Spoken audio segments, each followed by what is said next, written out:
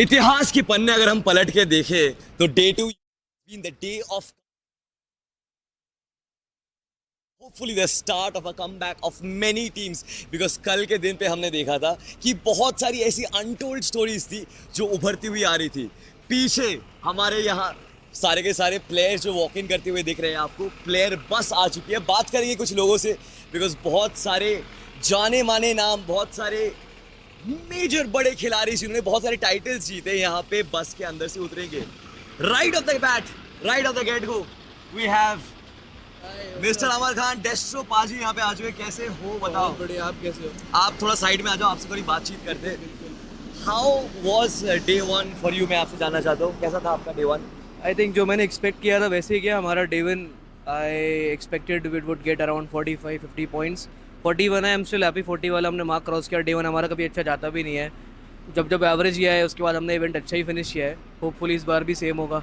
मेरा दूसरा सवाल एक्चुअली यही होने वाला था कि मतलब डे 2 में डेस्ट्रो पाजी से एक स्टोरी आती है, keep us in your prayers and then something magical happens. तो क्या उस चीज़ का एक्सपेक्टेशन इस बार भी है कि जनता का प्यार आपको मिलेगा? स्टोरी वाला चेंज हो गया है, डे 1 और डे 3 पे आती है, डे 2 छोड़ दिया है। Let's see what happens. See, I think you're gonna win if you exchange the watches. तो हम एक बार वो अपना ट्रेडिशन कर लेंगे, प्रथा कर लेंगे, and we definitely wish you guys all the best. Day 3 में ऐसा क्या प्लान है या फिर डे 2 में ऐसा क्या प्लान है जो आपको लगता है कि चीज़ें बदल सकती है इस लॉबी में? आई थिंक जो हमने कल स्ट्रैटेजीज अप्लाई करी थी मैचेस के अंदर, वही और रिफाइन करना है हमको आज, बिकॉज हमने कल कंसिस्टेंट खेला but we could not convert a matches double digits वाले। तो आज उसी चीज़ पे फोकस रहेगा, बस होपफुली अच्छा जाए। चलो, all the best डेस्ट्रो, thank you so much, all the best, all the best. Beautiful interaction with डेस्ट्रो, but हमारे जो बाकी प्लेयर्स है ये अभी उतरने वाले हैं and I am excited to see which team steps out first right now. Oh my god, we have 4 minutes dragon, what is up bro, what is up, how you feeling? 3 chicken dinners in day 1, this man changed the whole scene.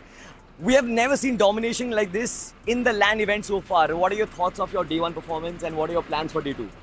I think we didn't panic in day 1 because most of the teams, I don't know what they did, most of them choked it up.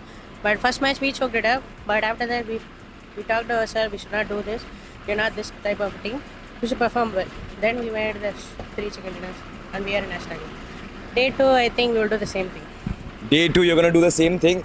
Usually people know that Dragon, when it comes to words he's very sweet, but when it comes to the gameplay he's very aggressive. Any message you want to send to the rest of your 15 competitions for day 2? I think they can do it well, they can also do it well, because they are here for finals because they have gameplay, they can also do well. Well, that was a sweet and humble message. Thank you so much, Dragon. I hope your day goes well as well.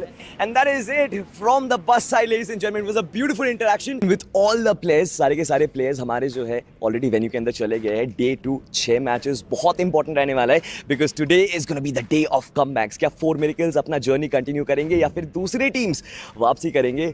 This is realme BMPS 2025, ladies and gentlemen, and this is Salty signing out.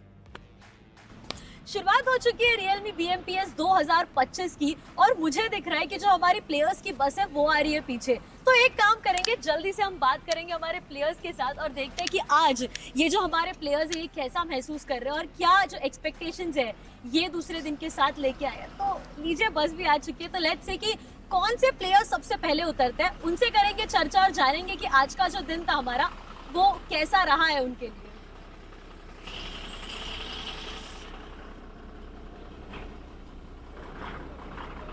जो सबसे पहला player आएगा हम देखेंगे कि आखिर होता कौन है। स्लग, रुकिए रुकिए रुकिए, कैसे हो आप? Good morning. पहले तो हाँ भाई, ओमेगा, अरे ओमेगा चले गए, चलो कोई दिक्कत नहीं है। स्लग, कैसा था आज का दिन ये बताओ पहले तो। आज का दिन तो काफ़ी अच्छा था, उठे अभी देखते हैं, अब कमबैक की पूरी वो है हमारी ट्राई, एंड मोस्टली कर भी लेंगे कमबैक। कल कुछ चीज़ें थी जो हमने मिस आउट कर दी थी, बट आज नहीं होगी वो, एंड फुल ट्राई हमारा कमबैक का। बाकी देखते हैं क्या रहता है। अंडरडॉग्स भी काफ़ी अच्छा खेल रहे हैं, तो उनको अब थोड़ा देना पड़ेगा आज कमबैक।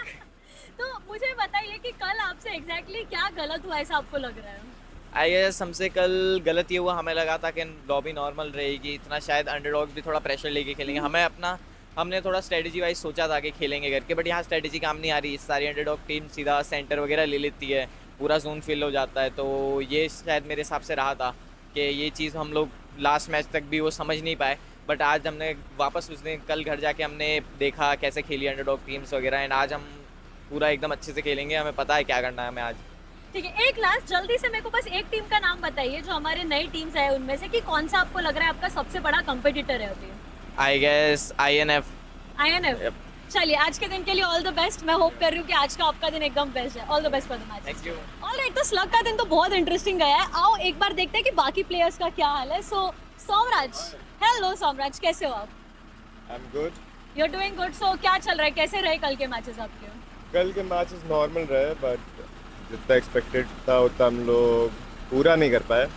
आज हम लोग का ट्राई रही पूरा कवर अप करे, आज का भी और कल का भी। तो फिर अगर मैं आपको एक टीम का नाम लेने बोलूँ जो आपको लग रहा है कि आपके लिए एक बहुत बड़ा प्रॉब्लम बन रहा है इन मैचेस में, तो वो कौन सी टीम होगी? ऐसी अभी कोई भी टीम नहीं है, क्योंकि सब लोग बहुत क्लोज है और ज़्यादा गैप नहीं है, और कोई पर्टिकुलर टीम अभी तक आउटशाइन नहीं कर रही है। सो ठीक है। अगर आपको एक मैसेज देना हो जो लोग आपको देख रहे हैं और जो आपसे कुछ सुनना चाहते हैं, तो आप क्या मैसेज दोगे उन्हें? Never lose hope. Never lose hope. चलिए, ऑल द बेस्ट आज के मैचेस के लिए। आई होप कि हमें जो BGIS के विजेता है वो BMPS के विजेता बन के देखे। All the best. चलिए, बात तो ऑलरेडी हो चुकी है इन प्लेयर्स के साथ। अब देखना ये है कि आज का जो इनका दिन है वो कैसा रहता है इनके लिए, एंड ऑफ कोर्स क्या एक्सपेक्टेशंस पूरे होते हैं या फिर नहीं। जानने के लिए देखते रहे रियलमी BMPS 2025 के मैचेस जो बहुत जल्दी शुरू होंगे।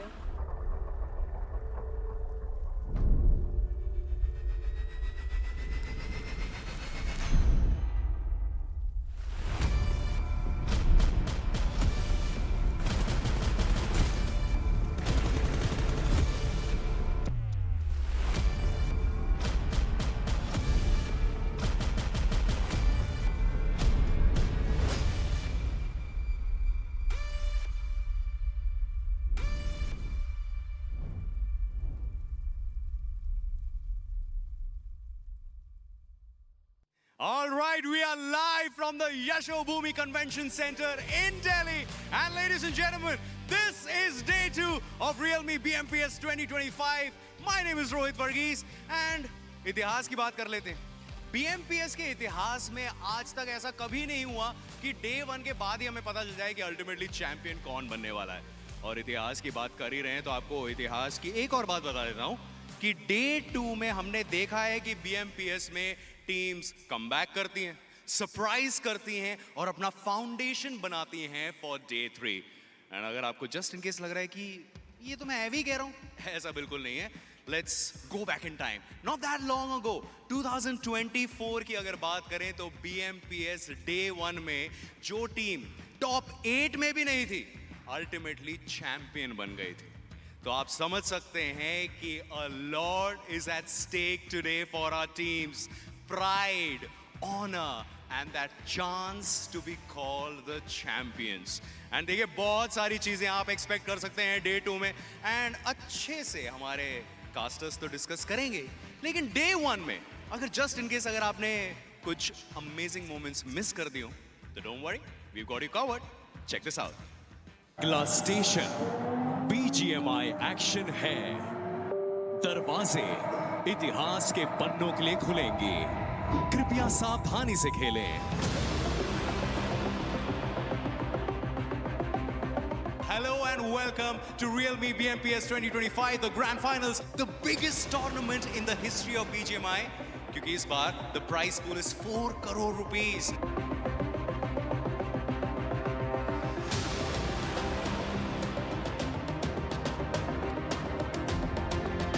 जो 16 टीम्स हैं who have made it to the grand finals, उनमें से बहुत सी ऐसी टीम्स हैं जो पहला अपना ऑफिशियल लैंड फाइनल्स खेलने वाले, जिन्होंने best of the best teams को हराकर अपनी जगह यहां बनाई है।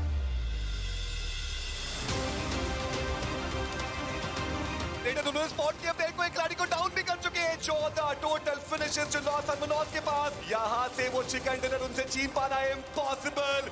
लॉस हरमनोस टेक अ बाउ, what a game, what a beginning. 4 मेरिकल अपने पूरे नंबर के साथ आ चुके हैं, चारों तरफ से इन्हें घेरा जा चुका है, ऐसे में कोई एग्जिट नहीं, और फाइनली 4 मेरिकल वो लेके जाते हुए winner chicken dinner. Back to back उनके खाते में जाता हुआ ये दूसरा विनर चिकन डिनर। अपनी टीम के लिए उन्होंने वो ओपनिंग नॉक निकाला और आप पोको को देखिए उन्होंने भी वहां पे एक नॉक निकाला और डैगर का इस्तेमाल यहाँ पे बियर्ड बाबा वो करते हुए नजर आए। फाइनली बियर्ड बाबा उनको तो वेपन भी मिल चुका है और वो जो final nail in the coffin है वो डालते हुए नजर आएंगे। बट क्या यहाँ पे चिकन निकालना पॉसिबल? सारेक्स के तो जस्ट सामने वो प्लेयर है, team Aryan.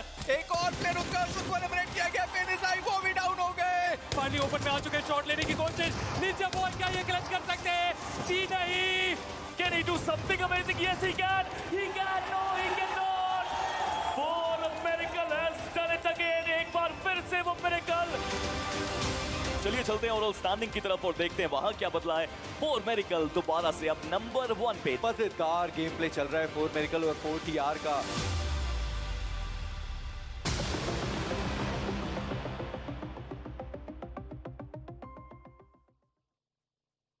Hello everyone and welcome to the realme BMPS 2025 Grand Finals Day 2 itself. This is going to be a very exciting one as well. It is going to be a day of comebacks.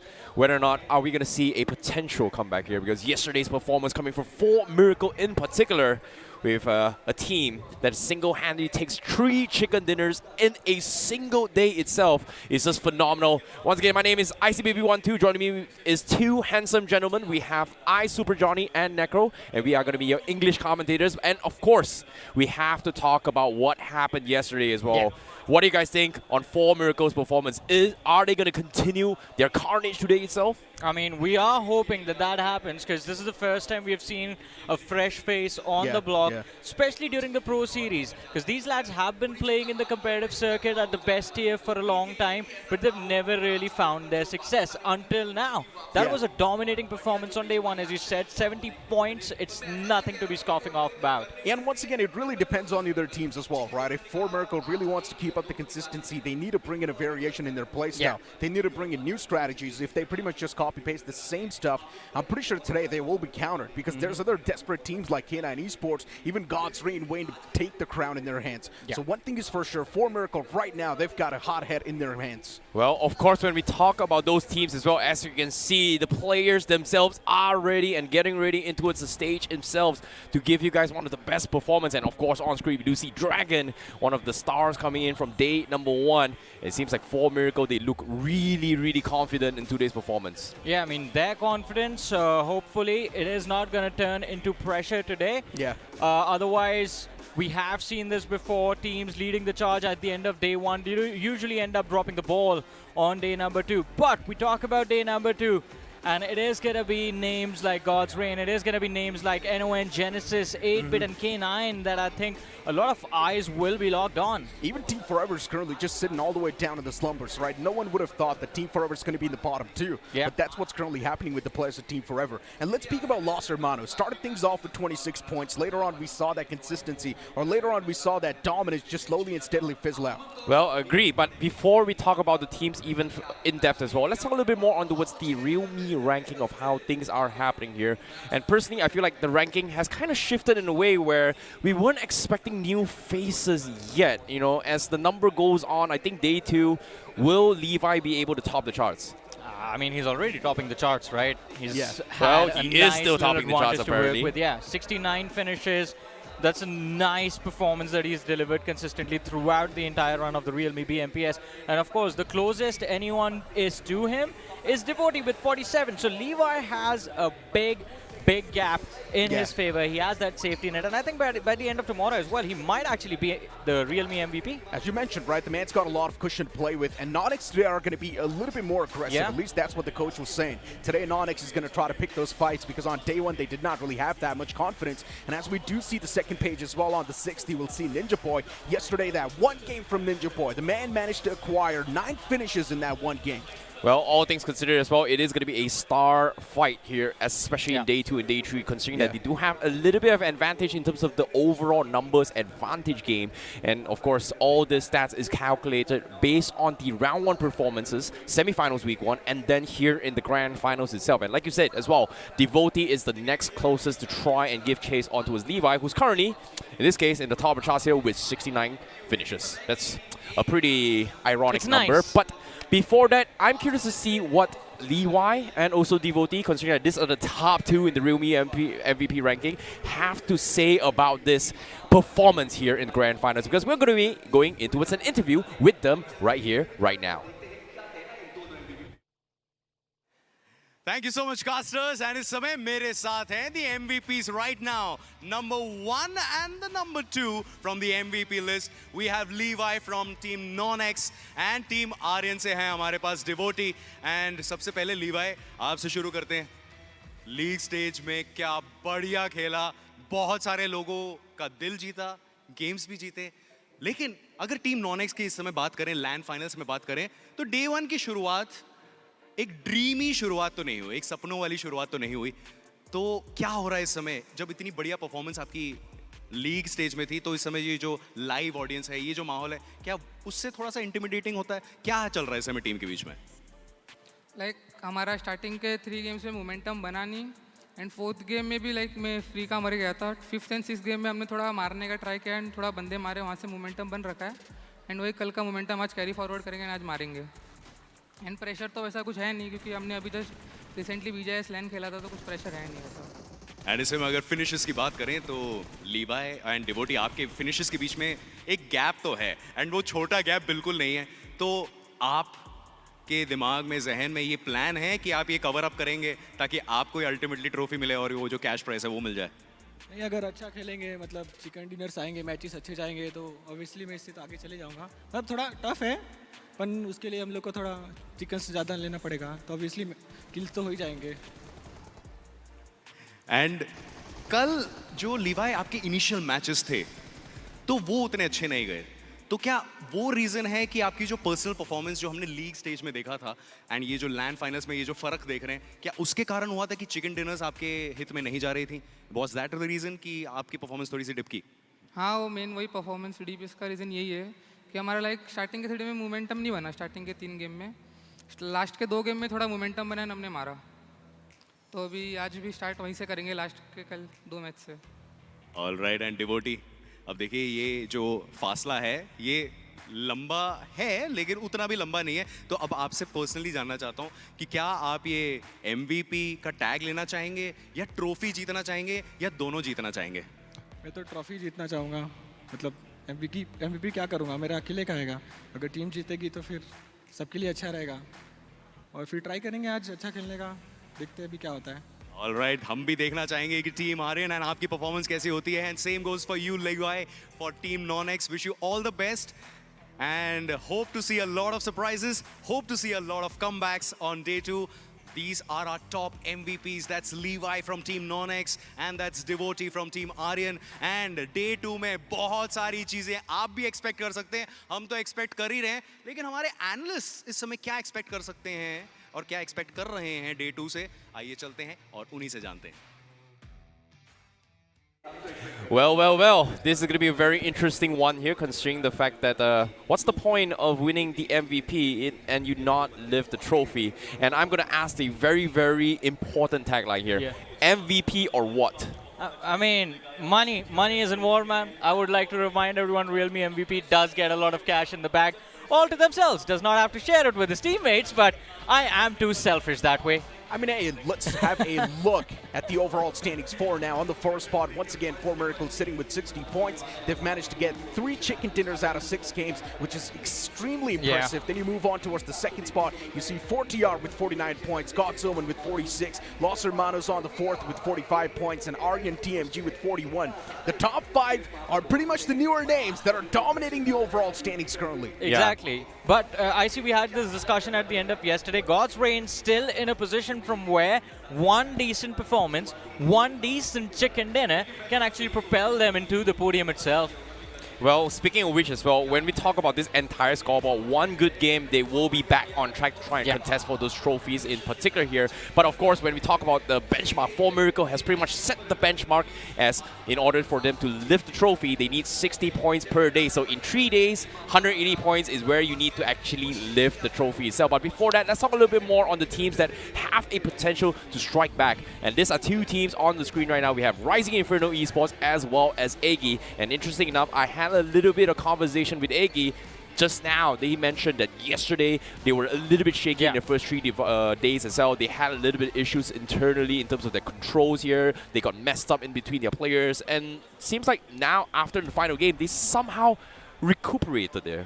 I mean, kind of, because both of them have completely opposite stories, to be honest. Inferno rising off to a great start yesterday. That first match of Erangel, they were able to set the stage on fire. But then after that, the later matches, they were tumbling. The performance was extremely loose and lackluster.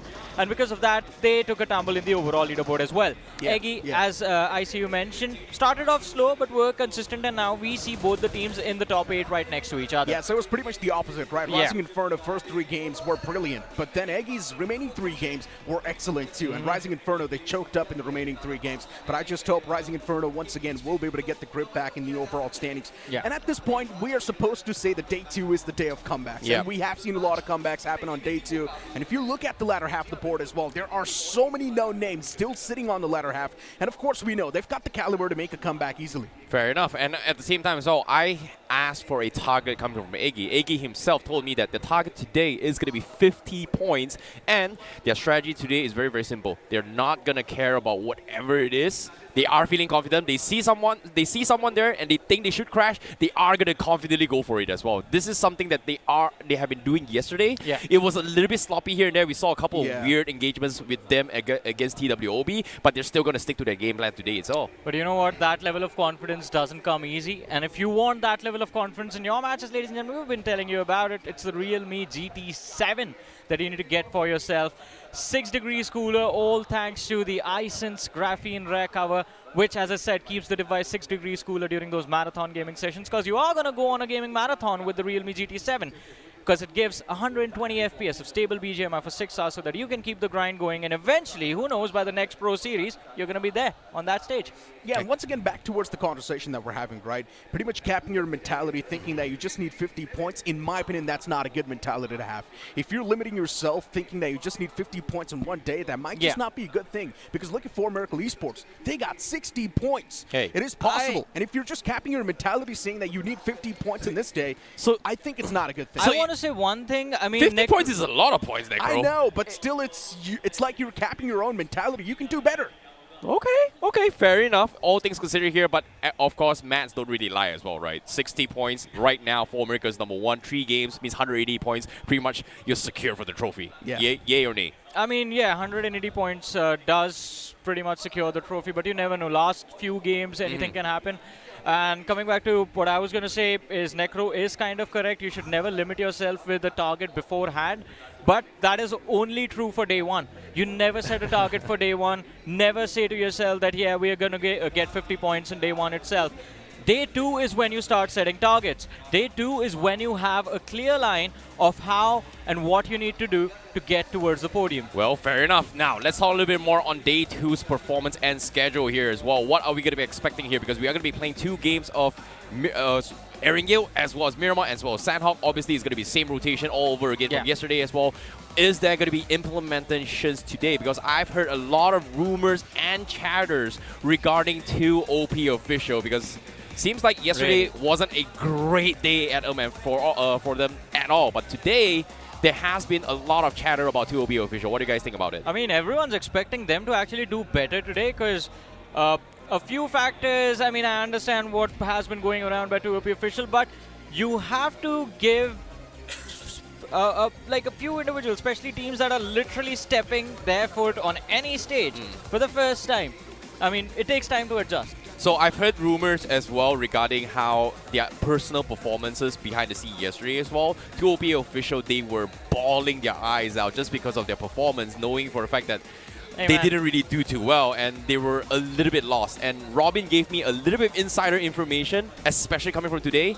They're going to drop clash a lot of teams today. Hey, might as well go for it, right? Because that's the only way they're going to get those points. And sitting on the 16th position, there is not a lot you can do, but let's see how the matches turn out. Well, without further ado, let's not waste any more time. We're going to be jumping straight into Game 1 here for Day 2 of the realme BMPS Grand Finals. Day 2, this is the map of Erangel. As the plane's going to be in the skies once again on the first map of the day, starting all the way from Quarry towards the opposite side, which is going to be no recoil. And this plane flat path is quite interesting, tilted all the way down south. That means it's going to catch a lot of teams off guard. And and one of them is also going to be K9 Esports because they like to go all the way towards the northern side, which is Severny. I mean, you're drawing attention towards the north, Necro. We know what happened on that military bridge yesterday in Game 1, Erangel, right? 8-bit versus God's Reign. This flight path actually enables that drop clash yet again. Yeah, hold on. You're talking about a completely different drop clash because if you remember, TWOB official in the online stages, they were constantly drop clashing 8-bit. And that's going to happen today as well. Who's going to go where, man? It's such a is big going to question. drop clash 8-bit. At least that's what they've said. They said we're going to go back to our online strategy once again, and we're going to start taking fights as soon as possible. On paper, that makes sense, right? If that is what got you so far into this tournament, if that strategy got you all the way towards the LAN finals, towards this beautiful, beautiful stage, might as well do the same thing again. But let's see, right at the bat, we see a cluster moving towards that military island. God's Reign, of course, are going to be a leading part of it. But Team Forever, that 3-1 split yet again. And one more important fact about 2OP, there's no IGL in that team. Everyone's assaulter. There's not like someone makes a dedicated call. And exactly, I love that thing.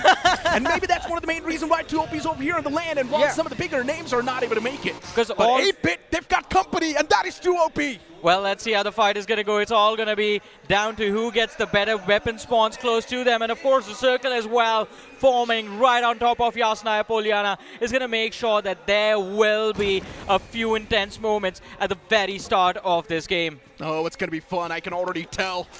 Johnny, this is going to be intense. Oh, Off the rip towards Yasnaya Poliana, two teams dropping right next to each other. And that is 2OP right next to 8-bit. This drop clash, everyone anticipated it. Everyone knew it was coming, and 2OP has wiped out 8-bit twice so far. And 8-bit is not able to wipe out 2OP even once. Well, is 8-bit going to turn the stat on its head? Right. Yeah. In Yashobhoomi Convention Centre today. We are about to find that out. So far, no shots have been fired from either sides. Both the teams, the players from both the teams still looking for those weapons. I'm still waiting for those hit markers to pop up, man. It's an early drop clash. Especially, it's a big name against a name that is hoping to get known at the end of their journey of this realme BMPS. What? 2OP's backing away. They dropped towards Pachinki, no. They got their hands on the vehicle and instantly backed away. Maybe they're going to prioritize the zone, I guess. I was just about to say that. Could be that they are prioritizing the Yasnaya position a little bit early. And it makes sense as well. The flight path was leaning completely towards the southern half of the map. That means it's a calculated gamble that Yasnaya Poliana is going to be empty. But look at what is happening now. Just spotting those parachutes out has made the players of 8-bit panic just a little bit. Yeah, they're overthinking a lot of things now. 8-bit does not exactly know if the territory is safe or not. They're still not sure if 2OP is there around this turf. Once again, guys, do check out the Realme GT7 series on Amazon. It's already out, the sales life. Get your hands onto it. That stable 120 FPS up till 6 hours will make sure your gameplay experience will be as smooth as possible. But back towards the game, 2OP. 3 players in 1 vehicle. They've got 2 cars currently with them. And it seems like they're all the way towards Yasnaya now. They're making their way towards Yasnaya. By the way, Necro, we got to let the people know that 2OP official is our prediction for the day. Yeah, we all pretty much predicted 2OP official. Yeah. By all we mean English desk. They've got the lowest points in day 1, which is only 2 points in the span of 6 games, and that's the lowest so far. I mean, their name is 2OP official, so they got to start with the 2, right? Oh, actually, that's kind of smart. See? Think about it, it's kind of smart. We're trying to justify it for some reason now. But anyways, 4 Miracle now. I mean, they did quite well for themselves. They're quite close to the players of 2OP, having crossed Yasnaya Poliana already. And it seems like 4 Miracle do not want to leave the city as well. They want the control of the northern half of the city for them. Yeah, there's going to be a bit of a clash between 4 Miracle and 2OP soon, because even 2OP has found themselves a bit of that home in Yasnaya Poliana. But since Yasnaya is such a massive city, there's a big chance these 2 teams can even loot without even locking horns. Oh, man. There's a big possibility of that. There is a possibility, but now Yasnaya drop clashes. There's only one thing I remember. It's Phoenix versus Revenant X-Park. Johnny, what do you think about the skin? I like it. You like it? Yeah. It looks good visually, but I feel like it just gives your position away. Bright colors are very easy to spot out, yeah. That's what I'm saying, right? It just gives your position Well, who away. cares if I look pretty, Necro? If I was a professional player, I would just roam naked, straight up. Why? Because it's That probably is- the best thing, right? You won't be spotted that easily. You know that's why they don't allow you on stage. By naked, I mean, of course, the default clothes, Johnny. Come on, not literally naked. You gotta be specific, Necro. Now people are just gonna think you're weird. Nah, I meant to say the default clothes. But you know what? Look at TWOB. They've already started things off against 4TR. What just happened there? 4TR losing out on big man number. And that too, Khalil just running him over like that. Oh boy, that's got to sting to the players of 4TR. They're currently sitting on the second spot in the overall standings. Yeah. That's really got to sting. It will for sure. Makes the life in this matchup a whole lot difficult. And now the question is, how do you play for survival for the late stages with TWOB lurking nearby? We see on the radar, the hunt is on, Anonymous going for a chase, and Payne is live, running for his life. Man might be able to make it away. Generally speaking, Johnny, Payne is live, should be safe, at least for now. Anonymous does not really want to let his number go that easily. Once again, for TWOB, they're quite desperate for the points as well on the 9th spot in the overall standings. Not the ideal position to expect a team like TWOB to be in. And Anonymous, the man's constantly on the tail. But generally speaking, while they're chasing down a team and targeting a team, that's also taken a toll on the amount of time they could have utilized to actually go for a better scouting job and get a better position inside of the circle. At this point, I think that Stalber Hill seems like a prime spot. Elevation gives you vision into Yasnaya if you have the scopes. You gotta feel bad for 4TR. Look at their loot. Why? It's in shambles. I mean, to be fair, have a decent little safety cushion to work with as well. So not really the worst possible. Yeah, it is the worst possible start, but there's still hope for 4TR. Hopefully, in the next remaining 5 matches, they do well for themselves and keep their spot inside of the top 3 at the end of the day. 2OP towards Yasna Polyana next to the players of 4 Miracle. And once again, having a look at Beard Baba's stats. 12 finishes, 41% finish contribution. Beard Baba has been phenomenal for 4 Miracle Esports yesterday as well, putting up some insane numbers. And that's crazy if you think about it. That too on a LAN finals. Out of 6 games, you get 3 chicken dinners on the day 1 itself. When you think that your names might just crumble, this team does not crack. But within this lineup, I mean, it makes sense because Beard Baba is the player with the most LAN experience. And it's all of that experience that's coming into play that's proven to be the big difference maker between what this team used to be last year and what they are today. Once again, guys, do check out the Kia Soros, evolved by the future. It's an amazing vehicle with great looks, so I'd recommend you guys to move on and check it out. Back towards the game, though. A few teams, once again, going for that late game rotation. We do see Rising Inferno, God's Reign, Team Forever. These no names, they do like to take it a little bit slow. Oh, but Los Hermanos, Necro.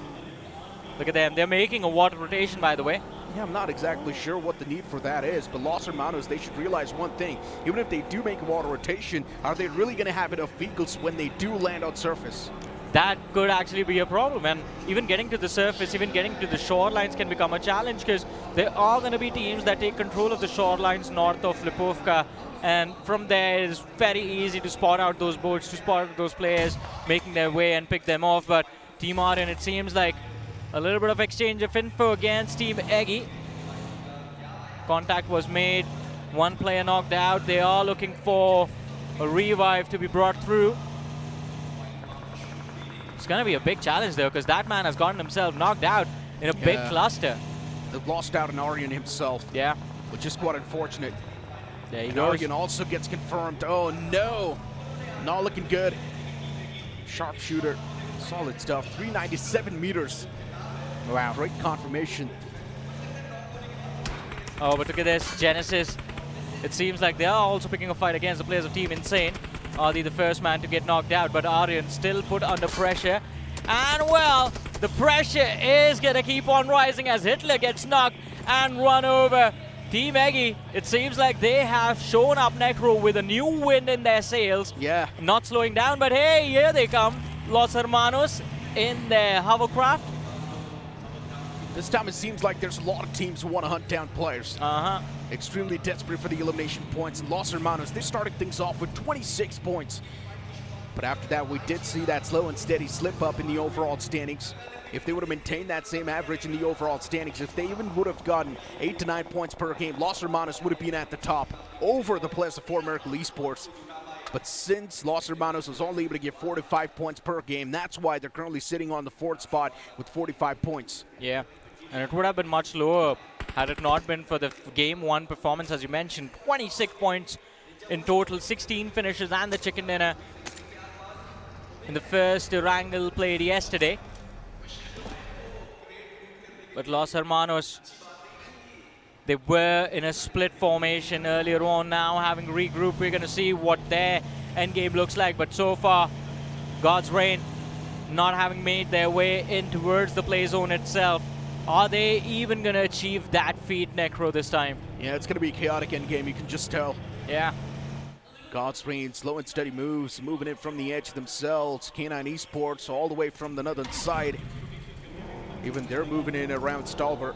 Generally speaking, Johnny, K9 Esports' late game strategy to always rotate in extremely late, I'm not a big fan of it. It's not been working out so far. In my opinion, they should switch things up a little bit more and be a little bit more proactive. Just be quick enough to actually get inside of the circle. I think based on the lineup that they have, everyone would be of the same mindset, because we have seen these individuals just be absolute monsters and dominate team fights all by themselves. And even playing like a unit, they tend to do quite well. But this time, as Necro said, we were talking about it, the slow rotation strat not really doing a lot for them. And seems like K9 Esports might have a little bit of run-in with the players of TWOB. There's definitely a massive chance. K9 Esports, luckily enough, they know that there's no one really in the back lines. Yeah. Since that late game rotation has given them that assurance. But once again, all it takes is that one single mess up and a slip up. And that's when TWOB can instantly clean sweep them. K9 Esports, slow and steady moves towards that zone. They want to make it in. Spawning out the Pleasant TWOB, and what are those shots? Omega finding insane connections this time. Taking down Anonymous, barely surviving on a sliver of HP, and the shots continue. Anonymous though, the man's still safe. Well, safe for now, but for how long is going to be the question. Somehow does manage to survive, stay alive, but the pressure from K9 Esports, it is going to brew up slowly and steadily. And TWOB, they also start making their way towards the zone, looking to avoid conflict, so they move out wide towards the western side. There's another team, you can barely see them on the radar. That was Team Aryan, gatekeeping the northern edge of the play zone right now. Yeah. TWOB in the back lines of Team Aryan. And TWOB, for them, they just want to pull off a clean rotation, do not really want to engage, at least as of now. Wants to take things as slow and as cautiously as possible. Aryan, unfortunately, they got taken down to just a 2-man squad by the players of Eggy. And luckily enough, these 2 remaining players, they somehow made it alive. Although, Necro, it seems like the cluster is going to take us to those open fields towards the west of Yasnaya Poliana. And right now, 40 are 2 players picked up at the start of the game. Remaining 2 surviving players have taken control of a decent position towards the center. So there is hope for them to be able to survive to the late game stages of this match, if the circle does not betray them, that is. Rising Inferno. Backs against the wall. They need to move inside of the zone as well. The surrounding ground's extremely exposed, and where's Rising Inferno going to find themselves a bit of that pit stop? They need to find a home. They're going to find themselves a bit of that home. But it's not a great spot at all. 2 exposed. Things might just not work for them that well. TWOB, once again, even they're there around the block. TWOB all the way towards the northern side. Everyone's just waiting for the next zone to pop up so it can reveal a bit more of that intention. Well, we're going to see what the intention is going to look like. Los Hermanos, they're spotted out by TWOB. And they are looking for an opening, it seems like, but haven't found anything yet. The circle shifts again. The open fields are still in play, but it's the hills of Stalba where the action is brewing up, Necro.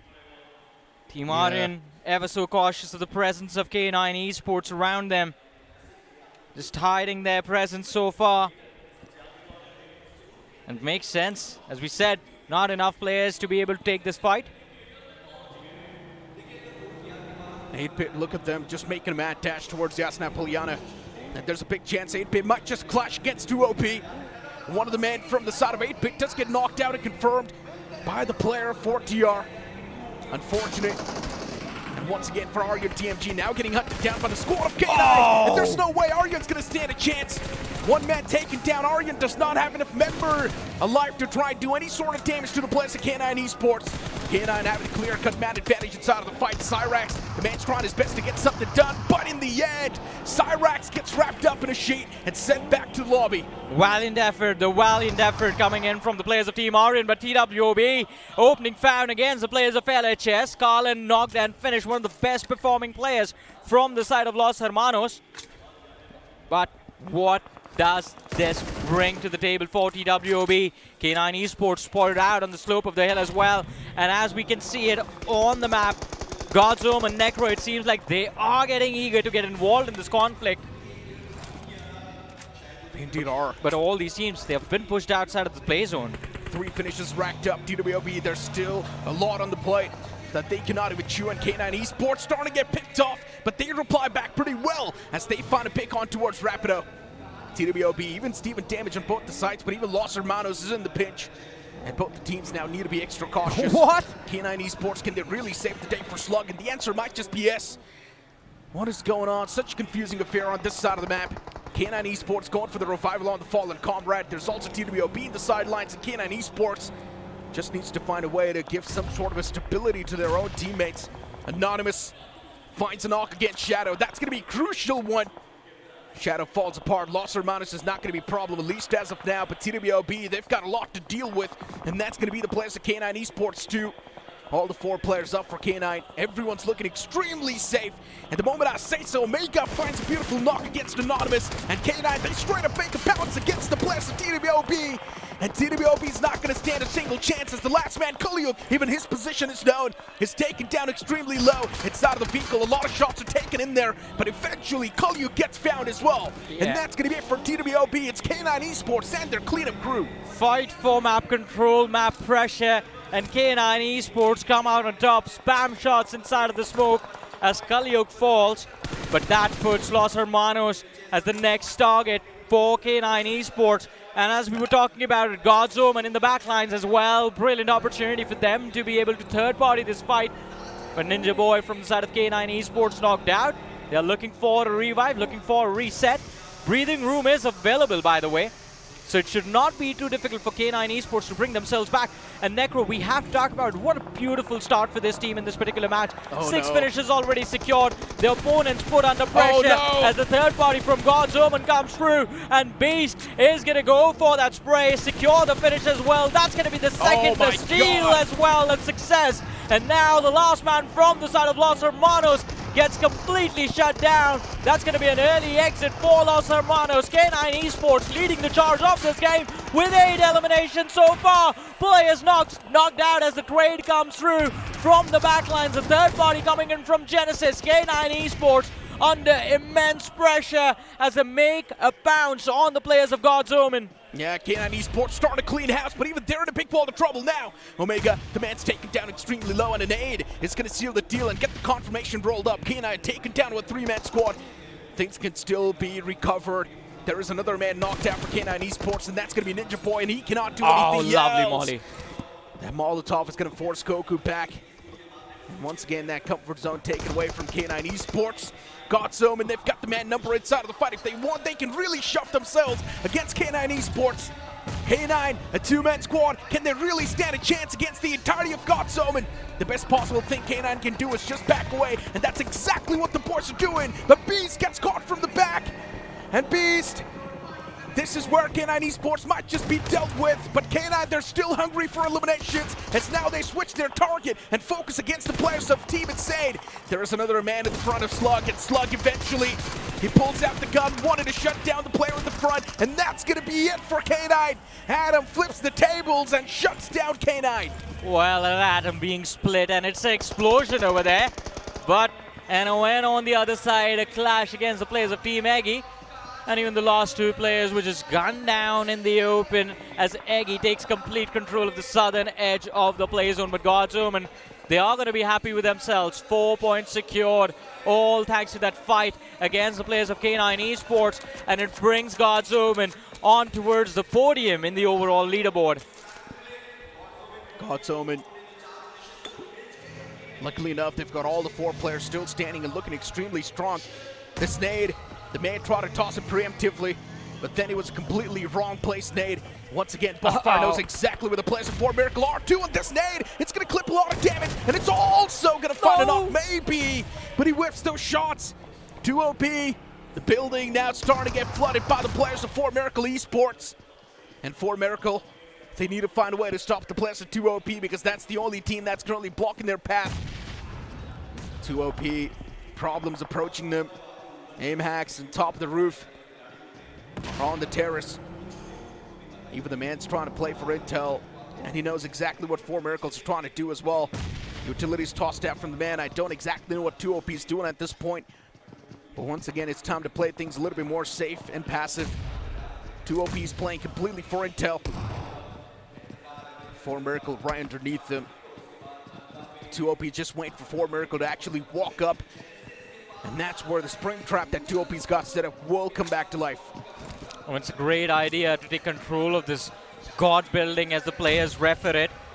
But now it's time to take the fight against the players of 4 Miracle, who are getting very eager to make that bounce to move towards the rooftop. That high ground advantage gives so much vision of the open fields towards the western side. Shot through the window, and he gets 2! 4 Miracle! It's gonna take a miracle to save them, but they found the trades for themselves. Even TWOB are gonna be struggling for the next few moments. Beard Barber, the confirmation comes through! What a play! And it is 4 Miracle that end up surviving as TWOB are gonna be down to their last man, Necro. What just happened? Everything started in their favor, but all of a sudden it is just completely gone. Yeah, TWOB, we thought they might just come out on top, but they messed up big time. How did this happen, TWOB?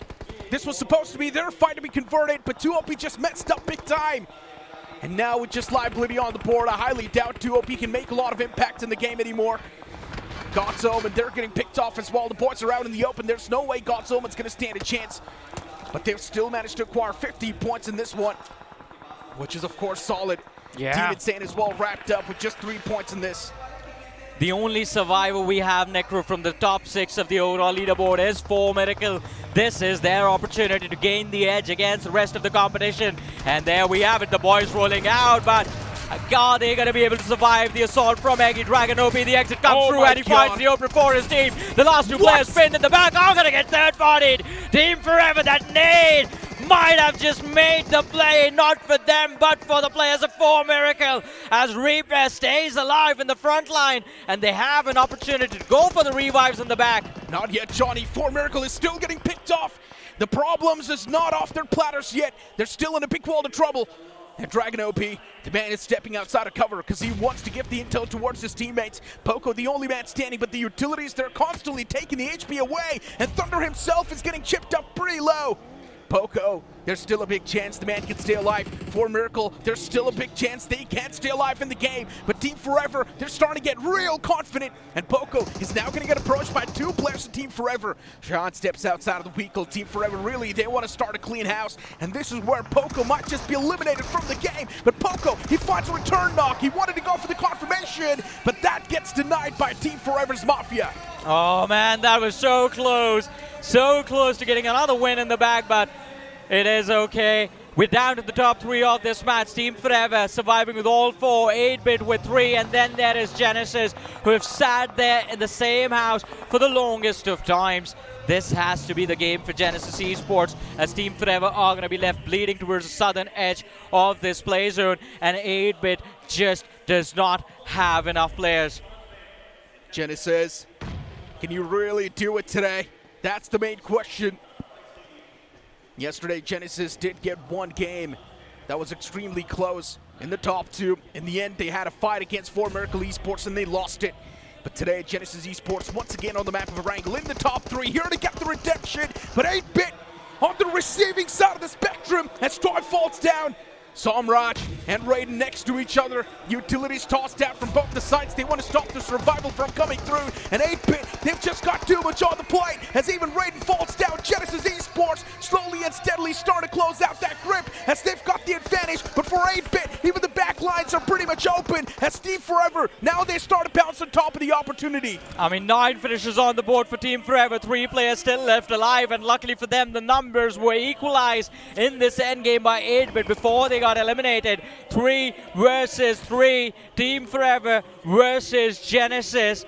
Thunder, Mafia, and Cheyenne. They've taken a beautiful formation. 2 players in the front line. Cheyenne still staying back, keeping the check on the flat areas. But Genesis, they want to make a play around this ridge. Necro now the big difference maker between these two sides will be who has been able to save their util all this while.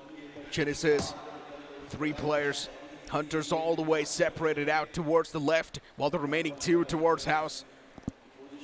And Genesis is the only team that's got any sort of cover, while Team Forever pretty much prone out in the open. But once again, Hunters, he needs to thread the needle. He needs to find that initial knockout. Yeah. But at the same time, he needs to keep his position anonymous. And that's going to be the toughest task. Team Forever knows there's someone on the opposite side. In my opinion, Apollo and Zap should start taking shots and create some sort of a distraction. Apollo, the man's now starting to move out with the vehicle towards Hunters because he wants to back the man up. And Apollo is gathering all the attention upon himself. Genesis Esports, I'm not exactly sure what sort of a strategy this is going to be, but whatever it is, I just hope it works out. Team Forever, this is going to be the revival story. This game is probably the best game they've had so far in the lane. I mean, could be, but they would still want to close it out with a chicken dinner. And as you were talking about it, Genesis moving out towards the flank, towards the line of fire, that would be much easier for Team Forever to execute. It does not make sense, but I believe they are playing with all the time that they have left, which is going to be about a minute or something. But Apollo taken down extreme low. Still Thunder from Team Forever is going to be the first man to drop, and that just swings the advantage in the favor of Genesis. Hunters, is he going to be able to make a play with this opening knock? What is Genesis going to be up to? It seems like they are going for that last push. Yeah, Team Forever, 2 players in the back, Cheyenne and Mafia. Can they really save the day? And maybe the answer can be yes. Apollo found. And that's also going to be confirmation instantly. Genesis Esports, no way! They can fall back now. They have to commit to this fight. And that's where Cheyenne gets taken down extremely low. 1 nade towards Cheyenne can actually seal the deal. Zap, his position's known. They know Zap is inside of the smoke. Up close and personal. Utilities tossed out against Zap. But what can Genesis Esports do? This is such an awkward fight. No one's able to find any sort of piece of information that well. Yeah. And because of that, even Team Forever's being pushed back. Oh man, they are being pushed back. They've been pushed back all the way towards the edge of the play zone. And in the next 43 seconds, when the blue zone collapses, we will have the last end game, but it's not going to be needed. It's a drop weapon that makes the play. Hunters finds the opener, 1 versus 2. Mafia, will he be able to strike a blow and steal this chicken dinner away from the side of Genesis? He has the angle to work with, but the weaponry in the favor of Genesis closes things out in style. Hunters hunting Forever and taking the chicken dinner away. Yesterday in the last game, Genesis Esports, they did get the win of the sales, but they missed out on the chicken dinner barely. In the end, it came down to 1v1, but today, Genesis Esports, they started things off on a fiery note, getting the chicken dinner to kick things off, and Genesis Esports, with this chicken dinner, they're going to keep themselves on such a high spot in the overall standings. Riding on the momentum yesterday as well, Genesis Esports finally gets that chicken dinner that they have almost clutched it out yesterday, but this time that game, it was not a mistake here. Genesis Esports definitely showing us why they deserve to be in the LAN itself, and this is going to be the start of the potential comeback here in day 2 of the Grand Finals. My goodness, what were we expecting? Were you guys expecting Genesis Esports to do this well in the starting matches, guys? I mean, before the game began, no, but after we saw them take the control of the house in the open field, then one thing was for sure that Genesis would end up finishing top 5 no matter what happened. Yeah, pretty much. In those open field circles, everyone towards the edges just ends up taking each other out. Even if you just keep your head down, you just get those placement points very easy. Yeah, and generally speaking now, I'm also loving what K9 Esports is doing. K9 Esports does not care. They're just playing from the edge, playing for the fights and taking as many fights as possible, and that's why K9 Esports as well have decent bit of points to themselves. But let's speak about comebacks. Team Forever, this is a major comeback from the boys, getting a lot of elimination points in the end too, and also decent bit of placement points. Well, it seems like the pros are definitely stepping up here in day number 2. They were not too happy about 4 Miracles' performance, but Genesis, they definitely are stepping up big time this time. And with that winner chicken dinner, these are the stats up on screen here. And overall, it has been a very, very well run performance, but we have to talk about the additions coming from Genesis Esports. Yeah. Zap and Hunters definitely stepped it up big time this game. I mean, Hunters has still been able to perform during the league stages, but a lot of questions were raised about Zap as to what is he up to, why isn't the same performance there from Zap, but now I think if he's playing well on LAN, it's all good. Well, all things considered, I want to see what they have to say about their performance today here day 2 as we throw it over to the stage. Thank you so much, casters. And इस समय day 2 की शुरुआत, एक dream शुरुआत हुई है इस team की. Team genesis, congratulations, rising from the shadows. इस समय shadow से ही बात कर लेते हैं. Day 1 में जो सीखा, सारी चीजों को execute किया लगता है. Day 2 में पहला ही game, पहला ही chicken dinner. Let's talk about this. How does it feel? अच्छा तो फील हो रहा है कि हम लोग बहुत नीचे थे और अभी मतलब ऑफिस कम बैक कर रहे हैं और मतलब बहुत क्लोज आ गए फर्स्ट वाली टीम से, तो अभी वही मोमेंटम कैरी करना है. एंड जो आखिरी जो क्लच था, मतलब वो काफी टाइम तक चल रहा था. ऐसा लग रहा था यार कौन जीतेगा कौन जीतेगा कौन जीतेगा. तो उस टाइम बताइए कि टीम के बीच में कॉम्स में क्या बातें चल रही थी, क्योंकि बहुत ही इंटेंस भिड़ंत हो रही थी वो. टीम के बीच में मतलब वही बात कर रही थी कि जल्दी वाइप करना है एंड एंगल बनाना है और मतलब कितना प्रेशर डालना है, क्योंकि उन पे जोन था और हमको जोन आउट थे, तो वो फिर एंड मोमेंट का सीन हो जाता है, इसलिए फिर जल्दी मारने का डिसीजन किया. एंड बहुत सारे लोग यहाँ पर ये जानना चाहते हैं कि आप ही की टीम में 2 ऐसे प्लेयर्स हैं जो इससे पहले आपकी टीम में नहीं थे, लेकिन अब आपकी इस यूनिट में हैं, एक विनिंग यूनिट बन चुकी है. तो ऐसा क्या था जो आपने देखा उन 2 प्लेयर्स में जो बाकी शायद थोड़ा सा देखना भूल गए? लाइक चांस नहीं मिल रहा था बेसिकली उनको, कि ये भी इनको भी चांस नहीं मिला था एंड हंटर्स भी प्राइम टीम में गया पर वो लोग इतना अच्छा परफॉर्म नहीं कर पाए. तो मतलब टीम की बात होती है. एंड अब डे 2 की शुरुआत तो अच्छी हो चुकी है. अब आगे क्या और सरप्राइजेस देखने को मिलेगा और ऐसे कमबैक्स देखने को मिलेगा? बोल के जिंक्स तो नहीं करना चाहूँगा पर हो सकता है. Alright, so that's Shadow from the team Genesis. and इस समय अभी तो बस डे 2 की शुरुआत हुई है. आगे क्या देखने को मिलता है, अभी एक और मैप बस थोड़ी ही देर में आने वाला है. लेकिन हमारे कास्टर्स क्या जानना चाहते हैं और आपको क्या बताना चाहते हैं, आइए जान लेते हैं.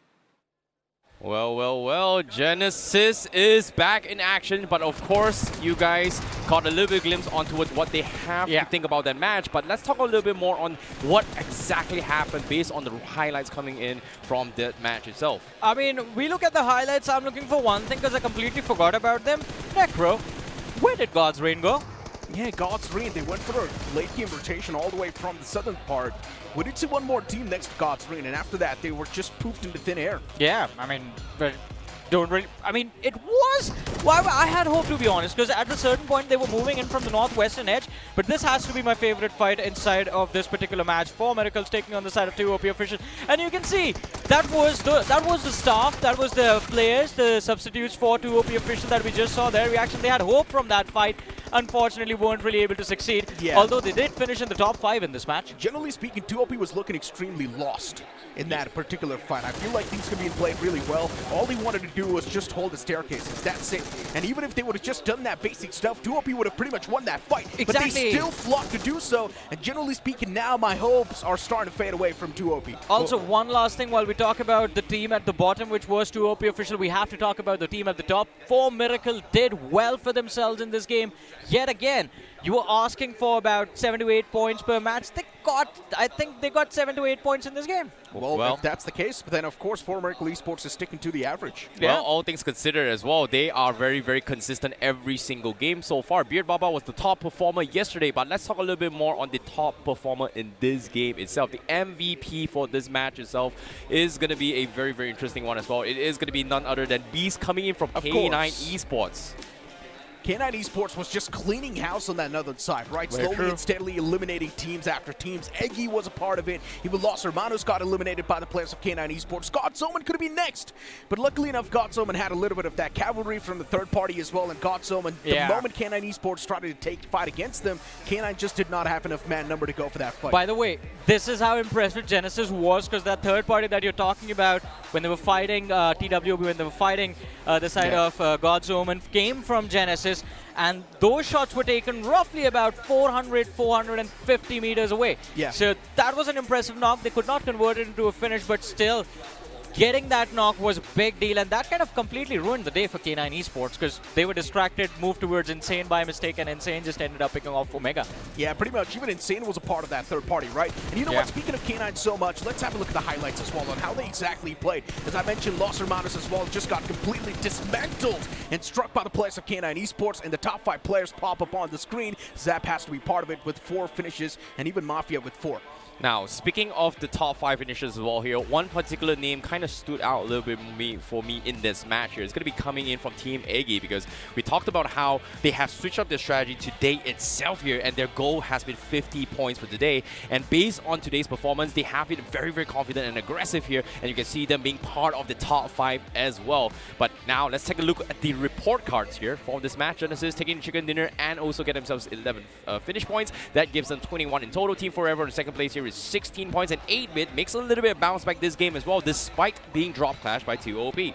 Yeah, I mean, pretty much, generally speaking, right, for Miracle, yeah, they did get 9 points, but if Genesis Esports in the upcoming game get another buster of a performance, there's a big chance for Miracle's lead will just instantly fade away, and there will be Genesis Esports with a decent bit of cushion sitting on the first spot. So in my opinion, for Miracle Esports now, they need double digits in the upcoming game. Now it's down to consistency. Can Genesis be consistent enough to get 20 points in the next game as well, or at least one more match in the 5 they have left today? Or before that happens, will 4 Miracle again get another chicken dinner in the back and just increase their lead just enough to survive and stay at the top of the leaderboard at the end of the day? But well, with one good game coming from Genesis, guess what? They skyrocket themselves to the second position here with 54 points. Now, when we talk about the benchmark right now, it is going to be a 9-point gap, 6. Well, that's about 15 points gap. Yeah. That's a pretty big gap still, but another good game for Genesis. They should be able to overtake 4 Miracle, I guess. As Necro was saying, I think one game is what it will take. One more 20-pointer. But I just want to point out that there's just 14 points separating the second from the 9th position as of now. So one decent performance from 8-bit can propel them to the podium. Now, you were talking about where was God's Reign. My question is, where was NoNx? Where was Rising Inferno Esports? Oh, yeah. A few teams just poofed into thin air, and Rising Inferno Esports, keep this thing in mind, they started things off in the top 5, and now they're all the way on the latter half of the board. Just imagine what of a downfall this team has witnessed so far. You know, it's interesting that there has been a lot of chatter as well. Even in Hindi desk, they were talking about TWOB official being one of the potential instigators that make his switch up the games a little bit here. 8-bit was somehow able to divert their potential disastrous performance just now, but still third position, 9 points. I think it's still pretty okay, but they still need one big game to go to actually catch up to 4 Miracle, because yesterday's triple chicken dinner from 4 Miracle, and now with this game, a very consistent performance from them is going to pull the lead even further as well. We saw the gap between them and Genesis. That's pretty much one game advantage coming from 4 Miracle right now. It is. It's a one-game safety cushion. For Genesis Esports, look, at this point, we can keep them aside, right? Day 2 is supposed to be the day of comebacks. Genesis Esports, they've pulled a comeback. The storyline should be around Team Forever. They have initiated that comeback. And Team Forever now, they've got the win of the sales. Keep this thing in mind. Yes, second spot, but they had a lot of elimination points to back it up. And Team Forever, if they bring in another banger performance, that too on the map of Miramar, which they have proven to be good on over and over again in the online stages, Team Forever will also propel themselves in the top 5. Hey man, all things considered, it's anyone's game here. Expect the unexpected. But now I want to talk a little bit more on the comparisons coming from God's Omen. Another team that was very, very consistent coming from the group stages as well as the semifinals, wowing us with a total of 5 chicken dinners in the entire run in the second semifinals, week 2 itself, topping the charts. And now they still are somewhat consistent, but what went wrong here? I mean, nothing went wrong. They're in the top 3 as of now, so there is still hope for God's Omen. The performance they delivered yesterday was consistent. We did not see them pop off one single time, but they were consistent enough to stay in the podium. And today as well, this first game, It was kind of an awkward early exit, but they still got some points finishing off the players from K9 Esports. And as long as God's Omen can be consistent enough to secure, again, 7 to 8 points per match, things are going to be okay. Of course, if you want to lift the trophy, you need to get those chicken dinners. But if you are happy with the top 3 finish in the first ever LAN that you're going to play, it's fine as well. Hey, all things considered, I still think it's a pretty good performance here, especially for first-timers, because people usually choke on LAN, but guess what? It is all about the pros here. But for now, we're going to be taking a very, very short break here, and we'll be back with the next game up on screen. See you guys right after this.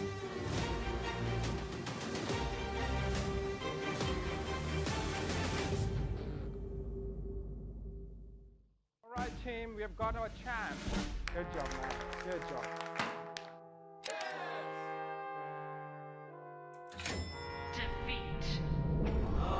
Defeat, defeat, defeat.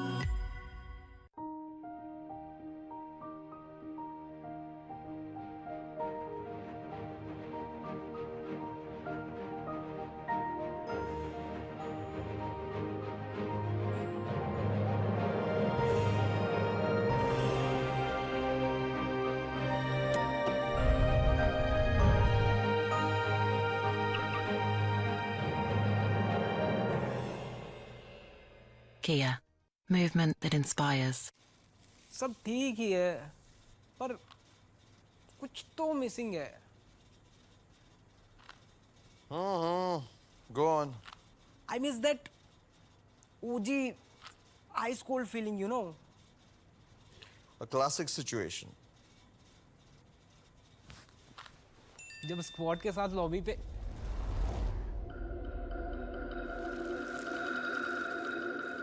It's back? क्या?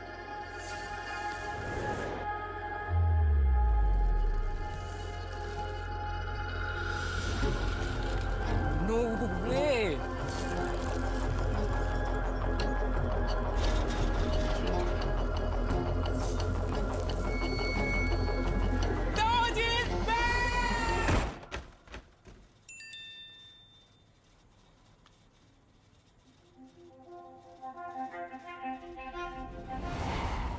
Oh, bhai, it's back!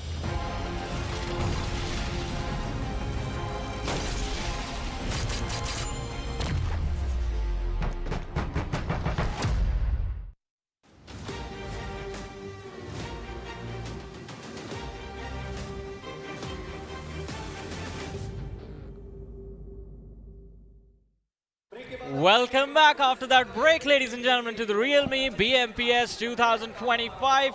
And as we've been saying, we are live from the Yashobhoomi Convention Centre in Delhi, where the stage has just been set on fire by the players of Genesis and Fixes Genesis. The start of it all has happened in game number 1 of day number 2, though. But first of all, welcome to the desk. And second of all, do you think they can keep this going? You know, I sort of beg to differ because I feel like it resumes because even yesterday they placed second in the final game of Erangel. So you could see that momentum did eventually build up to this. Now, this has led us to believe that today we're going to see the old guards coming back into the picture. We saw Genesis play really well, Team Forever, even for 8-bit. They're all doing really nice. Yeah, pretty much. Team Forever, generally speaking, this was a desperately needed comeback from them. Yeah. And since they had so many elimination points to back it up as well, now it's the initiation. Team Forever might just place themselves on a decent spot if they continue to play the same way on this game in Miramar too. I mean, but we're going to have to see how they play in this map of Miramar, right? Yeah. That's the thing. You look at the players of Genesis, I wonder why aren't they happy with that win of theirs? I guess they realize a little bit more work needs to be done in order to take that first position away from 4 Miracle. But we have to talk about 4 Miracle as well. Somewhat consistent right? Would you agree? Yeah, of course. For Miracle Esports, it's doing more than enough, generally speaking, at least as of now. But if Genesis Esports keeps on delivering those explosive performances, then for Miracle Esports, even they need to deliver at least one explosive performance to maintain that average and maintain that lead. You know, to be honest, for Miracle hasn't changed much. They're doing the same obvious thing that they were playing yesterday, trying to play around the center of the circle, try to defend the compounds, and teams are now starting to get conditioned. That is still earning them decent 4-5 points per game, which is fine for now, but Genesis and other teams are right on their tail. So for Miracle Esports, they need to at least have an average of around 8 and 9 if they want to stay at the top. That's what they did in the first game, man. They got 9 points in that first game, and I feel like if they keep on maintaining that same average, of course they will be good. But if a team like Genesis Esports delivers another explosion, that's when that lead's going to fade away. All right, what about your opinions on performances of the team that we had a lot of expectations from after first game yesterday? Los Hermanos, they weren't really, I would say that was okay. They got like, what, 3-4 points? I think Los Hermanos is the same old problem, right? They start off with a shebang and easily lose gas, and that has happened with them. So they ran out of energy, and that's kind of visible. And this is where they need to do something new, or maybe go back to what has been working out for them. Maybe have their younger talents really step up. And if that happens, then maybe Los Hermanos could be in the race. But my anticipation is that they would be overtaken today. Yeah, definitely there's a big chance, right? Los Hermanos slowly and steadily, once again, that form is fading away that they showcased in the game one. And even in that previous game, Los Hermanos did not have a lot of points. They were still sitting there on the latter half of the board in the match rankings. So Los Hermanos, the only way they can maintain that spot is a decent game. They need to get double digits on the board in this one. And while we talk about these fresh faces on the stage of the Pro Series, what about the players that are used to being here? We saw that build of momentum from K9 Esports in their previous match. 9 eliminations on the board, not enough placement points. God's Reign as well were able to secure some placement points, but not enough finishes in that game. What about these two experienced lineups? You know, I'm really loving with the approach that K9 has come into play. This is their natural style of play. This is in their DNA. Go for those finishes, try to get those eliminations, and build that confidence up. And if they can carry on forward with that, then well and good. But this is one of those games where God's Reign can really bounce back. Miramar, they have to get a chicken. Generally speaking, this is how K9 was supposed to play from the game one. But since they were not really able to execute that play style in the game one itself, now in day two's game one, they've done it. And there's a big chance for K9 Esports. All it takes is one massive game, and instantly even they will be there in the top 5. All right, but now, since there's not a lot of time remaining for the match to begin, I have a very important question for you. All right. For both of you. I mean, who do you think is going to win this game? Because I'm about to leave. I don't want to deal with the aftermath. I have a feeling for Team Forever. I think Team Forever got this. Right. What about you? Generally speaking, even that was going to be my pick, but since he's picked that, I'm going to go with 8-bit. We're going to go with 8-bit. You picked Genesis yesterday in that last game. Genesis finished top 2. Yeah, pretty much, and there's a big chance now 8-bit might just get the chicken dinner and steal it away. But honestly speaking, even Team Forever's squad a solid pick because they have proven themselves to be pretty much solid on this map over and over again, even in the online phases. OS and the map of Miramar goes all the way back. We know this man's been extremely solid. And now since we move back towards the map of Miramar, that too on the comeback day, I think Team Forever might just have it in the back. I mean, the possibility is always going to be there, right? That is the thing. But ladies and gentlemen, the possibility of you being here in this arena right now is also there. So if you guys are in Delhi, drop by Yashobhoomi Convention Centre in Dwarka, and as me and Necro have been saying for the last 3 years, drop by and just say hi. We're right here to greet you guys. As the teams are getting ready to greet each other inside of that map of Miramar. We have done predictions, we have done our expectations. Do we talk about a few big names that are still struggling? Team Insane. We have not talked about Team Insane since the start of the day, by the way. Yeah, it's because it's just like their gameplay, non-existence, right? Their performance has not been that great.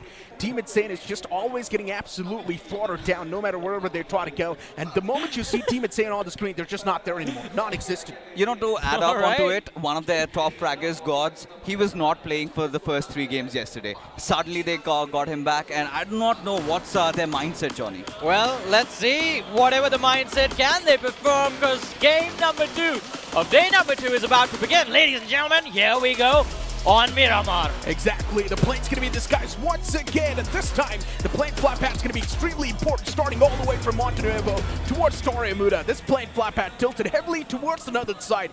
That means teams like K9 Esports might just not have a bit of that problem, but Los Leones, there's a big chance we might see a clash. Hoping so. That happens. Yesterday did not.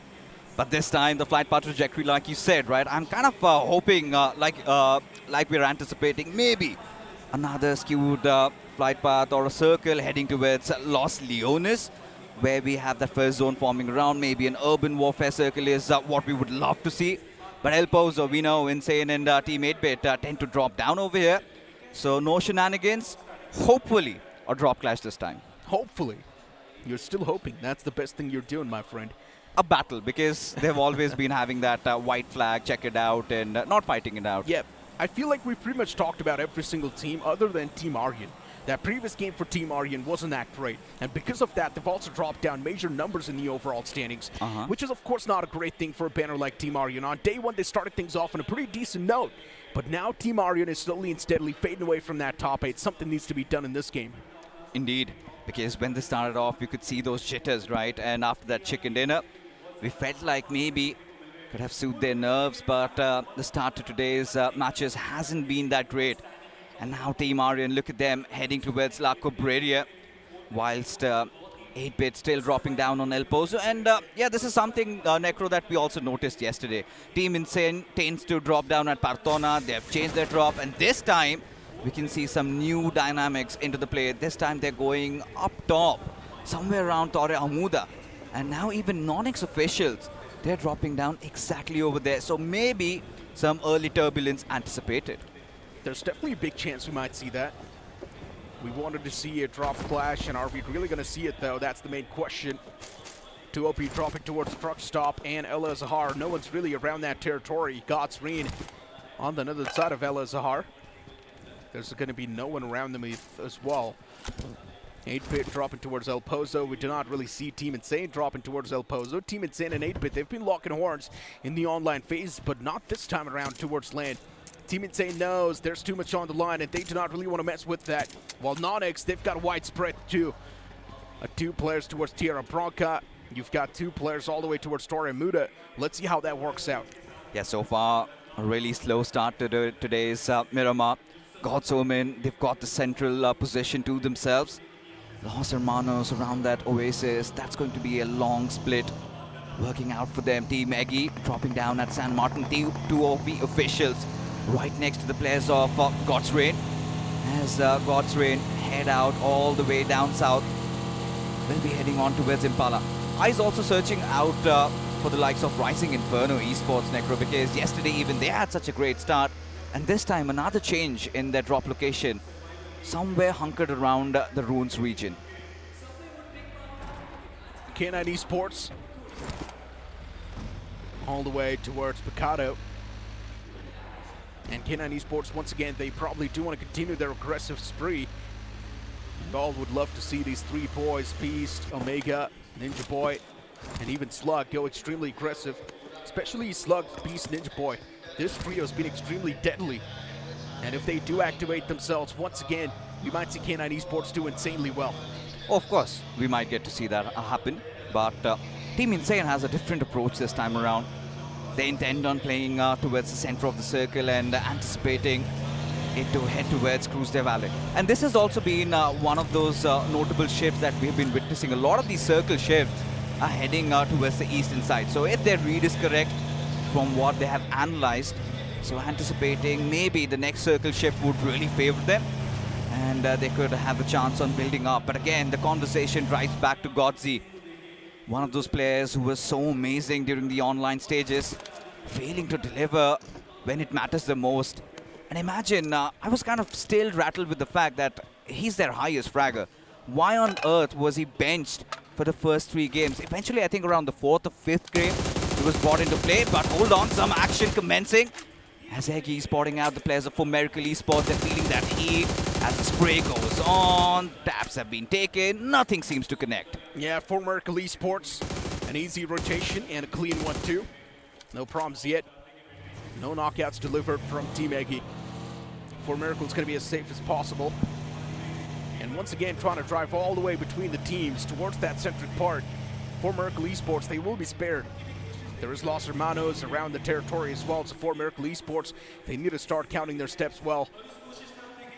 The boys are definitely making it towards the centric part. It's not going to be that big of a deal or that big of a problem yet. TWOB official on the screen, a team that's struggling a bit too much in the overall standings. Managed to acquire 6 points so far. which is of course not a good average to have. TWOB, they need one chicken dinner to bring themselves back in the race, but that might just be too much to ask for. You know, still, when you look at the greener side of things, out of the 6 matches they played yesterday, they could only secure 2. But now, from just that one game, getting 4 points. So yes, the graph is getting better, but hopefully TWOB officials, like you said, they need some bigger points. And even if you want to partake in the official events, if you also enjoy BGMI, do check out the realme GT7 series. Of course, we have talked about those beautiful features. It is on sale on Amazon. Do head out and grab those amazing offers as we get back. So TWOB, another team, Necro, in the online stages. They were quite phenomenal, had a great start even from week 1, played really well. But now they're struggling and seems like their wars aren't ending at all. Yeah, it does seem like it. TWOB, the previous game could have been a great one, but they instantly got spoiled by the players of K9 Esports. And for TWOB, to face off someone like K9 Esports was a daunting task. Currently sitting on the 14th spot with just 34 points. TWOB, yes, the struggles are clearly visible. But once again, it's one of those banners that has completely dominated the online stages, and we know they've got a lot of caliber. God's Omen next to the players of Eggy. They might just start to unleash the beast. Yeah, our official energy drink partner, Monster Energy. I love the white one. Gets that zingy taste as now even Team Eggy. They find a far-off knock though. It's the players of God's Omen again. God's Omen, one of those teams that heavily prioritizes the center of the circle, but Superman seems like he's been snuffed out, and now Genesis Hunters, he's got his numbers. Of course, wanted to get a little tad aggressive, and eventually has himself knocked out. Superman this time quite agile, quite fast. There you go, the trades coming in through, but now Apollo, he swings back, and suddenly God's Omen, they lose out on another player. No, it's quite unfortunate. Genesis Esports, though, even they've lost out on Hunters. It's not the ideal start the boys wanted, but it is something now Genesis Esports needs to work with. A lot of shots taken on the vehicle that's moving away from them. And that too against the players of God's Omen. But Team Aryan, they lock horns against TWOB. It's such an awkward fight. Who's going to come out on top? That's the main question, though. And what a well-placed Molotov that was. Anonymous gets knocked out. TWOB in a big world of trouble. And they're now starting to back away from this fight slowly and steadily. Anonymous will be confirmed. TWOB, they do not really want anything to do with the boys of Aryan. A lot of shots taken against Kolyu, and still somehow the man surviving. Yeah, I do not know how did that happen, but TWOB, it's a matter of life and death over here, and he's finally out of harm's way. But look at that map feed there, the mini-map. He's still surrounded by enemies, and TWOB find themselves in a world of trouble as the circle has also shifted. And this time, a certain shift at that. God's Omen still have a decent position, but Team Eggy, they've got a lot of room to work with alongside the likes of 4TR. Now, 4TR is another team still in the top 4, Necro. They had been quite impressive, but look at that flush coming in from the northern side. I can see at least 8 or 9 teams trying to get inside the circle, and this is where we might actually see all those fights breaking out at the same time. Look at K9 Esports, the late Preachers once again, Team Forever 2 following the same footsteps. K9 Team Forever right next to each other. There's a big chance we might just see them lock horns, and I would love to see that happen.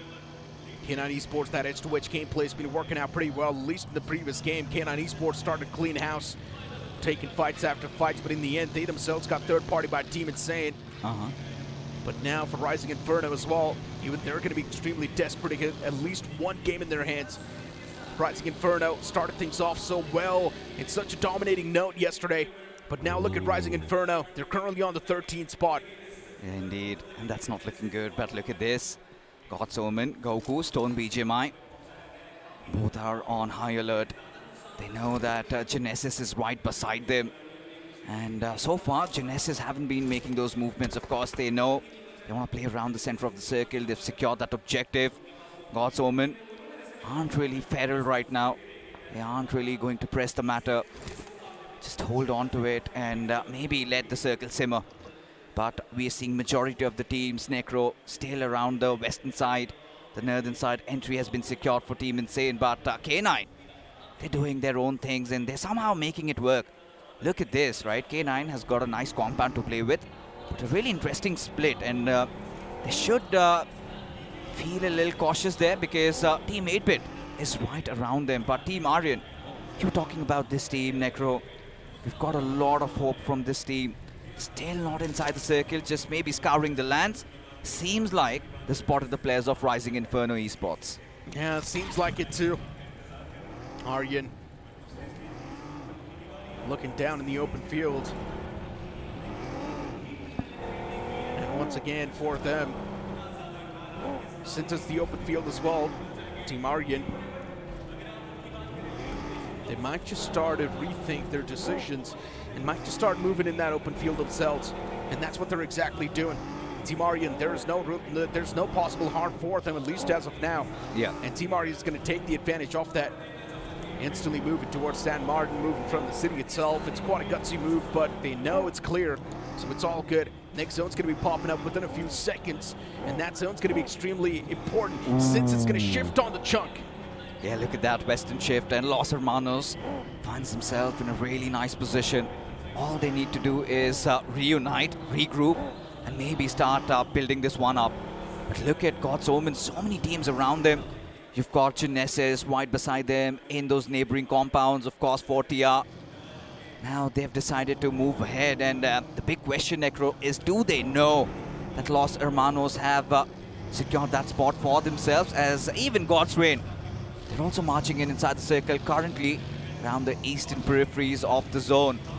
Have their backlines clear, but as they move in, they might find the players of 4TR in front of them. The big question is, does God's Reign engage in that fight? Because the beginning of today's day hasn't really been that great, right? God's Reign, they have been sticking to that mid pack since the start. Not really delivering any sort of flashy plays. Instead, God's Reign just wants to keep themselves alive. Day 2 is all about sustainability.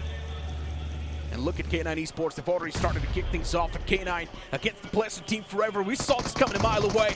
Team Forever get picked off real quick by the Blessed K9 Esports, and Team Forever's down to just that one last man, which is going to be Mafia. Mafia's position compromised, the numbers known, and Ninja Boy, he wants to move up, and that's going to be it for Team Forever. It's K9 Esports, it's going to be flawless wipe from the boys. Yeah, they're starting to come alive. This is what we anticipated from their side. This is K9 in their natural habitat, being absolutely canine and quite ferocious. Did not give an inch of space, but hold on, as another fight is in the making. Team 8-Bit find Equinox already knocked out, so of course the revive needs to come out, but a little out in the open. Feeling quite uncomfortable. Somraj needs to be watchful. TWOB raining down hell on them. Smokes deployed. Of course, you need Equinox in those crucial fights. Such a crucial piece of the puzzle. But TWOB, do you think it's going to be a nice decision to maybe commit for the push? No. Or maybe just hold on? Committing for the push is not going to be good news. There's definitely going to be third party. It's way too late inside of the game. Every single one is in their close proximity too. So going for a third party is pretty much an invitation for a third party. And at this point, Eggy, they themselves do want to stop the likes of 8-Bit. Eggy way too close to the place of 8-Bit, and that nade's definitely going to find it off. Wow. As the first man falls down, Somraj, he's now taking the duty of an assaulter. Since his teammates are not really close to him, Somraj, he wants to make it happen himself. Pushed up, got those crucial knockouts. Now Somraj wants to convert this fight as well, all by himself. And Eggy, look at this nade. He might just find it off, but no, it was a misplace. Eggy himself gets knocked out by Somraj. He's the one leading the pack this time. Leading the charge with a burning torch in his hands. And Somraj, he's not the assaulter, he's the IGL. But still, look at the man. He's playing like an absolute demon as he's striking down every single person of Eggy that stands against him. Yeah, he's already lost out on all his men. Everybody isolated, everybody dealt with. Somraj, the IGL, feeling lonely over here inside this long shed as Pro OP Murnox to have an angle on him. Somraj, individual prowess, but Team 8-Bit, they needed those numbers. Eventually out in the open, TWOB, and getting shot from multiple directions. But 8-Bit and Somraj, they need to survive. They need to get those position points. And just to make matters worse, look at this, 15 teams are still alive. What is going on? Slow and steady approach this time around. Teams are taking it way too cautiously. And 4TR, unfortunately for them, it's not going to be a great start themselves, as even another man falls down, but no, instead 4TR, they reply back. What a way to shut the man down. Neo's not there in the game anymore for God's Dream, but what am I watching? Watch your back! Justin, he whiffed a lot of shots, but in the end, he connects that. Hooker's completely lost in that fight, but 4TR, now it's their firing squad against that one man of God's Read. And for Justin, he's got a storm that he wants to hold. What am I watching? It's such a scrappy play, but still, 4TR, they're losing out in this fight as Justin in the end will be picked off. This was one of the most confusing fights I've witnessed so far. And look at this, it's still not over. Pain is live, the last player surviving. And now the Hunters on the prowl, they arrive. K9, all 4 players now deciding to push in tandem as Pain is live, takes a plunge. Eventually slapped back by Omega. 7 finishes secured and not even a single casualty for K9. They're starting to feel it, Necro.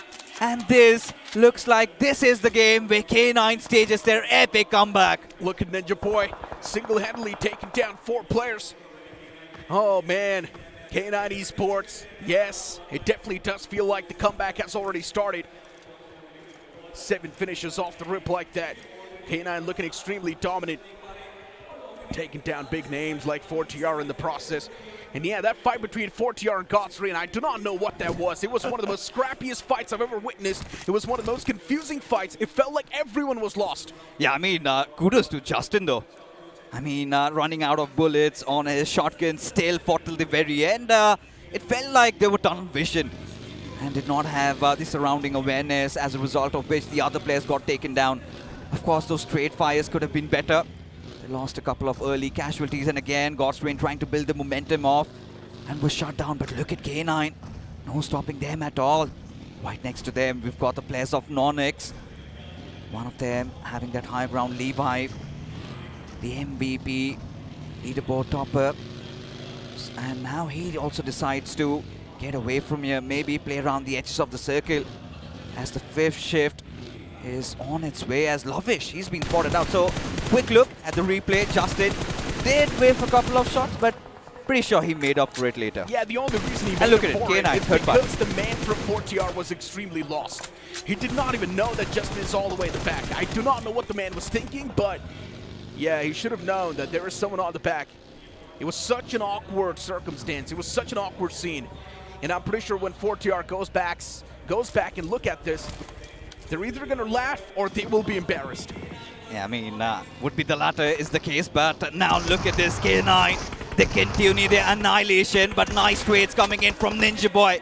We know he can be quite ferocious, especially in this map, but this time he's been sat down by the players of NoNx. Roman getting that trade. NoNx still deciding to fight back, as now even the IGL.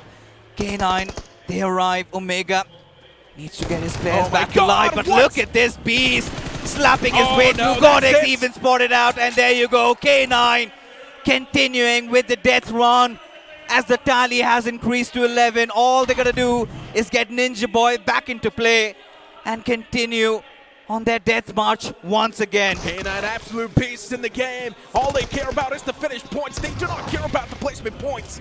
And it's been working out pretty well for them. Cleaning house, left, right, center. No matter who stands in their way, they will mop the floor. And God's Omen right now, they've got a lot on their plate as well. As Genesis Esports, they make it up close and personal. The man's managed to find the first one, but Stone, what a retaliation as he strikes down the second man at Genesis 2. And that's going to be it for Genesis. Wow, Stone BGMI, nobody really saw this one coming. But yes, at the biggest stage, he did not sweat, rather clutched it out. Imagine 2 players hunkered to that very compound for quite so long. Genesis did outnumber them, but despite that, Stone BGMI now feeling a little lonely, and now also he's got to get inside the circle with K9, keeping a very close watch. And now that vehicle, tires have been exploded. How does Stone BGMI Necro get inside the zone? Good question. But Stone 4 now, the man's going to be trapped. Yeah. There is Beast. And Stone's going to step out in the open. I'm not a big fan of what's going on. Stone, be careful. Ooh. Oh my God, Beast almost spotted a glimmer. But luckily enough, Stone instantly backed away. He's got a bit of that piece of cover to play with. Now he's inside of that house. He's on the opposite side towards the warehouse. So Stone's going to be safe. But Stone is also going to start to make it out now from this compound. And there is Team Eggy waiting for the man to step out. Eggy wants to cross on towards the compound itself, but is Pro really going to be able to make the mad dash? And yes, that's going to be the answer.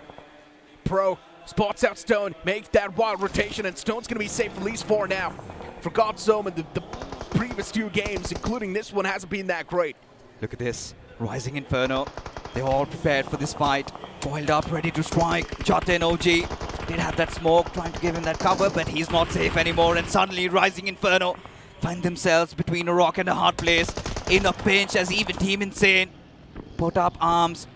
Lazy prepping up that grenade. Will go for that long toss. Does it connect? Is the big ask. As there you go. Lazy gets a knock on Jatin. BMPS IGL. Maybe a long attempt at trying to get inside the circle as Rising Inferno Esports. They've been shredded one after the other as Team Aryan. They also decide to push in through, trying to steal all those finishes, but Adi does not want to let this happen as Rising Inferno numbers definitely did dwindle down as Devotee gets in 2 for himself. Adi still alive, and now he's got the players of Team Aryan in front of him. Another nade cooked up. Toss, but does it make its mark? The big ask, and he succeeds. Yeah, what an 8 that was. Cyrex falls down. Aryan and Hitler next to each other. And once again, Cyrex's revival's going to come through.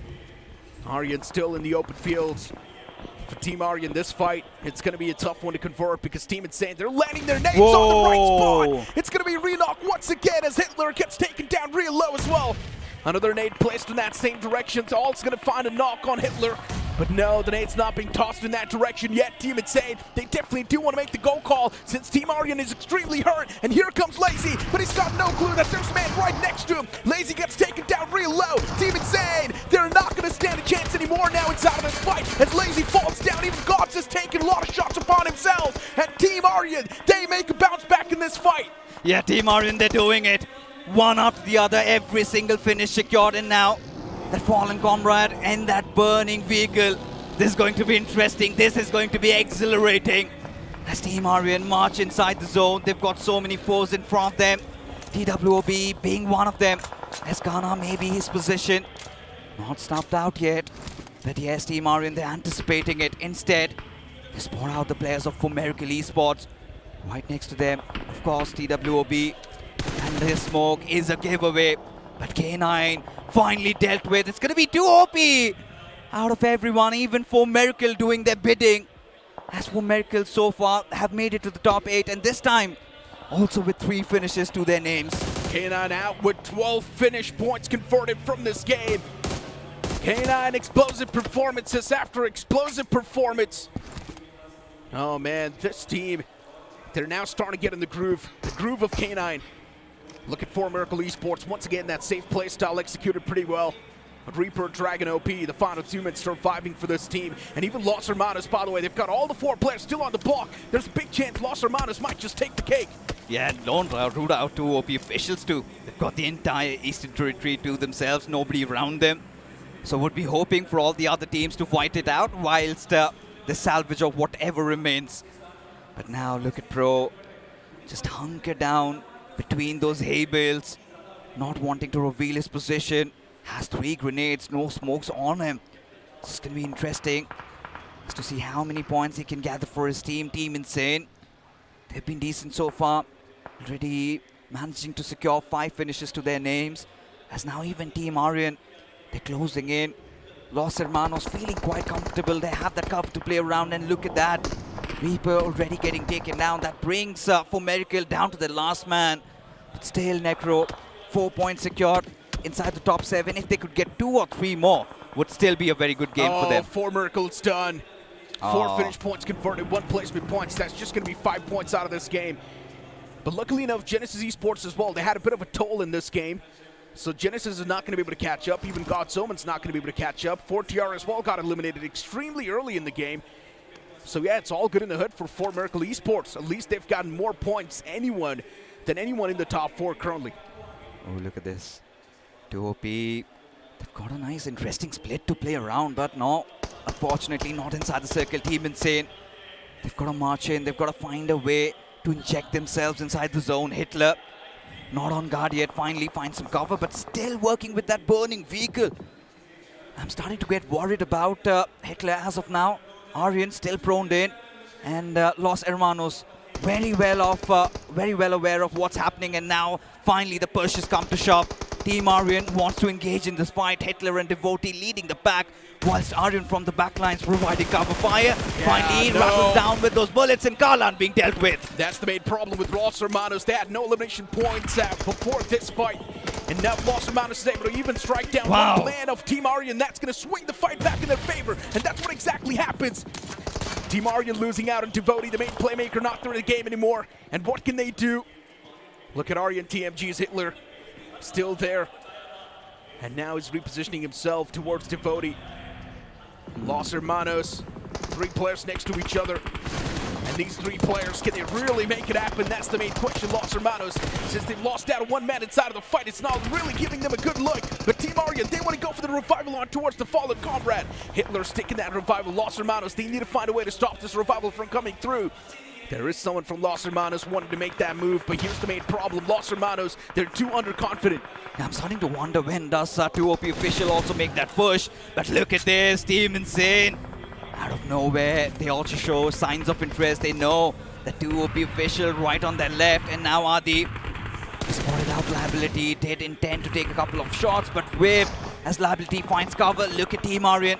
They finally decided to press matters, finally deciding to go for the push, but easily thwarted off. It's going to be Evil who gets those final finishes, but Los Hermanos did win this fight, but at a cost. Lose out on 2 of their players, as now Team Insane could be the next. One of the players inching in close at him, really up close and personal, and even TWOB, they've closed in as Team Insane, they've bowed out. Yeah, but Team Insane got a decent bit of points out of this game, 10 points in total, but TWOB official, 4 finished points so far, starting them off the floor as well with the opponents. TWOB, this can be their game, fix this, it can be a magnificent game. But Los Hermanos, this could be in their game as well, but because of that hesitancy, that's when Team Aryan got the best of him. 2 players down for Los Hermanos, now only 2 men standing on the board. TWOB official. Man, something needs to be done. If TWOB manages to eliminate the likes of Los Hermanos, TWOB will have so much land coverage. They already do. Look at the split.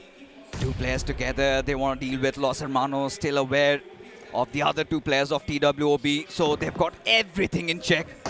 It's all about pressing that red switch. It's all about getting that go call. Maybe it's just waiting for that next circle shift to occur. They want Los Hermanos to come out of their hiding. But even Shadow, he's well aware of what's going on. But instead, you know, Shadow, in his final moments, would want to get a couple of more finishes. Maybe just waiting for Kalyug and Rapido to expose themselves. And that's where they maybe want to make a move. But so far, it's been a silent affair. I like what TWOB's doing. They know they've got the advantage. They know they do not need to move first. And that's why they're playing it as passive as possible, waiting for the other teams to make the move first and expose themselves. TWOB does not want to let this chicken dinner slip away from the hands because of silly mistakes. And that's why they're just keeping themselves pinned down as of now. They've got their eyes pinned on TWOB. They've got their eyes pinned on Los Hermanos as well. No one can go anywhere. This nade is not going to find any sort of entrance. TWOB, they will be messing things up by a mile the moment they step out in the open, but they've got no other option anyways. And look at TWOB getting ready for Los Hermanos to step out. Liability and Botfire, they need to start winning every single duel they take. But the moment Shadow finds the opener, that's when TWOB might just start to crack into that perisher. Botfire, he's got the S12K to work with. And the moment Botfire engages against the man in the front, that's going to be it for the players of Los Hermanos as they get put to sleep. Look at this, as TWOB official. Seems like they've done it. What have we witnessed? We were talking about this team's resurrection on the land stages, and finally this has happened. They were so silent, they were so calm, and look at them exuding all that energy. One of their players, yeah, you haters, where you at? Can't see you, finally cheering. finally enjoying, relishing every single moment of that chicken dinner. 18 points acquired from 2OP officials in this one single freaking game. What a way to bounce back, what a way to kick the competition. Everyone was making fun of them on the first day, just having 2 points. But now look at them, 2OP, it's their redemption arc. It's their time to get the revenge on everyone that was making fun of them. Yeah, and also he wasn't waving to his haters, he was waving to his mother, sitting in the crowd watching him perform. Wow. Boys from Delhi having the home crowd advantage. Oh, the home ground advantage. Finally, finally show the spirit of their city on this stage. And of course, their first chicken dinner on land. This is what it is. The man even tried to pop off. He tried to be intense for a second, but he realized, nah, I'm just too happy this finally came through.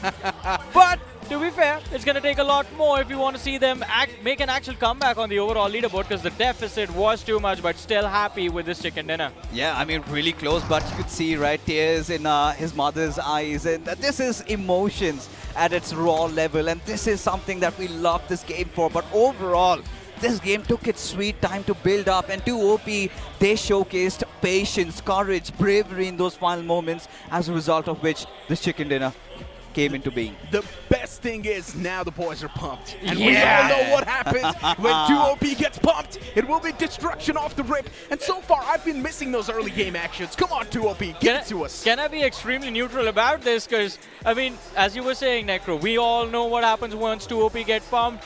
But the problem is that these players are completely new to this LAN environment.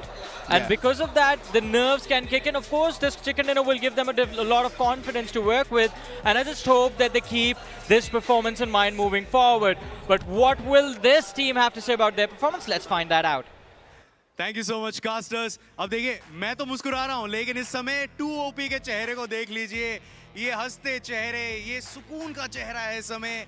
It's a relief वाला expression है इस समय, क्योंकि 2OP इस समय बात करें table की तो आप लोग एकदम बॉटम पे थे, लेकिन डे 2 कहते हैं ना कि it's the day of surprises, it's the day of comebacks, it's the day of giving that reply back, and 2OP ने इस समय कर दिखाया है. तो हैक्स आपसे बात कर लेते हैं इसके बारे में. Tell us about what changed, क्योंकि डे 1 में हमने देखा कि आप लोग काफ़ी निराश थे विद द परफॉर्मेंस, लेकिन यहाँ पर चिकन डिनर मिल चुका है. तो क्या डिस्कशन हुई है between last night and today's performance? पहले तो हमने सारी टीम्स के ड्रॉप्स डिस्कस किए थे कल शाम बैठ के कि कौन कैसे रोटेट कर रहे हैं, और हमने अपना जो भी हमारे ड्रॉबैक्स थे, हमने सब पे जो भी हमारे मतलब हम गलतियां कर रहे थे उस पर हमने बैठ के काम किया. जोन में अर्ली हमने रोटेशन दी, और सबसे बड़ी चीज़ मेरे बड़े भाई लोग जो भी थे, सब लोगों ने मेरे को आज सुबह मोटिवेट करके भेजा था कि आज पूरा इंडिया तुम्हारा कमबैक दिखेगा. वो लोग भी पीछे बैठे हैं, है ना. तो और बाकी बहुत हेट आया था कल, बाकी सारी चीज़ों को लेके हमने किसी को रिप्लाई नहीं दिया. हमारा बस यही कहना था, हमारा जो भी रिप्लाई आएगा वो हम गेम में देंगे रिप्लाई. और गेम में आपने ये रिप्लाई दिखा दिया है 2OP. Congratulations for that. And आप लोगों में से 3 लोग दिल्ली से हैं ना, एंड दिल्ली से आप हैं. अच्छा, ऑलराइट, यू फ्रॉम उत्तराखंड, लेकिन आपकी फैमिली आई हुई है. अच्छा, कौन कौन आया हुआ है आपकी फैमिली से? पापा मम्मी आए हुए हैं, भाई आए हुए हैं. कल भी आए थे? कल भी आए थे. एंड इस समय कैसा लग रहा है? इमोशंस के बारे में बताइए कि फैमिली के सामने आपने कल परफॉर्म किया एंड ये चिकन डिनर जीता. इस समय क्या फील कर रहे हैं अपने लिए, अपनी फैमिली के लिए? बस यही फील हो रहा है कि बस अब सब सही हो गया है. हेट वगैरह है नहीं कुछ भी, तो फैमिली भी अब खुश है. एंड अब आगे आने वाला है सैनहॉक. सैनहॉक से पहले आपका कमबैक तो आ चुका है, लेकिन सैनहॉक के लिए क्या स्ट्रैटेजी है, क्या प्लान है, एंड क्या सोचने वाले हैं सैनहॉक के लिए? सैनहॉक पे भी हम जैसा सेमीज़ में खेलते आए हैं वही बैक टू बेसिक्स वाला हमारा सीन रहेगा, और थोड़ा एग्रेसिवली खेलेंगे जैसा हमेशा सेमीज़ में खेलते आए हैं. और जैसे उतरते ही हमारे ड्रॉप क्लैशेस दिखे हैं, हो सकता है मे बी हमारे ड्रॉप क्लैशेस भी देखने मिले आगे वाले मैचेस में. बहुत कुछ देखने को मिला है इस टीम को ऑलरेडी सोशल मीडिया में, लेकिन इस समय सबको, कम्युनिटी को दिखा दिया है कि what they are made of. Congratulations 2OP for that wonderful chicken dinner. And चलते हैं वापस हमारे कास्टर्स की तरफ.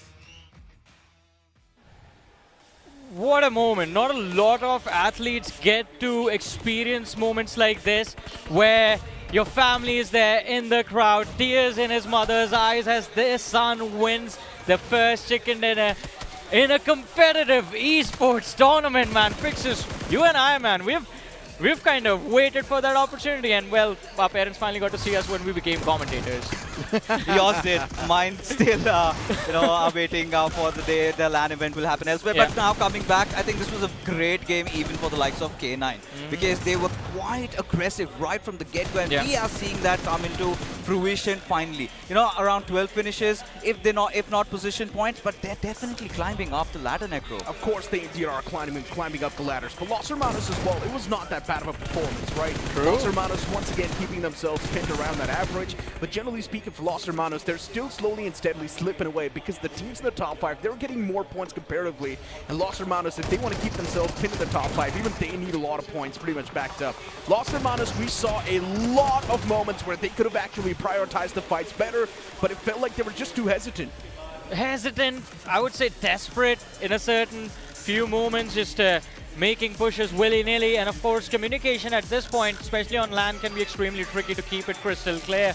But we see the wave of emotions towards the end as one team falls and the other secures what could potentially be the start of the comeback that a lot of people were wondering, will it actually happen? Something off script, but everybody saw tears in the eyes of his mother. But I could see also the father, finally having his Very chest proud, up and feeling proud. And this is why, we love this game. This is why, parents are even supporting. And after this, look at what a special moment it would be. He'll have all the support, everything that he needs. And it's not just him. I believe Liability's parents are also there in the crowd. So, again, these lads, they've finally done it, made their parents proud for their child being an esports athlete. And I guess now all we hope for is that they keep the ball rolling in the matches in the future. But let's talk numbers now, Necro. We have the MVP of the game. It's going to be Ninja Boy from K9 Esports. And K9, what a journey it has been today, man. Going extremely frag heavy. They got 12 elimination points out of the game and no placement points, by the way. So K9 Esports, just on the back of the elimination points, K9 is now starting to make some Herculean climbs in the overall standings. And there's a reason why we call day 2 as the day of comebacks, right? And let's be honest, we all hate the clowns that likes to troll the other people. K9 has gotten 23 points just off of eliminations. They haven't gotten a single placement point in the last 2 games. It's just 23 points straight up for eliminations and eliminations alone. And that is how they've always been playing. Even if you look at their online stages performance, it's always been finish heavy, right? But sooner or later, they need that chicken dinner. But quick look at the top 5 players. Of course, you would anticipate Ninja Boy, Beast, they were all guns blazing, but Devotee making an entrance this time. Even Team Aryan, Necro, let's be honest, they also had a very good game. Yeah, of course. Team Aryan, it was quite a solid game from them. And this is the big conversation that I was having with you as well, right, before this game started. Team Aryan in the first game itself was completely lost. We did not see them. But now in the second game, finally, Team Aryan is starting to make some moves on the board. 11 points out of this one. K9 getting 12 points. And of course, 2OP. This is a major comeback from the boys. It's a big step up. But 2OP needs to continue the same average once again to find themselves in the top 8. That is true. As you said, same average means 15 points per game if they want to make that climb, not just for the top 8. I think this team has a point to prove, and if you have a point to prove, you got to finish in the top 5. But generally speaking, even if 2OP does not end up placing themselves in the top 5 at the end of the LAN finals, I'm still satisfied with their performance because it's their first time, literally the first time in playing in front of the audience, playing in front of everyone that's currently hating them. I want to know your take. Honestly speaking, yes, 2OP finally, that's going to give them that big punch. But what I really wanted to come down to is finally we're seeing all these mid-packer teams getting a good game in Miramar. Team Insane performed really well. Team Aryan performed really well. I think there was a resurgence from the side of Los Hermanos also. Some position points is there. So now this is going to spice things up in the overall rankings. Yeah, but talking about the overall ranking, let's have a look at the overall leaderboard, ladies and gentlemen. I mean, it is there right behind us, I believe. On the big LED screen. It's going to be there on your screens as well. You will be able to read it out yourself. We are going to read it along with you. We're 4 Miracle with 74 points on the board. Now a massive lead to work with. Genesis still on the second with 56. God's Omen 55. 40R 52. Los Hermanos 52. Aryan with 52. Eggy 48. K9 48. God's Reign with 45. TWOB 42. 8-bit 42. Man! 14 points between the second and the 11th position. Now, this is what I was talking about, right? The distance with For Miracle and the others is visible, but apart from that, it's just about that one game. Anybody could squeeze in through. And then the next segregation comes in somewhere around the 12th or 13th position. Rising Inferno, NoNx, they really need to bounce back. It does, but Necro, do you not feel now the problem has become that everyone else is playing for second and For Miracle is playing for the trophy alone? Yeah, pretty much. For Miracle, it feels like they're in a league of their own. Yeah. With the amount of points they've got a huge cushion to play with. And the only way a team on the second spot can actually catch up to For Miracle is by getting a chicken dinner. That means Genesis Esports, they pretty much need a string, and they just pretty much need to spring themselves back to life in the upcoming game. Get a chicken dinner. That's the only way they can place themselves close. And once again, on the latter half of the board, now the overall standings are starting to look real fragile. As you mentioned, even a decent game can instantly propel you in the top 8, and not just top 8, even top 5. Hey man, I mean, to make things interesting, as you were talking about Genesis, I think it's not just Genesis. Someone needs to shut down For Miracle. Is that going to happen in the upcoming match? We're going to find out after this very short break.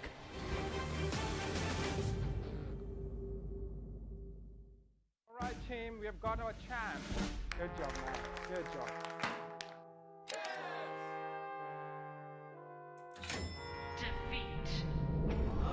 Defeat.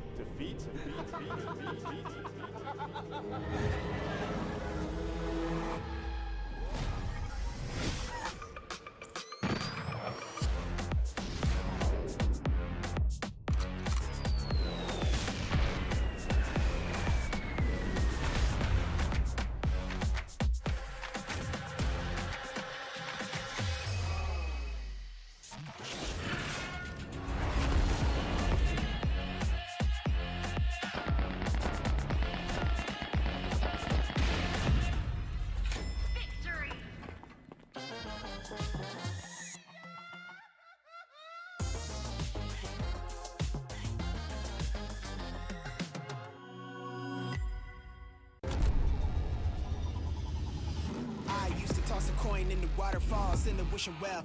Now I get plenty coin, I'm self-made. You ain't gotta wish me well. You ain't like me then, but I guess it's past tense, cause you tapped in. You was never who you said. I see the facade when looking, it really be like you could tell. My guard up, I ain't taking nails. If it's not in my favor, won't sign a deal. I got the royalty in the mail. I got authority in the field. Take a look in my iris. I be precise with the timing. I never know where my mind went.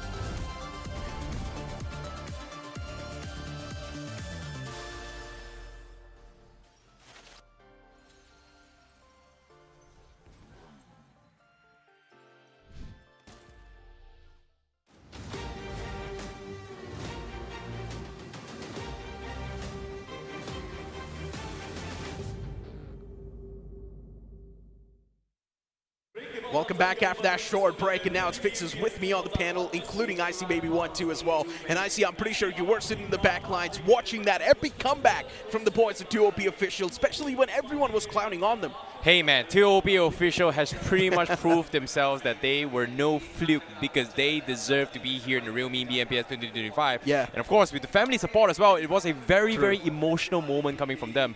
And personally, I feel like TWOB Official, well, even though it's one chicken dinner, unfortunately they are still at the bottom though. Yeah, it's fine. I mean, it's all about, I think, rising above fear and hate, because we could have seen how the audience was reacting, and finally, what a moment to shut them off. And this is where you get a chicken dinner, you're finally getting into the groove, and who knows, they have already told they're going to be very aggressive. Coming up next is going to be Sanhok, and whisper in the woods were that they would be targeting a certain team. That's what I got to hear. Well, that's from the interview as well, but here's the hint. Sorry, what?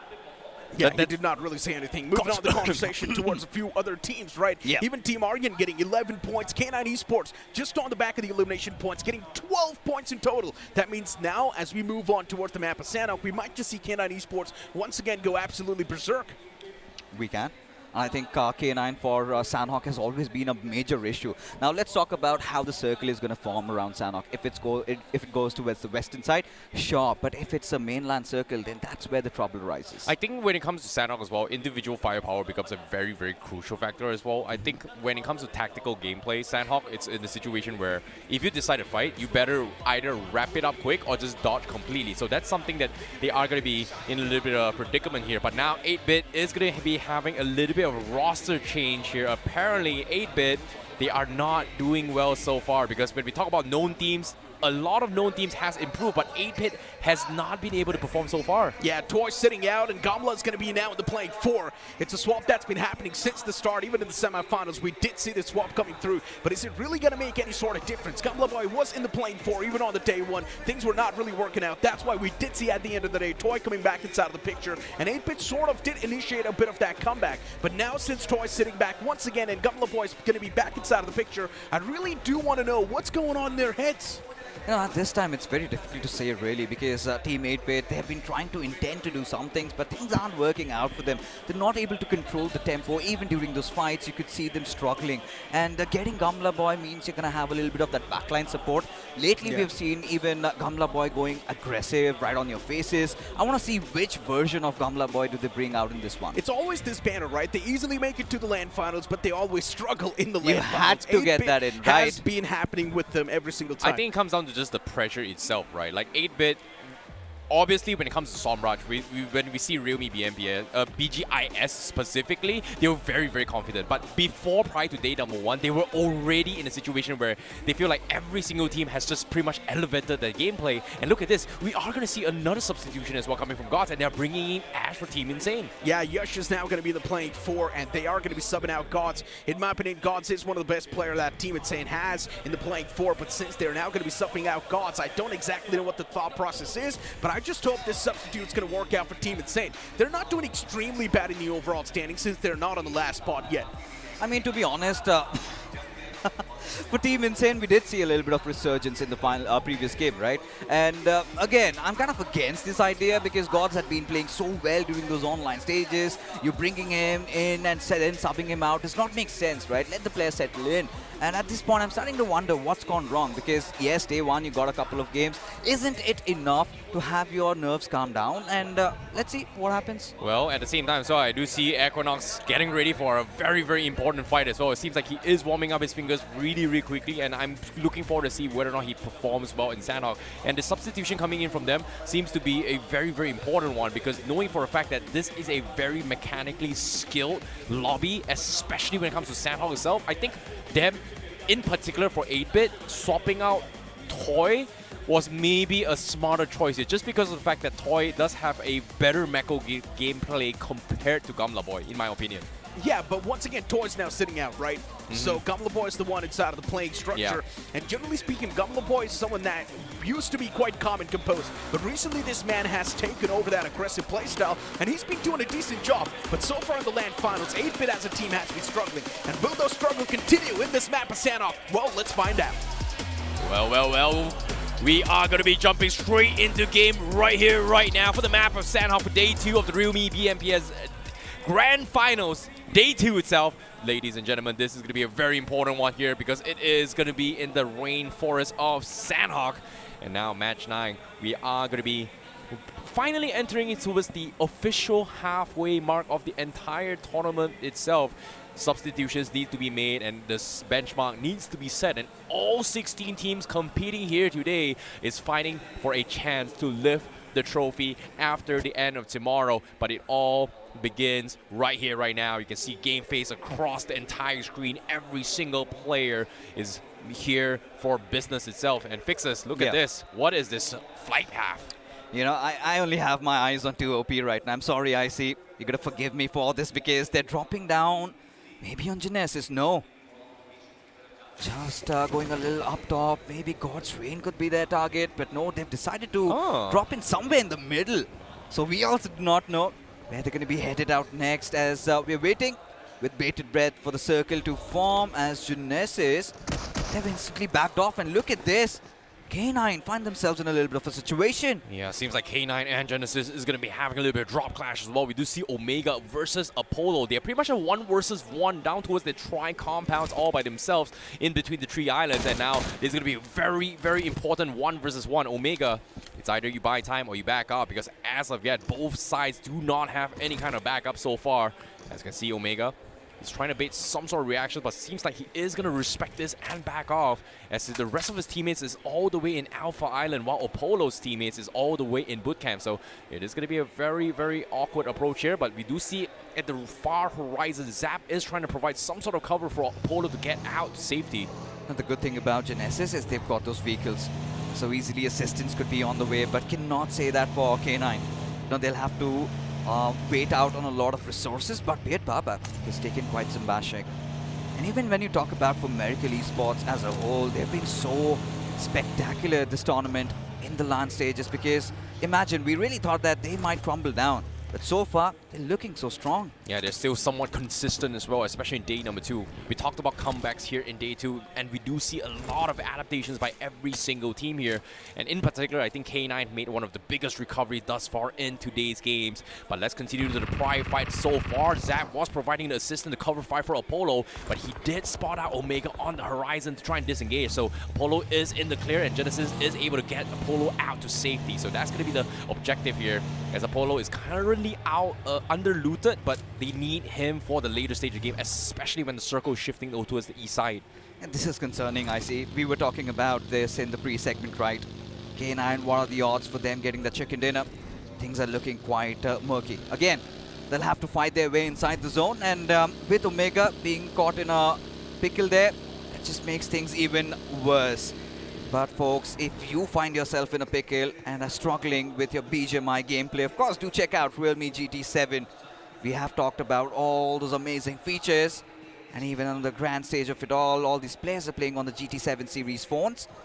Might as well check it out on Amazon. But coming back to conversation, now what would you think the approach of TWOB would be? Because the way they're headed at, they want to play it safe, they want to play it around the center. I think initially TWOB official was thinking on towards crashing towards Paradise, but knowing that God's Drain do tentatively dropped outside of Paradise, resort to try and get some sort of vehicles.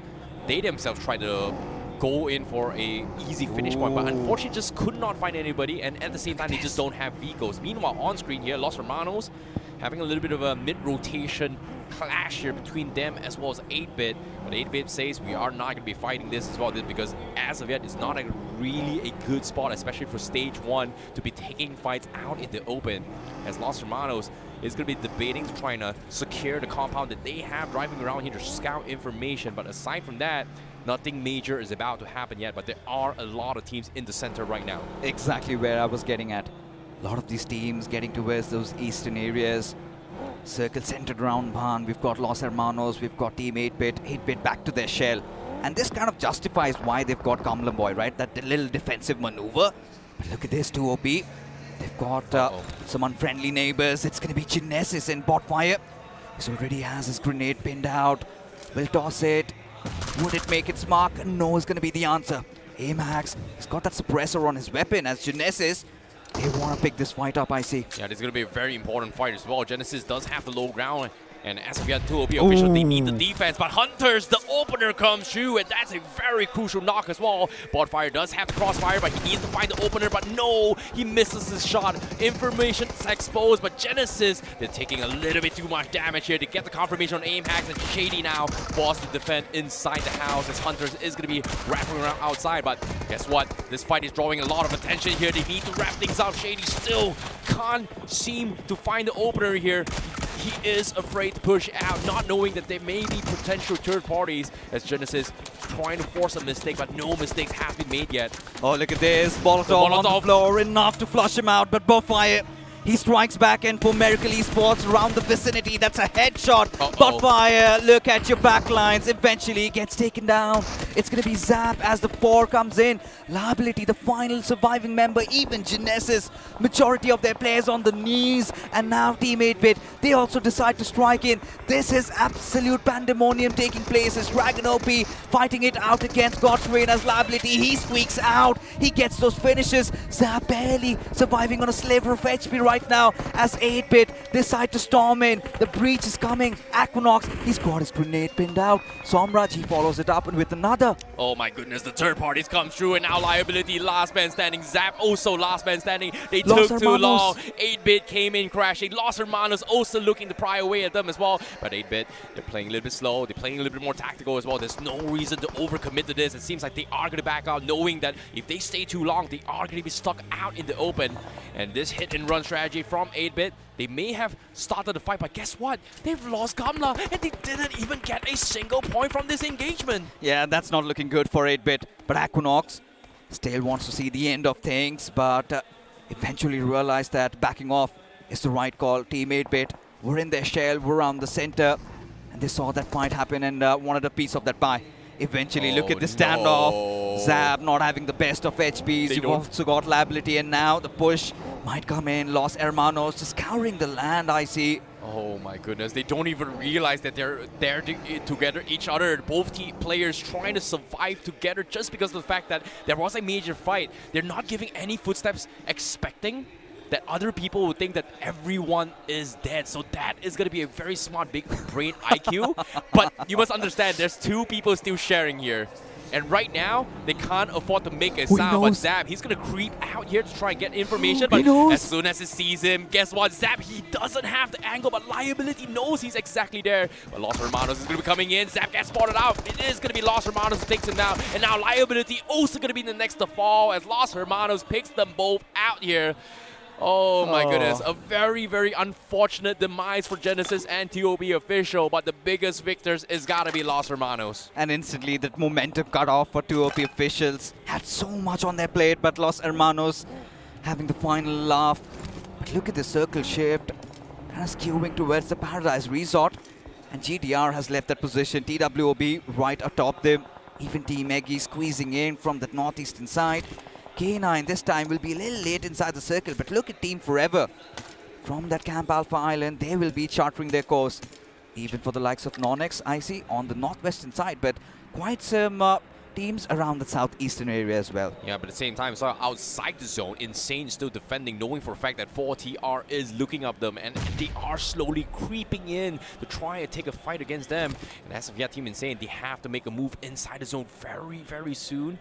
But it is going to be very, very difficult to do so because it is going to be a very tricky situation, especially when now 4TR official is creeping up and checking every single angle. They're basting a lot of utilities, and look at this. Utkarsh only has his one final grenade. This is taking too long from these 2 teams. You know, this team especially gets quite deadly in Sanhok. We've seen that even yesterday at Chicken Dinner.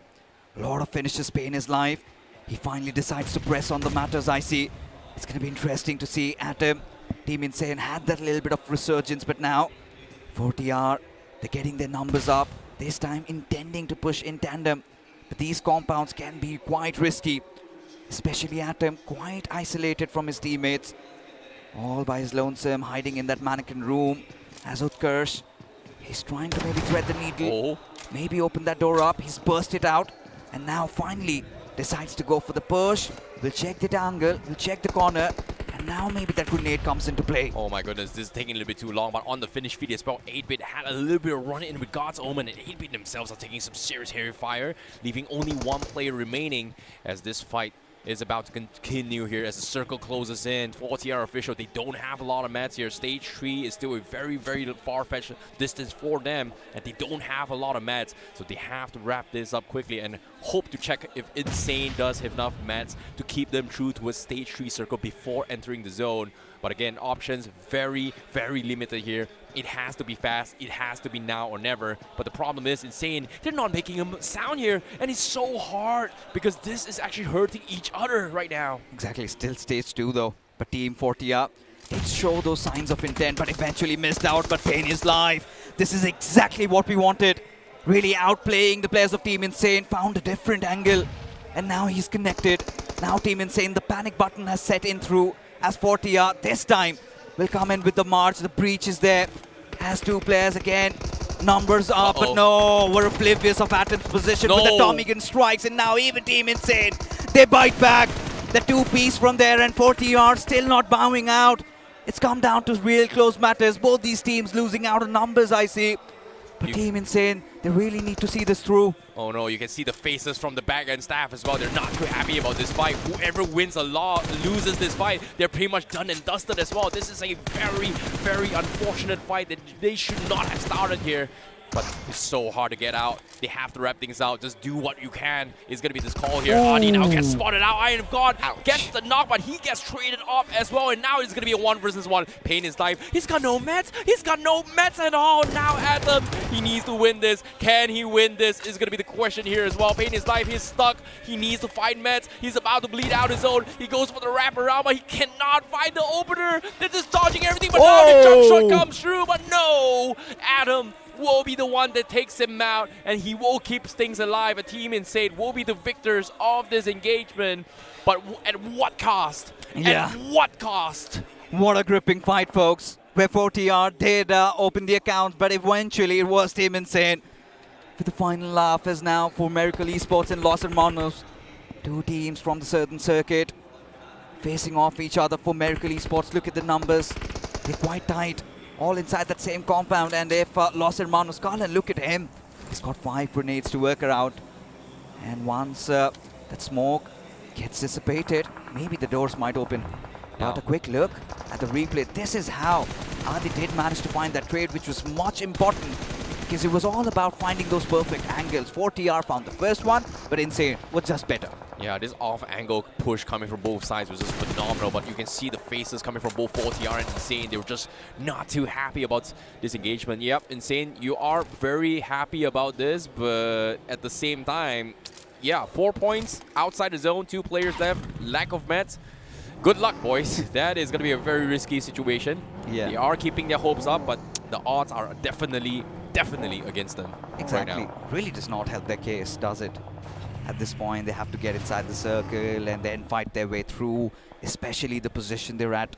Just made 30 points. We would want to see them bounce back, but for God's Omen, this time a little different approach, I see, from the edges. Yeah. Outside the blue, seems like they've snuffed out Eggy. Shots fired at his direction. That's a small Goku knows. he Exactly, sees the spots his feet. Out of angle. But Eggy repositioned. Gyro God, he spinned him down. And now for Goku, he needs to squeeze through. He needs to find that angle. He needs to thread that needle. And now, there you go. Gyro God delivers. And now Team Eggy, they're exposed, vulnerable. This is a great game here for God's Omen as well. They racked up some serious heavy points as well. 8-bit was one of the victims, and now even Eggy themselves are going to be losing a couple bodies themselves. But stage 4 coming to play, God's Omen. They farm as much finish points as they can, but they still have 54 seconds to decide how are they going to push in the next phase of the zone, because right now the zone is going to shift all the way towards Paradise, and guess what? Nobody's inside Paradise. It is going to be the outskirts, and Los Hermanos is going to be having a very decent compound in the south side alongside 4 Miracle, but TWOB in the north side has one of the, I would say, safer compounds right now in terms of rotation, just because it's so difficult to push up north and the south compound. So those 2 major compounds from TWOB, Los Hermanos, and 4 Miracle, these 3 teams which are currently occupying right now is the most difficult compound to push in, especially if you do not have enough utilities and vehicles to work with. You know, we've got 2 contrasting pictures over here. There are a couple of teams. They have got those concrete covers for themselves, and then there are a couple few still around the edges, still looking for any bystanders or any passing members of opposing teams, maybe strike them down. So it's all about that patient game. It's all about who hits first and how somebody else retaliates. And seems like God's Rain spot out Team Insane coming from the blue. Yeah. Easy 2 finishes. Neo will be happy about that. But God's Rain, imagine, they dropped down at Paradise Resort. They moved away from it, and the circle shifts back towards Paradise. It's a little bit awkward as well. They were able to pick up 2 men, but on screen right now, God's Omen with the rotation here. Swings really quickly. He was going to be caught out and open. Now Los Hermanos is going to pin them out in the most awkward spot. Unfortunately for them, Paradise is pretty much exposed and open here, so there's nobody looking from that direction.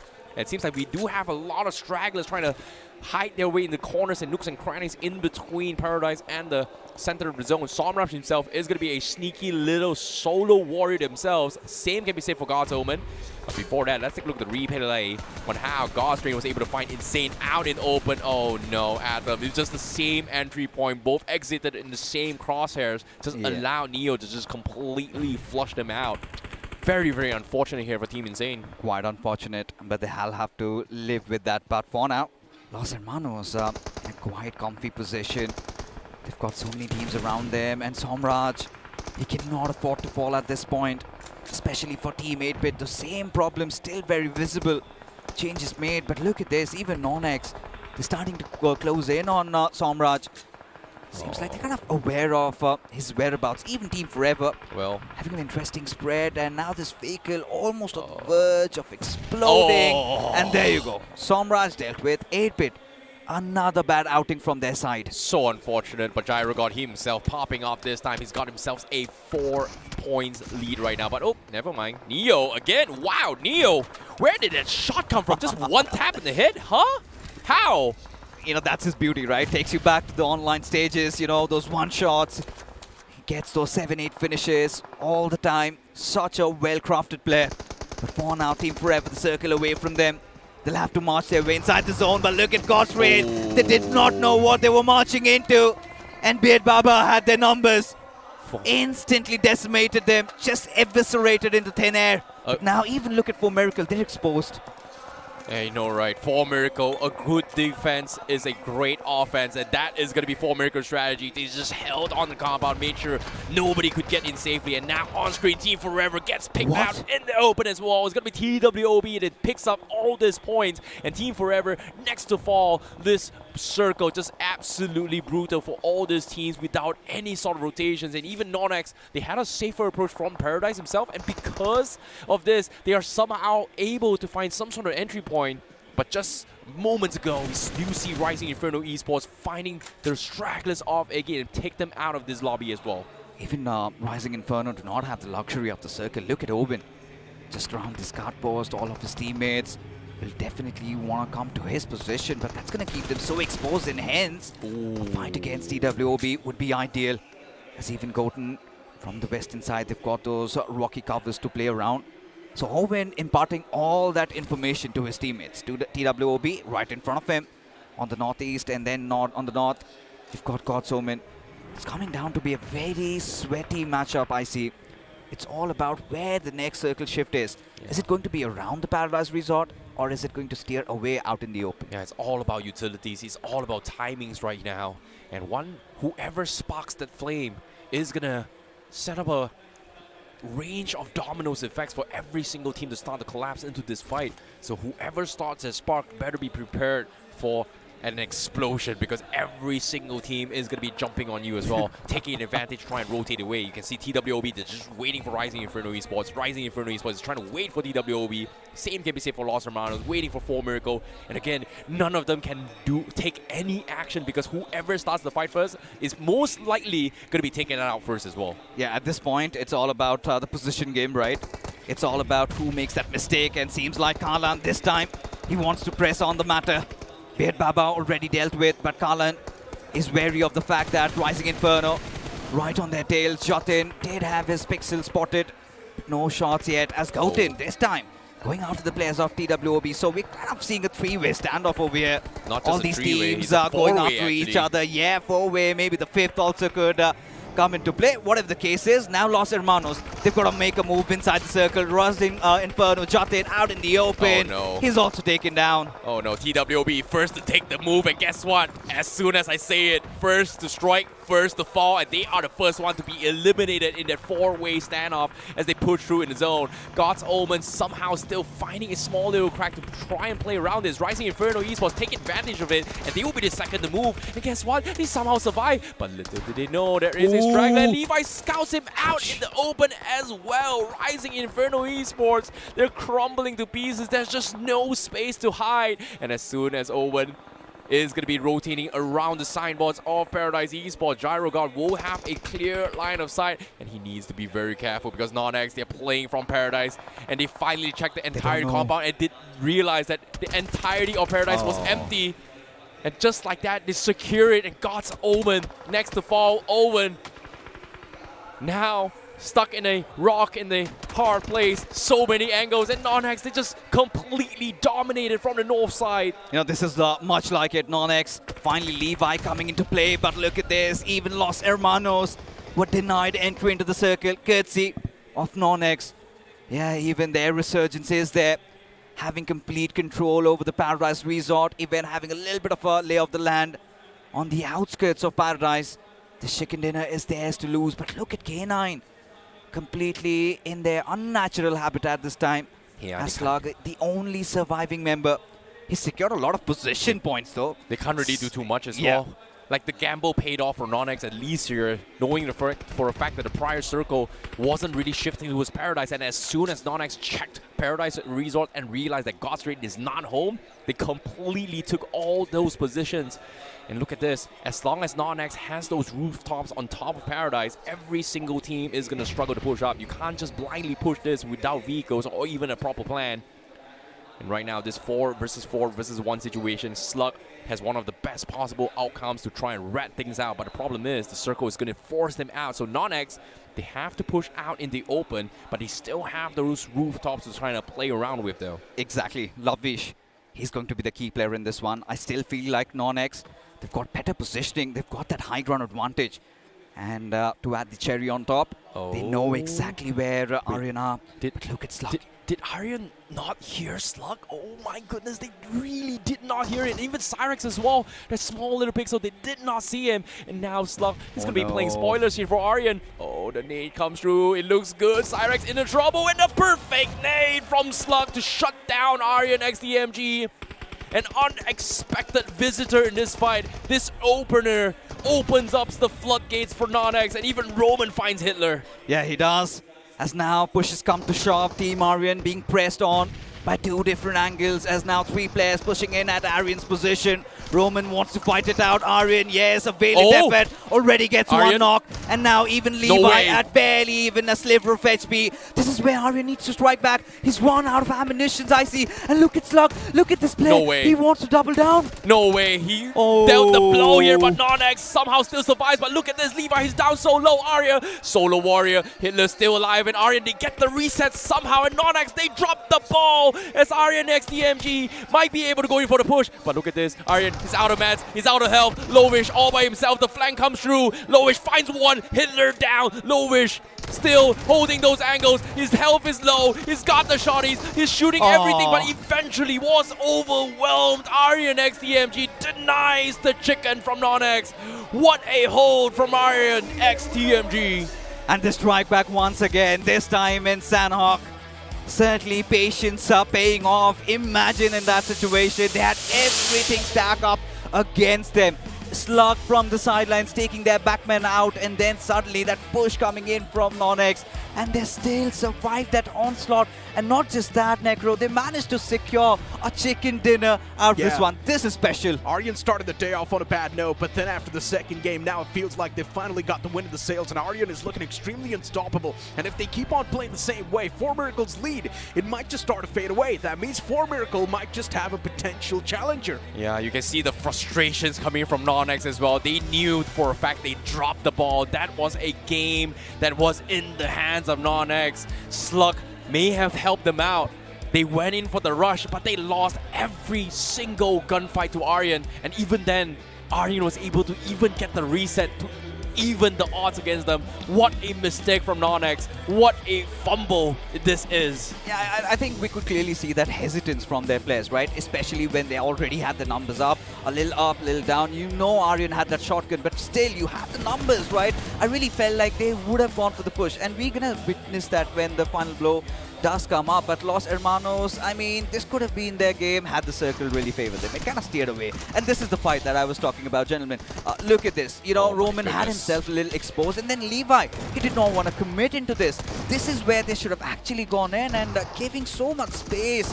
And yeah, I mean, mistakes were made. Even they know that. Yeah, even Hitler as well with a small little body block down on the floor as well. Just very, very unfortunate here. But let's take a look at towards Aryan x TMG's performance in this performance as well, because this was a very, very interesting comeback coming from them, and this stats pretty much gives them a little bit of leeway with the chicken dinner to kind of scale themselves back into the upper echelons of the lobby. Once again, the dev comebacks has given us exactly what we wanted to see. We're seeing a lot of comebacks. Even NoNx pulling off a major comeback. Yeah, they were not really able to convert a chicken dinner, but still, this is the start of something great, and we know NoNx is someone that does possess a lot of caliber, but for now, Aryan is just dominating the open fields. They're clearly just running on a completely different pace, and they're feeling themselves. And of course, to have a chat with the boys, let's move on to the stage towards Rohit.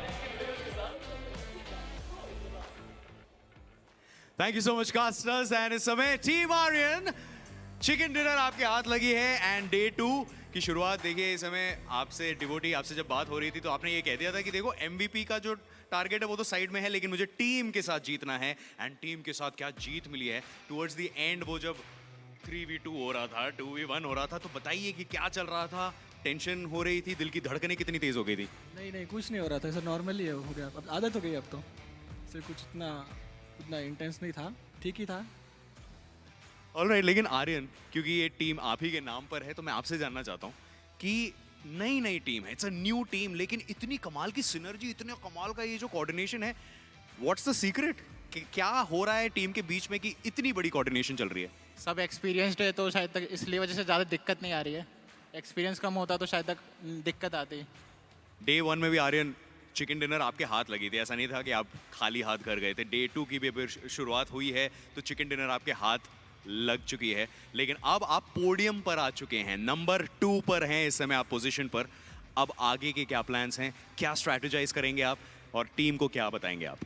देखते हैं, तो जैसे अभी खेलें वैसे खेलने की try करेंगे, बाकी तो क्या पता, रिजल्ट उस टाइम में पता चलेगा।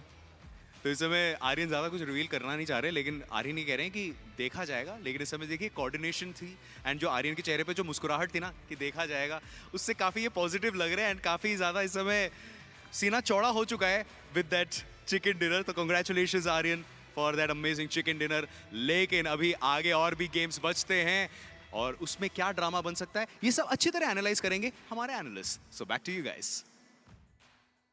Team Aryan is now starting to run away with a lot of confidence, but K9 Esports, they were going frag heavy in the first 2 games, but in this game, they had 5 placement points and only 1 finish point.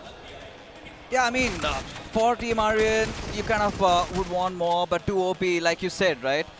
Now, this is a team that we really thought that they would be going all guns blazing. The intentions were clear, Necro, but again, they got unlucky. But we saw, I see that early skirmish, right? Yeah. So many teams around that place. 8-bit got pushed off. Even for K9, wasn't there a really good start? 3 players got taken down quite early. I think the 4 teams that really struggled the most here is 4TR, Insane Genesis, and also 2OP Official, because they had no business choosing a fight like that so early. Yeah. And I'm pretty sure even Genesis as well was wondering, why the heck did we choose to fight that? That was just such an awkward call there. And because of this, they were the 4 teams that get eliminated so early in the game, just could not convert into his later stage game at all. But eventually, when it came down to the final moment, I felt like NoNx just had one of the best position possible just because of the fact that they were able to secure Paradise away from God's Reign, which apparently somehow left home rather early as well, just giving away the space for NoNx Esports to convert into the final 2 moment. But again, it was Aryan that somehow was able to outplay against NoNx in that situation. Yeah, of course. I mean, NoNx at the end of the day, they were also outnumbered in that moment. There was just 1 man alive in the final few instances. And of course, he got taken down since the opponents had a bit of a better trading potential. But once again, the conversation back towards the teams that are failing questionably, and generally speaking over here, has to be 4TR as well. Yesterday's day was phenomenal for 4TR, but today's day, it's been a complete slumber. And you know, just to add on to what you just said, Sanhok is supposed to be their battlegrounds, right? They kind of tend to thrive. This time they wanted to pick that fight up, but Team Insane seemed like they were a little better prepared, Necro. Of course, the MVP of the previous match is also going to be Levi from NoNx. Once again, this man is putting up those numbers to constantly keep himself at the top in the MVP list. But at the end of the day, what matters is the trophy, and NoNx are still pretty far away from that. Yeah, at the same time as well, when we talk about real MVP here, Levi is going to be the top contender as of yet. He started the day with 69 finish points in the total, but now with another 5 coming in as the MVP this game, seems like he is going to be racking up some serious numbers. However, they need those placement points to kind of keep things through here. But let's talk about the top 5 players going to be joining alongside him as well. We do have Gyro God coming from God's Omen, a major step up coming from God's Omen in terms of consistency. Aryan himself with the chicken dinner going to be part of it, GodX from NoNx, and also Devotee from Aryan as well. So this top 5, I would say, are definitely the playmakers for the circle, considering that it is a paradise zone. You know, this is what we are witnessing, right? So many unusual suspects, everybody delivering, and even now, Team Aryan, look at this, 17 points. Finally, that bounce back from their side is there. Of course it is. I mean, Team Aryan, the first game was a bit of a mishap, but then the second game, Team Aryan did pretty good. And now the third game, Team Aryan has a chicken dinner. NoNx with 15 points. We're seeing a bit of that comeback even from them. Even Los Hermanos getting 10 points. Slowly and steadily, Los Hermanos once again starting to gain that pace. God's Omen, as usual, just consistent. And it's great to see a team like God's Omen stay so consistent on the board. K9 Esports this time around not really going frag heavy, instead going placement heavy. But look at this, even for Miracle, still somehow managing to get around 5 points per game. I think that is still keeping them afloat right at the top of the overall standings. But now look at Aryan. Wow. Look at the swing back, Necro. 10 points now separating them from Miracle. This is what I was talking about, right? If Miracle just keeps on getting 4 or 5 points, it's not going to be good news. Miracle, they need to hit consistent double digits if they want to maintain that average, if they want to maintain that lead they've got in the overall standings. But all things considered here, we have officially reached the halfway mark of the Grand Finals itself here. And guess what? From all the way to number 1 until the 10th position, even 11th position, it is still anyone's game. One good game will shoot you up into the top. And Aryan x TMG right here with this chicken dinner given in the hands of NoNx, they are now number 2. Yeah. Exactly, right? And the 2 potential trophy contenders, at least that's what we thought. God's Reign and even another fierce contender, that's going to be 8-Bit. They're currently sitting on the latter half of the board, almost pretty much close at the bottom. This is something that none of us saw coming. But Janman, you both need to agree, right? Even 43, 41, till the 14th spot, anybody getting a chicken dinner in the next game, they could easily bounce back into the top 3 also. You know what? The point differences between the number 1 spot until 11, even for BGIS itself, wasn't this close.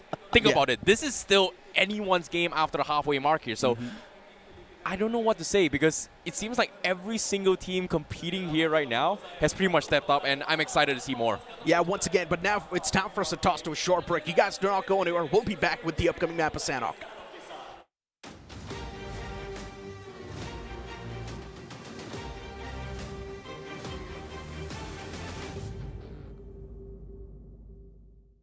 All right, team, we have got our champ.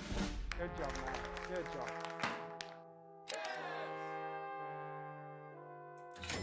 Defeat.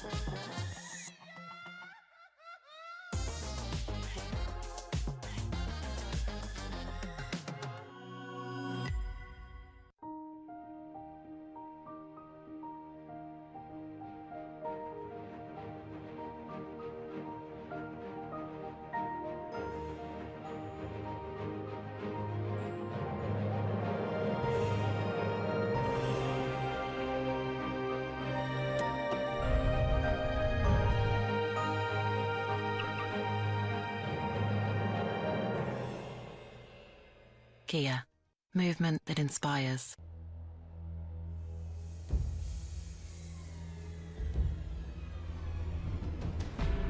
Superman.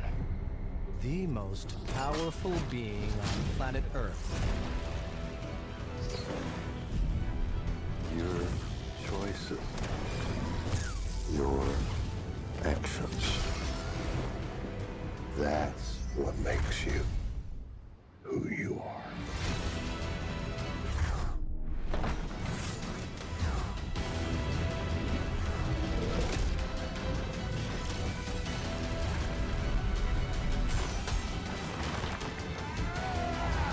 He's not a man. He's an it.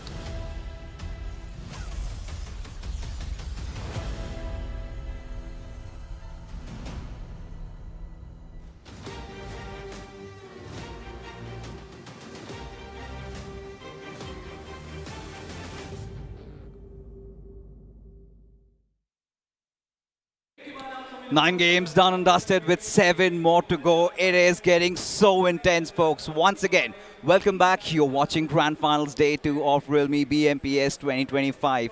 As we head into Sanhok this time, we've got Johnny and IC with us. And Johnny, we did witness the overall standings for Miracle Esports still holding on to that top spot, but then the difference is barely visible. Exactly, it's down to 10 points, and that is going to be tricky. But again, what they are doing right now is just making sure that they keep the aggregate to about 9 points per match. They are struggling today, but if they can still manage it at the end of the day, it is all going to be good, right? You want to know an interesting trivia right now? Okay. 9 points per game is all they need to secure the #1 spot. 9 points per game, 9 games done, 9 more games to go. You know so what, it's I 9-9-9. You know what I and even the audience want to know? How does 8-bit bounce back into this? Well, they have to +1 and it become 9. Okay. That's as lame as it gets, folks. But yes, Johnny, I think you've got a sensible answer. Yeah, pretty much. I mean, pretty much, I guess 9 points per game does get them the trophy, but they still need to keep the momentum. The problem for 4 Miracle has become that they are getting shut down. And as you were talking about for 8-bit, I think, yeah, 2 chicken dinners is what they need. Or just 1 win can give them the momentum, the confidence back in their favor to actually try and bounce back. But let's see, I mean, 42 points to break into the top 4, they need 20 points, can come from 1 chicken dinner. Yeah, I see. We all see what's going on. Troy is back. Yeah, you can see the pressure is coming out from 8-bit as well. It's just very, very unfortunate considering the fact that, you know, prior to this game, they brought in Gumla Boy, hoping that they were going to rely on his mechanical skills in Sanhok in general, but he was the first one to get taken out. And the moment that happened, everything started falling like dominoes here coming from 8-bit. They made a lot of awkward situations. They had a very interesting third party. They went in, they lost the guy. They were the ones to start the fight, but they could not secure any single points. And after that onwards here, it just completely flopped. And now they're bringing back Toy in. I feels like 8-bit is in a situation where the pressure is so high to the point that desperation is starting to kick in right now. I mean, hey, after a while, you're going to do anything it takes, right? Throw everything that you have and the kitchen sink to make things work, or at least try. And as you were talking about Gamla Boy and his mechanics, right? Yes, mechanically one of the best players in the country, but the problem is that on LAN, an environment like this, mechanics alone aren't going to get you that trophy. You know, honestly speaking, IC and Johnny, I really have this feeling that you're making so many adjustments, so many changes, tweaks here and there. Kind of shows that you are feeling vulnerable, You're isn't unsure. it? Yeah, you're unsure. Yeah, I definitely agree. They're definitely unsure here. But even for Miracle as well, they have been very, very somewhat consistent. But even then, right now, Dragon, you can see the pressure is on as well. Even yesterday, they talked about a lot of strategies. The strategies are still being implemented. Yeah. Not many teams has been able to dissect their playstyle yet. It's somewhat working for them right now. And we talk about consistency. Right now, for Miracle is the most consistent team thus far, even here in day number 2. That is true. Again, I mean, they've stayed on the first position from the start till now, so they are kind of consistent. Hey, 9 points per game. Now, I see, gentlemen, we need to talk about Genesis, right? They had such a strong start to the day, but as we moved on, I think they've also lost a lot of steam. I wouldn't. Yeah, they have kind of lost steam, but you also have to give them a little bit of leeway because Genesis made a comeback. So their performance was all about, first of all, decreasing the deficit and then trying to figure out a way to get inside the top 3. Yeah. The objective still remains the same for Genesis, to close the difference between them and 4 Miracles. But one thing that has changed is now the difference between them and 4 Miracles isn't as much as it was before Agreed. game number 1 of the day. But now when you talk about the other big names also, Yeah. I see we've got God's Reign into the mix, and it's always been about those day of comebacks. Day 2 has been the best day, but so far what we've witnessed hasn't really been the case. Yeah, I think it comes down to just execution, right, when we talk about comebacks. Because when we talk about benchmarks, 4 Miracle pretty much set the benchmark on day number 1, where 60 points per day gives you the trophy. Yeah. And right now, as long as you average out 9 points per game, you should be able to get there. That is 4 Miracles' strategy. But whereas the rest of the world, they either stop the momentum coming in from 4 Miracle, or they pull a hit. And this time, I think just today itself, we saw a lot of massive games coming in here. Genesis was able to make a bounce back. Aryan was able to make a bounce back. Forever is making a bounce back as well. And that's the reason why the points are just so close neck and neck. Yeah, everything goes neck to neck, but anything can happen again in the rainforest of Sanhok. Ladies and gentlemen, as we queue up for it, I think it is time, chartering through the skies. Take it away, casters. Well, it is time, as you said, Fixes. Match number 10, map of Sanhok. Over the tropical lands we go yet again. And of course, after the fiasco of the previous Sanhok, a lot of these teams are going to be looking to recover.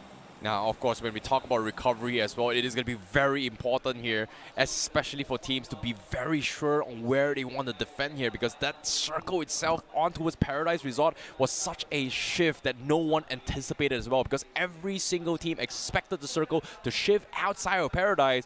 And of course, one of the biggest victims is going to be none other than God's Reign, because that is their home ground, and they were the first ones to actually exit of Paradise Resort, which allowed NoNx free leeway to farm so much finish points and also to secure the top 2 positions. So that's going to be a little bit of an awkward start for them. Meanwhile, let's take a look at whether or not TWOB official is going to be going for that drop clash once more. Unfortunately to say, they're not heading in towards Paradise as well. I was expecting them to drop clash them, to be honest. I mean, it would have been better because TWOB official, if you look at where the players are exactly, one player can be caught off guard by Genesis.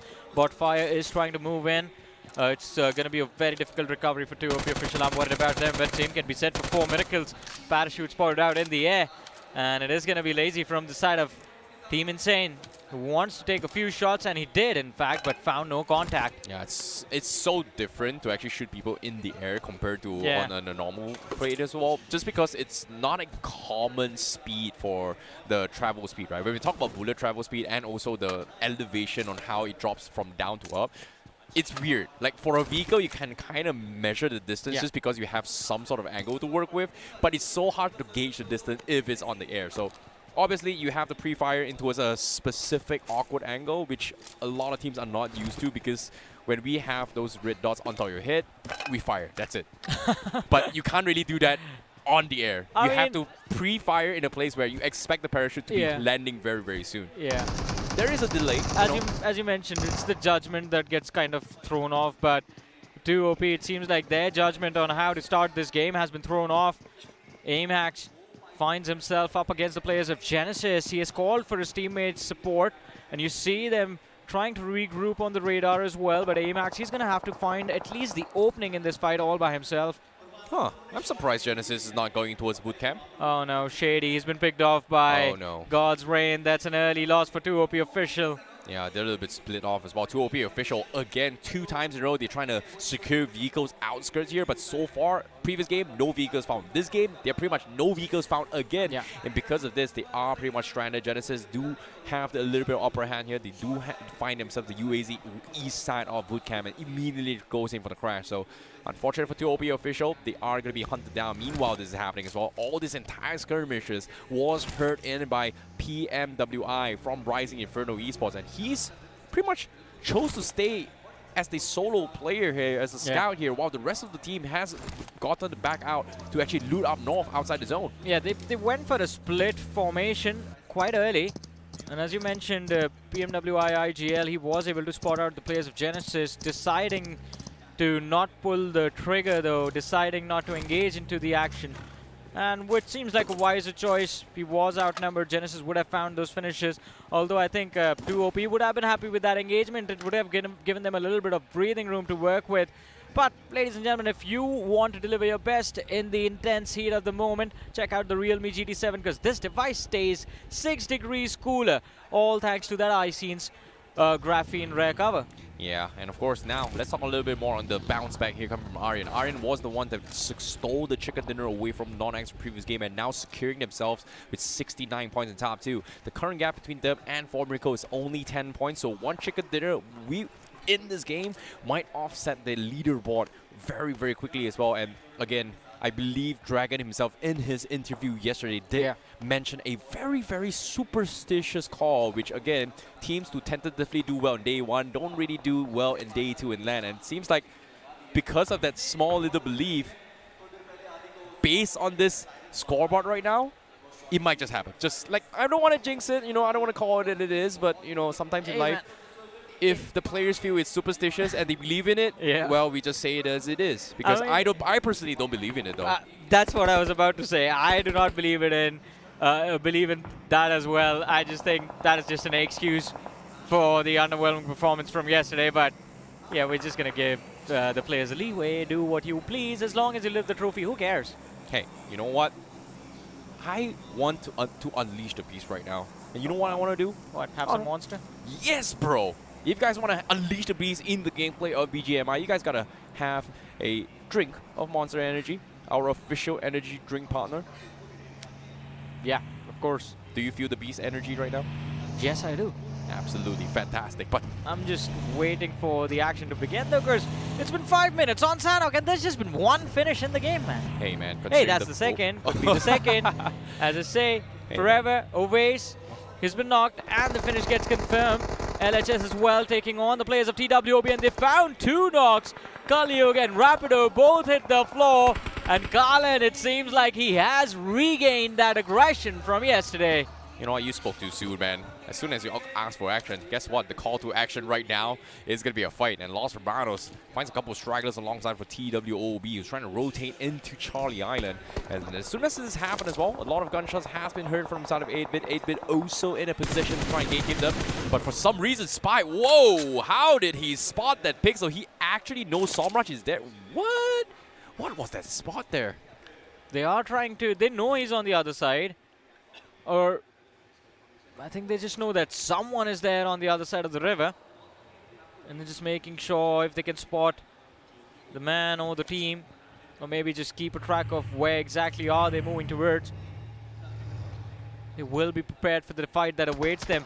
Plus, it's about points getting stolen, man. Yeah, Kanha is trying to regroup his teammates as well, but it seems like he is going to try and deny those resources away, knowing that every single team, especially in stage 1, is going to be scrambling for some sort of loot. So those denials going to be very important here. 8-Bit was able to find a couple of stragglers themselves, but conversion-wise, they need those massive points. 8-Bit now playing a little bit more tactical than before. But it's interesting to see a little bit of a wide spread coming from 8-Bit.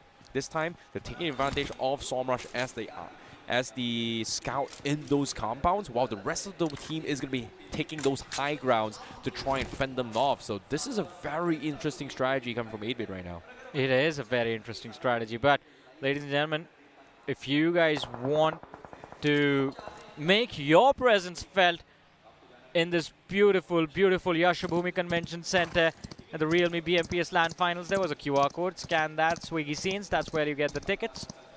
And you may stand a chance to actually meet your favorite players as well. And even us as the casters. Yeah, drop by and say hi. That's the strategy. Exactly. And of course, show support of your favorite team, of course. That's the most important thing.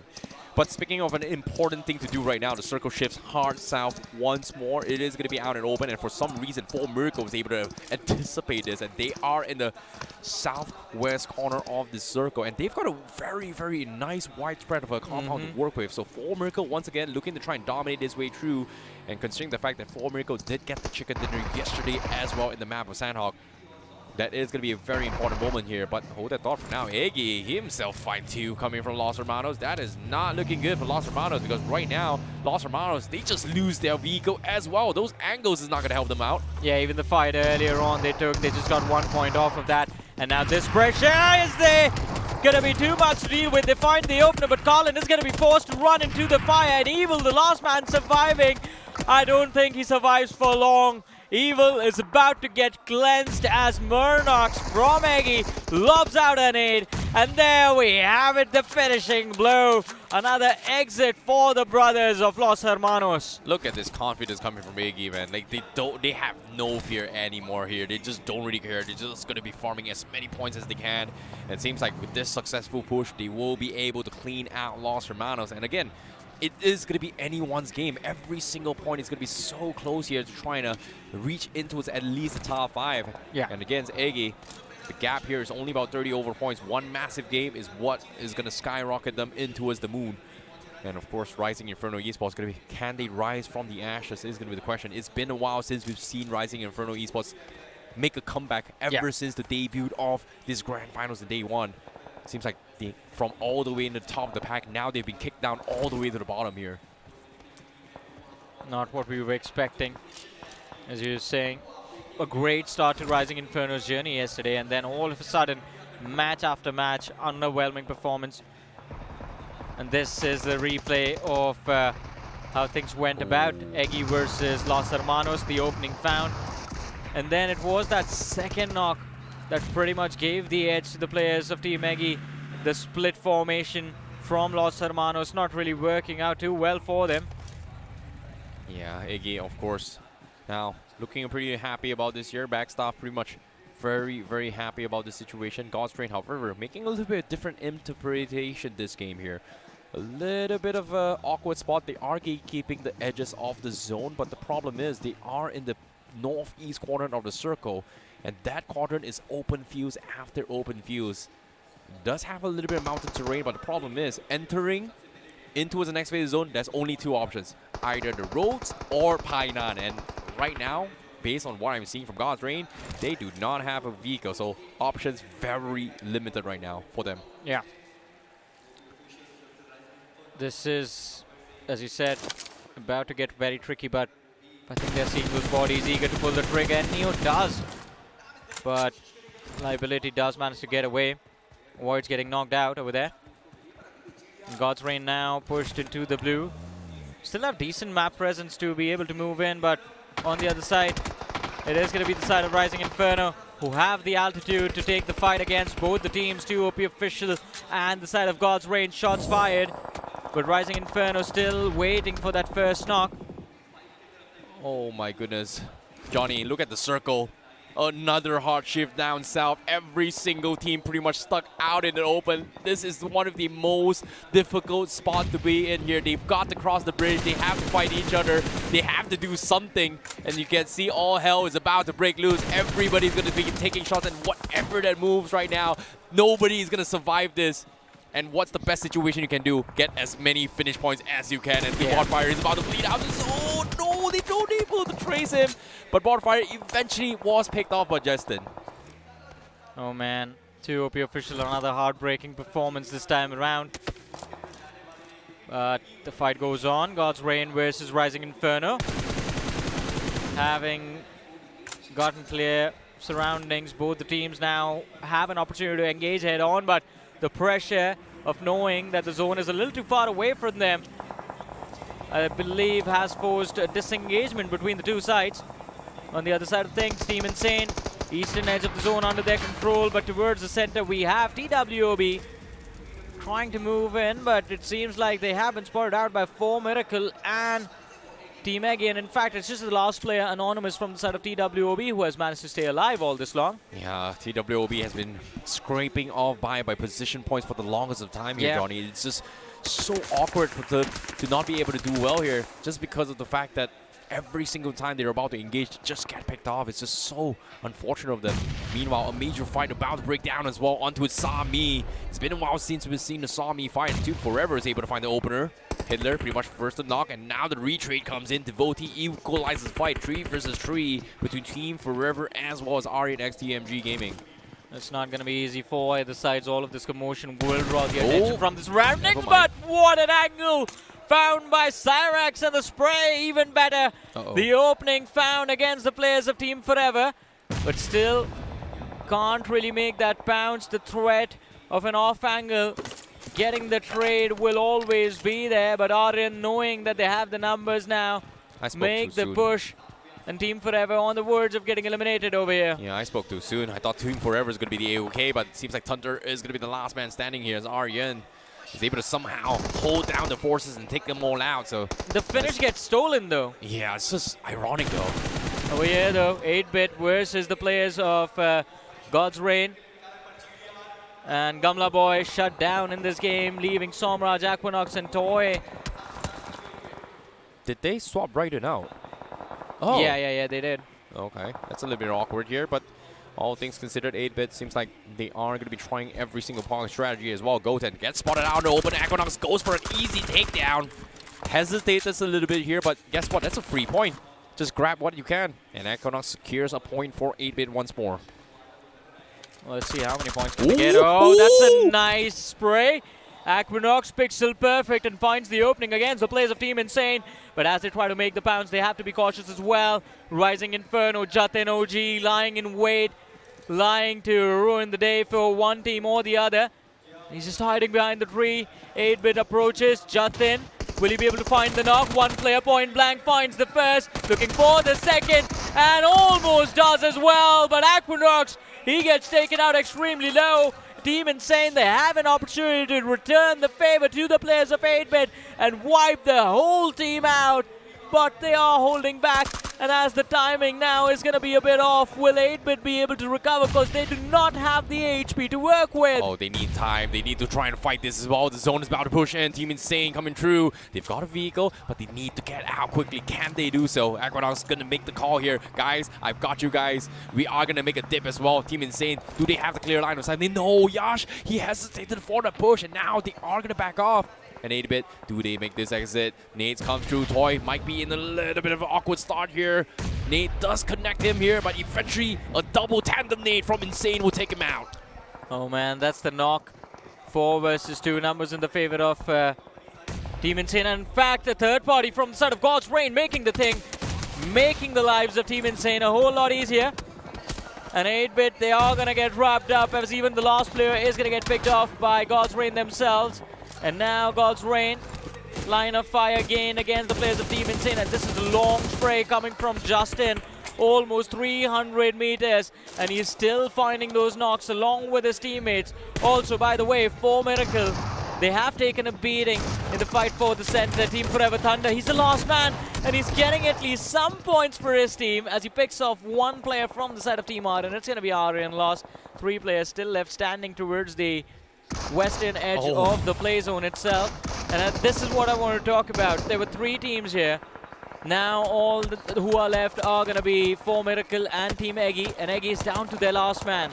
Yeah, again, For Miracle sticking to their strategy here. A good defense is a good offense, and it's been working out even in this game. Yes, they've lost 2 players, but they're still somewhat trying to make themselves into the position points. But it seems like as soon as I say this, well, the defense is going to be forcing them out in the open right now because they have to push out. K9 has been conquering the shorelines for the longest time. They've got a wide spread, and they are pushing every single team out in the open.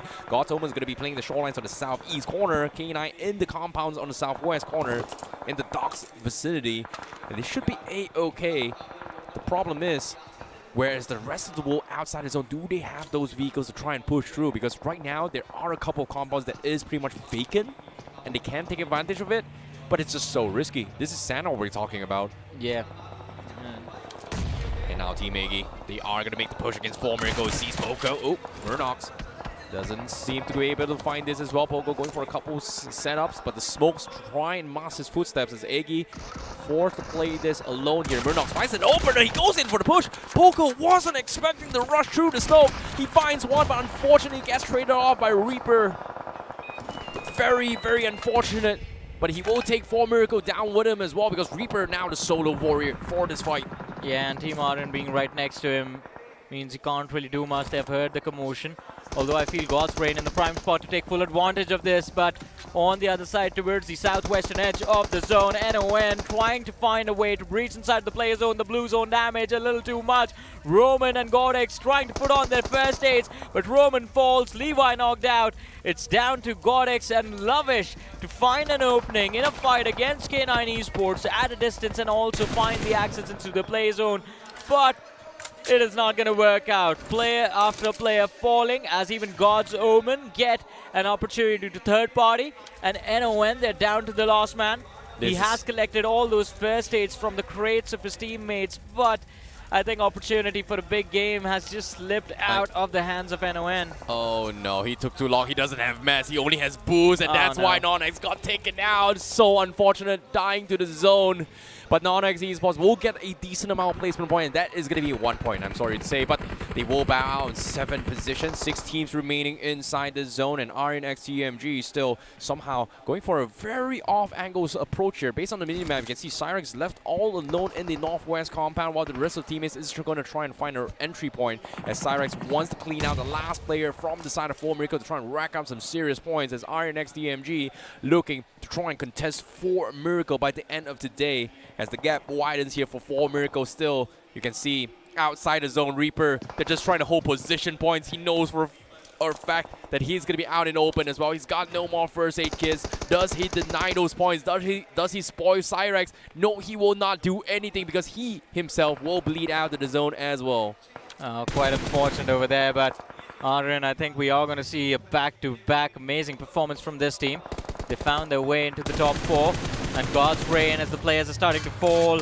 Things are not looking good. The first knock found by the side of Team Aryan. 40R waiting for the opportunity to strike as they've been playing this same compound for the last 5 minutes. First knock again on the floor, but still 40R quite hesitant in committing into the action. They're taking constant shots, but no contacts being found. On the other side of things though, Team Aryan, they tried to move in, and they were sandwiched by 2 different teams getting eliminated. God's Rain is going to be next as the spray finds contact, and they are going to end up giving their points to Utkarsh from the side of 40R. We're down to the top 3 of this game. K9 still remains along with God's Omen and 40R. A great recovery here from 40R official. Finally was able to find some sort of space to push up, but meanwhile God's Omen out and open, stole BGMI. What were you doing? But Iron of God, he missed the shot, and God's Omen, they are able to survive this. Right now, down towards the final 3 teams here. 2 teams that needs to make into the zone here is going to be 40RX official as well as God's Omen,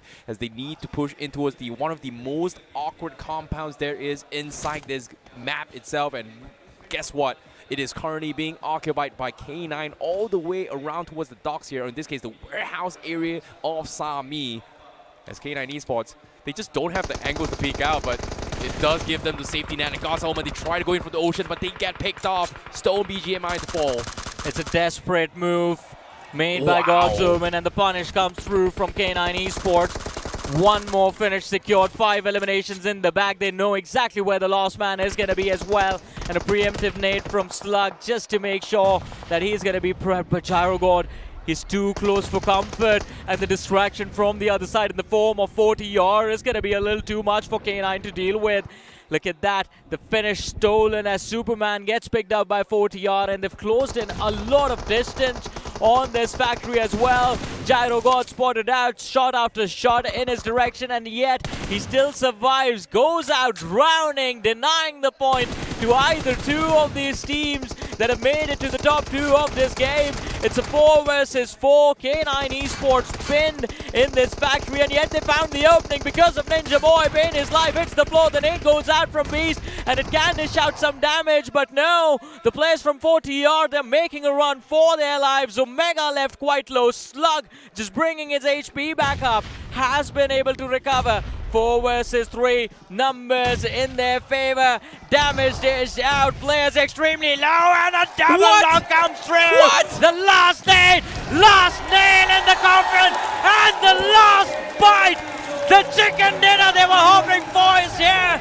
K9 Esports finally bring one home. What a nade from K9 Esports. What an angle from the roof. They just could not do anything. 40R official at a loss of words. They weren't expecting that angle at all. They thought they had the blind spot on K9. They thought they could creep up on them. They thought they could stand a chance to fight. But those nades from K9 Esports just completely shut them out. Denied the victory. But what a recovery from K9 Esports. A chicken dinner that no one expected to shift down south, but it was K9 that takes out the competition.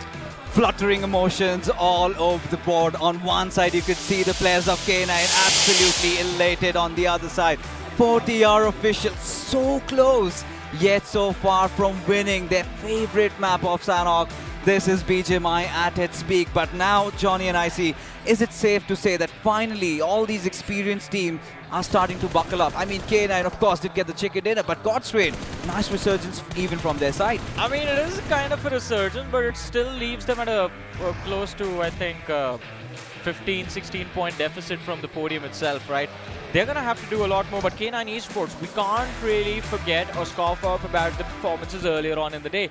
Every single game, they were being consistent. In the first 2 matches, they got 23 points just off of finishes. In the previous game, they were able to be in the top 4 with a decent number of eliminations. And this chicken dinner just changes it all. K9 Esports today have been absolutely phenomenal and flawless, I have to say. Hey, a day of comebacks is to be expected, and guess what? A day of comebacks it is, because every single team is trying to lift the trophy from all the way to top, all the way to the 11th position. Every single team is trying their best to get some points, and I want to see how K9 has to say about this game. Yeah, of course, I would also love to know, and Rohit is exactly waiting with the players of K9. Thank you so much casters. वैसे तो ये बहुतों के लिए lunch time है, लेकिन ये वो टीम है जो कल से ये चिकन डिनर करना चाह रही थी, बहुत नजदीक पहुंची, लेकिन अब फाइनली ये चिकन डिनर आपके हाथ लगी है। तो कांग्रेचुलेशंस K9। तो बीस्ट, आपसे मैं जानना चाहूंगा, कल जब निंजा बॉय ने ऑलमोस्ट वो चिकन डिनर निकाल लिया था, एंड अब ऐसा वो माहौल फिर से बन गया था, आखिरी क्लच तक हमें पता नहीं था कि कौन जीतने वाला है, तो टेल अस, वो थोड़ा सा डेजा वू जैसा हो रहा था कि यार ये कल जैसा तो नहीं हो रहा, क्या चल रहा था आपके जहन में? नहीं, कल तो जैसे हम पे नेड स्मोक वगैरह बिल्कुल भी थे नहीं, इसलिए हमारा मैच कन्वर्ट नहीं हुआ, नहीं तो कल वाला भी पक्का चिकन ही आता। और आज हम पे नेड वगैरह बहुत बचे थे, फिर हमने एक जगह ढूंढ ली थी कि वेयर हाउस के ऊपर से हम नेड्स डाल सकते हैं, तो नेड से ही फाड़ दिए हमने तो सारे, गन की जरूरत भी नहीं पड़ी। एंड ओमेगा से मैं यहाँ पर एक चीज़ जानना चाहूँगा। ओमेगा, ये एक ऐसा लैंड फाइनल्स है ऑफिशियल, जहाँ पर बहुत सी ऐसी टीम्स हैं जिनका ये पहला लैंड फाइनल्स है, तो ये आप किस तरह से देख रहे हैं? ये एडवांटेज देख रहे हैं, डिसएडवांटेज देख रहे हैं, एंड कैसी लग रही है इस समय परफॉर्मेंस, एंड थ्रेट दिख रहा है आपको विद द न्यू टीम्स? हाँ, सारी नई टीम अच्छा खेलने लग रही हैं, पूरा यूटिलाइजेशन है इनका, और हमारे लिए भी तो बहुत टाइम बाद ही तो लैन है ना, तो हम भी सेम लेवल पे ही हैं उनके, तो सारी टीम ही सेम है अभी तो, जिसके बाद सर्कल आ गया उसका गेम, बाकी देखते हैं अभी आगे। और एंड आपके बहुत सारे ऐसे फ्रेंड्स हैं जो इस बार लैंड फाइनल्स तक नहीं पहुंच पाए हैं, उनको मिस कर रहे हैं आप? हाँ हाँ, बहुत मिस कर रहा हूँ यार, कैसी बात कर रहे हो, उनके बिना मज़ा थोड़ी है, मैं मिस विस किया कि नहीं। एंड आगे ये क्या प्लान है निंजा बॉय, मैं आपसे जानना चाहूँगा, क्योंकि कल वो चिकन डिनर ऑलमोस्ट आपके हाथ लग गई थी, लेकिन अब ये चिकन डिनर लग चुकी है आपकी टीम के हाथ, तो कल का जो माहौल था एंड अब जो माहौल है, आगे के क्या प्लान्स हैं? एग्रेसिव खेलोगे या थोड़ा सा डिफेंसिव होगा, क्या प्लान है? मतलब कल का तो यही था कि जो गलतियां थी हमारे कि हम कुछ ज़्यादा ही सोच रहे थे, मतलब 2 कदम आगे चलना चाह रहे थे, पर वो हो नहीं पा रहा था, तो वही चीज़ हमने करी कि हम ज़्यादा नहीं सोचेंगे, जो दिखेगा बस मारेंगे कुछ के, वो वही हमने करा और चिकन आ गया। और अब माइंडसेट कैसा लग रहा है? पॉजिटिव माहौल बन चुका है टीम में? अभी तो काम बाकी है, अभी पॉजिटिव माइंडसेट से आगे मैचेस खेलेंगे और बाकी भी चिकन निकालेंगे। निंजा बॉय ने अपनी स्ट्रैटेजी और अपना प्लान बता दिया है, प्लान है एंड प्लान को आगे ले जाएंगे। इस समय स्ट्रैटेजीज वगैरह सब कुछ शेयर कर दी है, लेकिन अब आगे आप क्या एक्सपेक्ट कर सकते हैं, मैं क्या एक्सपेक्ट कर सकता हूं, ये सब आपको अच्छी तरह समझाएंगे हमारे casters. You know, honestly speaking, even we do not know what's coming next, because so many unexpected things are really happening. But, you know, taking a look at the realme highlights, I mean, we had Team Eggy right off the bat, 10 finishes. Boys, what were they on? I think it's just the desperation that Eggy has been stuck in. And yes, I mean, everyone's been getting monsters in the arena. They're available everywhere, so maybe Eggy just took a few on stage. Yeah, I definitely agree here. But at the same time, 8-bit, they have been a little bit fumbling here as well, because I think when they swap back Toy in and swap out Raided, things are just not looking good as well. It seems like 8-bit, they're trying every single pocket strategy they can to kind of make things work, but Sanhok is just not doing too well for them as well. But Eggy themselves also having a little bit of a confidence boost coming in. But again, when it comes to map for Sanhok, it all comes down to circle zone here, and it's somewhat... Right now, it's just been so unpredictable, because the entire group stages, Sanhok has been heavily favoring on towards Bootcamp, maybe even Paradise, maybe on towards Alpha Island, major places that we have seen so far. But today itself, we saw a very, very unorthodox shift on Paradise, and now a hard shift down to Asami, which again, I think this is the first time seeing a Sami circle this entire year itself in an official. It is quite rare. It's one of the rarest circles inside of Sanhok. I mean, the south western ones. Yeah, that was the south all the way far south. That's crazy. But it gives us a lot of interesting scenarios because usually you do see those southern circles head towards the dock side, and docks is like, I feel, a much easier position to play. And this is it, right? NoNx. Look at those stats, look at those numbers. 5 finishes, 920 damage. This kind of makes me believe that, yes, actually Team Eggy is putting in those efforts, right? They know that they're done through the halfway mark, and now they need to catch up. So the aggressive stance from Team Eggy, this is more like it. Exactly, it is more like it, but we have the other 5 players on our list right now. We have Justin. Eggy himself is going to be there with 4. We have Delta from God's Reign as well, who were trying to be aggressive in this game with 3 eliminations. But God's Reign really could not survive the mid-game stages for long. All right, look at the match rankings. K9, this 19 points, quite crucial for them as 4TR. Of course, the chicken dinner denied, but still 12, enough to keep them afloat in a decent position, but much needed. 11 for GDR. Like we discussed, Team Eggy, 10 points. And for Miracle Esports, I see how are they doing it. Again, 6 points, still maintaining that average. I think this is the first time we see 4 Miracle kind of lose their average points. Usually it's 9 to 10 points on average, but this is a 6 points coming from 4 Miracle. They're trying to pull the lead, but again, 4 Miracle still very, very consistent here so far. And even Aryan was able to get a little bit more points here, but I want to see how much is the gap right now, because as of yet, 4 Miracle, they're still number 1. Now from a 20 over point gap, now starting to shorten down towards 9 points gap between them and Aryan though. Bro, look at this. Now we kind of feel that segregation is coming into place, right? God's Omen at 72, and then we see that shift, right? 4TR at 65. And it's quite baffling that a team like 4TR, they're still holding on to the top 5. One more good game, you never know. But this was much more coming from Team Eggy, right? This is where they're finally getting back to their natural strength, finally trying to pick up those fights. 60 points is what they've secured, but Genesis, Johnny, they had such a great start to the day, and seems like, you know, that erraticness is out in the open. This time, could not do anything better. I mean, it's a risk whenever you are running into a fight, right? Either you win, get those points, or you are the ones getting taken out. Okay. K9 was taking those risks, but they also made sure that they were being consistent in the amounts of points they were securing every single game. And that's the one thing that has been able to keep them afloat. Not just afloat, but that is the one reason that they are in the top 4 now.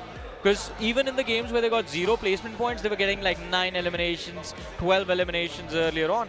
Look at these grizzly bears, right? Omega being the papa bear and all these 4 little children, they're going off with them. And they might seem cute, they might seem nice, but once they're inside the battlegrounds, they show no mercy. So K9, one of those experienced teams, now they have entered in to the top 3. I see. Now you need to tell me the pressure on the others, because K9, this is one of those teams that we thought has a chance to win this LAN. I think when it comes to LAN, it's all very, very obvious when it comes to day number 1 here. It's all about letting go of those jitters, trying to get used to the lobby, trying to get used to the device, the settings, everything, the lights, camera, action. It's just so much things to take into account as well as here. You must understand, when it comes to making the grand finals, there's just so much outside factor that will affect the overall gameplay of the team. K9, it took a while for them since game number, I would say day number 1 to adapt.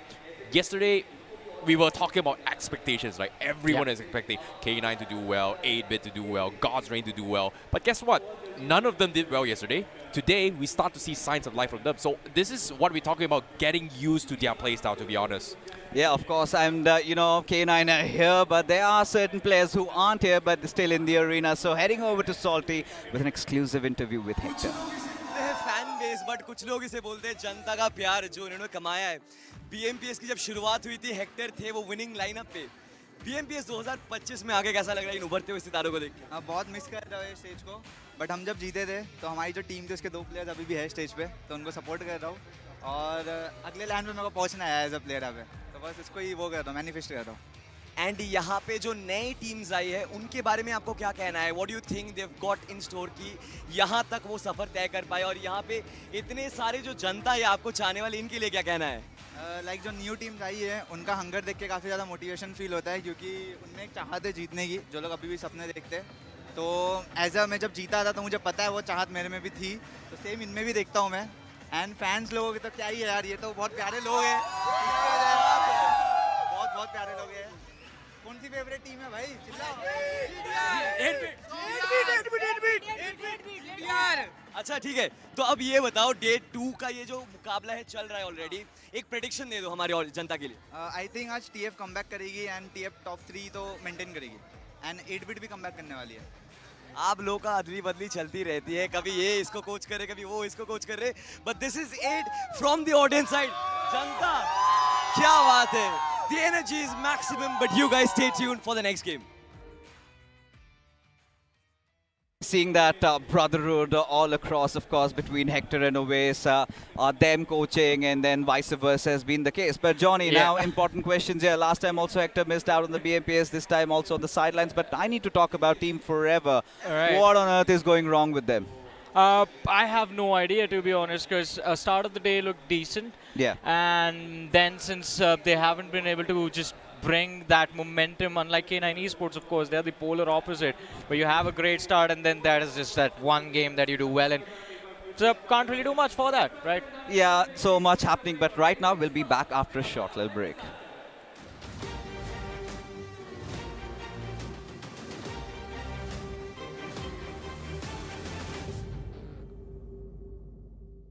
All right, team, we have got our champ. Good job, man. Good job.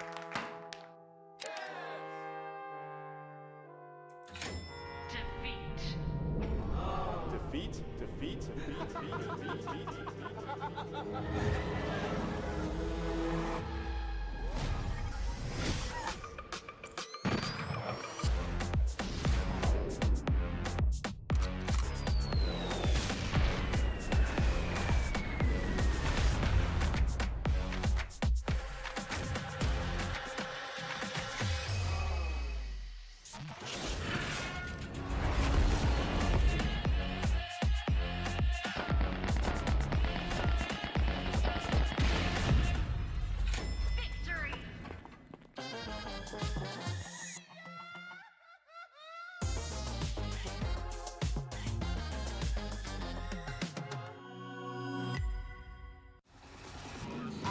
Toss a coin in the waterfalls, in the wishing well.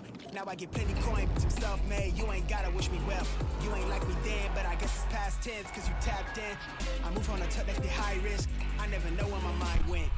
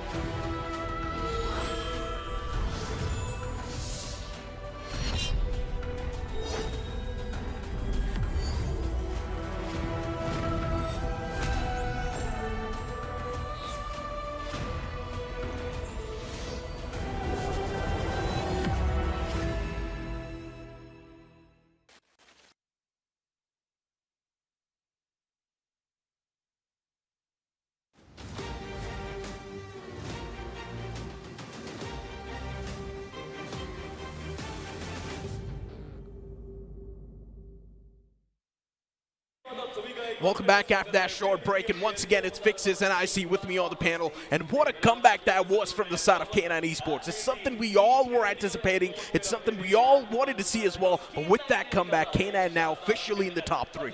Yeah, now this is getting interesting, right? This is where the pressure starts building up on the likes of Miracle and Team Aryan, because let's be honest, K9 does carry a lot of experience, and Delhi has always been their lucky ground. Last time in the unofficial LAN, they were just a couple points shy from lifting that trophy. I finally feel like the fire has been rekindled, IC. You know, when we talk about fire that is going to be rekindling this match itself here, I personally feel that it's anyone's game as of yet. And right now, I think when it comes down to execution, the most important thing is that they need to keep their mental fortitude up in check. Morale needs to be high, persistence needs to be high, because you must understand, it is very, very tiring to playing on stage as well. And you know what's really surprising me the most right now, especially when we come towards the halfway point mark?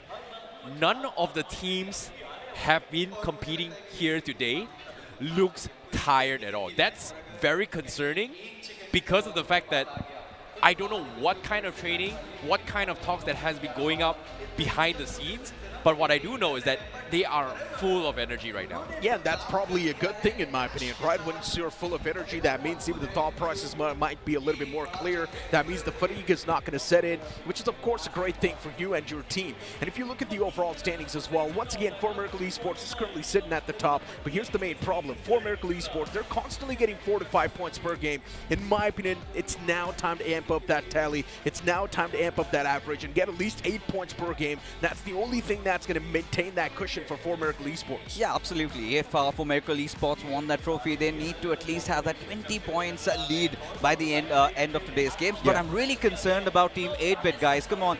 They have been the defending champions of the previous BGIS, now heading on. So many hopes, so many aspirations, and, you know, they have been quite unsure. Even in this game, you know, Team 8-Bit was looking kind of missing. I feel like they need to manifest what Team Eggy have been doing. They have to go all out, all in, or nothing. Now, personally, based on the looks coming from 8-Bit, I like this look a little bit better now. Just because you can see the pressure has been subbed out as well. And again, another substitution coming in from 8-Bit. They've swapped out Aquanox. It seems like they're trying out everything. And even Aquanox, he's feeling a little bit down here. So Raiden is beginning to be back in action. Look, generally speaking, it feels like 8-Bit's a little bit confused with their main playing 4. And that's not a good sign. They're trying everything right now. The LAN finals, 8-Bit, if you're confused with your playing 4, it does not give you a good look. But I just hope this combination that they're trying to bring in on the board, it does work out. At the end of the day, Aquanox has always been a LAN demon. And subbing out Aquanox like that, it definitely is making me concerned a bit more for 8-Bit.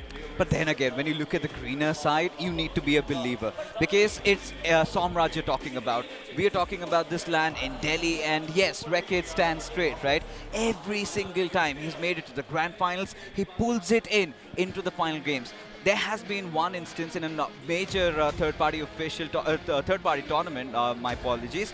He was at the 7th position in that final game. He got a chicken dinner, won it all. So 8-Bit still have their hopes up, but they need to go all out, man. They need to start swinging back. Yeah, but here's the thing, right? For the latter half of the board, this is pretty much going to be it. If they do not perform right now, there's a big chance we might just not see those comebacks. It's not just about 8-Bit. It's also about Rising Inferno, a team that started things off in a great manner on the day one. It's also about Team Forever. They did show a bit of those signs of life, but so far, Team Forever now has been put to sleep. Well, speaking of sleep right now, it's all or nothing coming into this game of map and Miramar as well. We talked about chaos, we talked about unpredictability. Guess what? Everything is out of the game so far, because in the map of Miramar, it all comes down to strategy. It all comes down to tactical precision. So in the map of Miramar, you can see why the confidence boost is on 8-Bit's face. This is something that 8-Bit is really, really good at in terms of this scenario as well. So I want to see whether or not with this composition, especially when quote-unquote, Necro being confused on towards 8-Bit's formation. I think this is a very interesting day, especially coming in this format as well. I think fixers prior to the grand finals, we have this discussion for the longest time.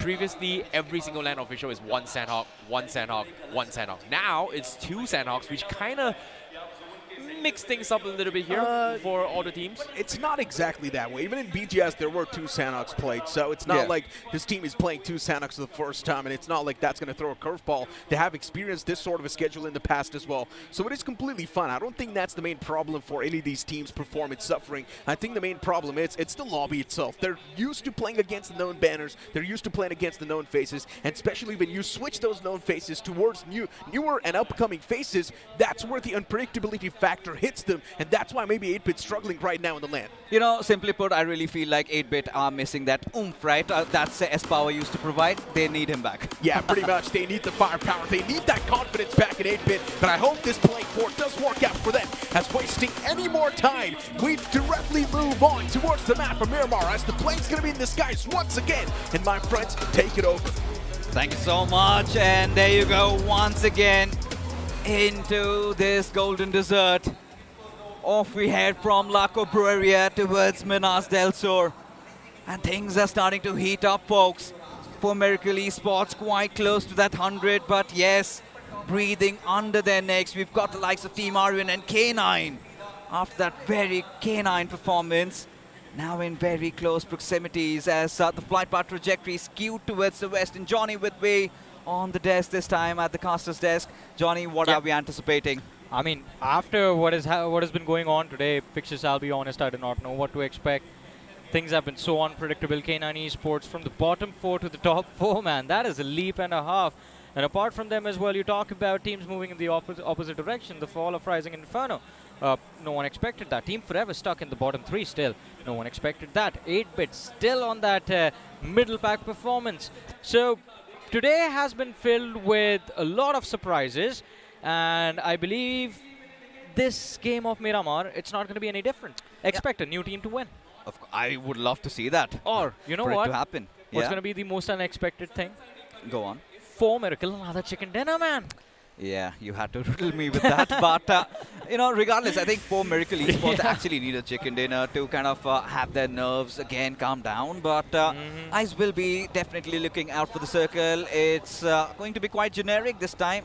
Slightly towards the northern side, Team Aryan. They've got a really nice position, and same goes with Team Eggy. Now, we've seen Team Eggy get a very good game in the previous one, but Rising Inferno Esports, was this on purpose? Look at that wild split. I do not, that does not make a lick of sense to me, to be honest, but let's see if things work out. We are going to hail this as the new meta inside of the game. On the other side of things, a soft little drop clash between TWOB, God's Omen and Eggy. You see it happen towards Hasian Del Patron. There is a decent amount of distance between the sides, so not necessarily an opportunity to start fights, but I heard a few shots. Yeah. Are we seeing early action on Miramar? Yes, we are. And it is going to be God's Omen making the pounce on the players of TWOB official, as Liability and Aim Hacks have been caught off guard. And Superman is going to strike the first blow. The knockout punch comes through. It was a 1-for-1 trade from Liability, but he can't really do much. And God's Omen, 2 finishes in the bag at the start of this match. And TWOB official, 2 players lost at the start of this game. Yeah, hit them where it hurts. That's the mantra for God's Omen at this point. They know that, yeah, TWOB might have secured a chicken dinner, but still quite lackluster in terms of confidence and could not build that momentum up. And you could see, again, those nerves starting to really get the better out of them. And this time, little lost, little confused. God's Omen really punched them hard. And now TWOB do not have a lot of options on this. Now, when you take a look at the grand scheme of things, still anticipating Team 8-bit to get a little aggressive. Same goes with Team Forever. They need to bounce back for Genesis after a good start. Things haven't been that great, but God's Omen, look at this. They are looking to decide to double down. As Stone BGMI on the hunt, he knows where the 2 players of TWOB are, and that is exactly where he's headed. Well, they are trying to get those extra points in the bag.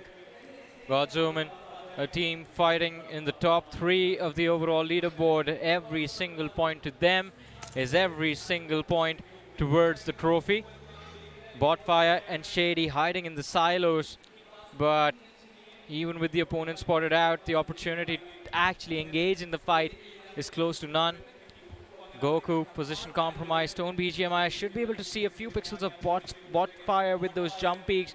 Shady right behind him, and with the process of elimination now they know the last silo is where the players are. Botfire is going to be the first man hitting the floor. Shady, last man left, surviving with the DBS, looking for an opportunity. The trade comes through. He's looking for 1 point at least. Unfortunately, God's Omen, they get the squad wipe for themselves. 4 finishes within the first 4 minutes of the game, and an early exit yet again for TWOB official. This is much like it, Johnny, from God's Omen. Look at them. Now they've again got their 3rd spot back. Just toppling over K9 a little bit, and especially considering for God's Omen, another team that does not have any sponsors, no org backing, that pressure really haunting them. And despite that, they decide to go aggressive. They've got so much of room now to play around that eastern area. Los Hermanos closing in, but Team Aryan back to their old ways. They love this, right? Instantly have a nice position in the circle. They head up, get the King of the Hills position secured, and look at this, in the far off fray, the IGL himself from 4 Miracle, Dragon, is out in the open. And this is going to look bad, but no shots fired. But if you want to fire a lot of shots, get a lot of finishes in your games of BGMI, do check out the realme GT7 series phones. Yeah, of course, the official smartphone partner of the Realme BMPS 2025, ladies and gentlemen. But Genesis, we talked about the genesis of the comeback at the start of the day. Amazing performance in game 1. Since then, haven't really been able to do well again. We see them in those late 50s, 59 points, in fact, on the board. Have to cover up about 20-30 points in the last 2 matches. It's going to be extremely difficult, but if anyone can pull it off, it has to be this team. And especially on paper, at least, it looks like they are going to be the ones to make that leap. But a recap of the first fight of this match of Miramar. Yeah, I mean, this is very more like it because God's Omen, they came with preparations. And I like how they're trading each other, right? No casualties, 4 finishes. Certainly going to instill that confidence as they need to march ahead. Yeah. And now, this is where I kind of feel like, yeah, the smile on the faces and yeah, you could see them scratching their heads, not really happy. But Genesis Esports, man, they really need to find themselves back, explore once again, get back to their old DNA. They started off with a shebang, so many finishes, and then completely missing out. This is not really the Genesis that we saw at the start of the day. That is true, but at the start of the day, I would like, okay, I'll be honest about it. At the start of the day, the performance also came because of the fact that they were sitting smack center in an open circle with the only piece of compound that was there, the only house that could give any cover was in control of Genesis for at least like a good 7-8 minutes in the end game. Because of that, they got the finishes and the chicken dinner as well. And since then, they have been struggling to find a safe haven. Rotations have been a big pain point of theirs. And same can be said for 8-bit. Trying different combinations. Nothing seemed to work though. And imagine replacing Equinox.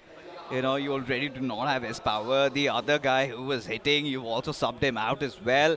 And yeah, I mean, if you've got a big team, you need a big vehicle. Of course, the Kia Ceros comes to your rescue. Yeah, I mean, Kia Ceros is amazing. But going back to what you were saying, imagine benching Equinox.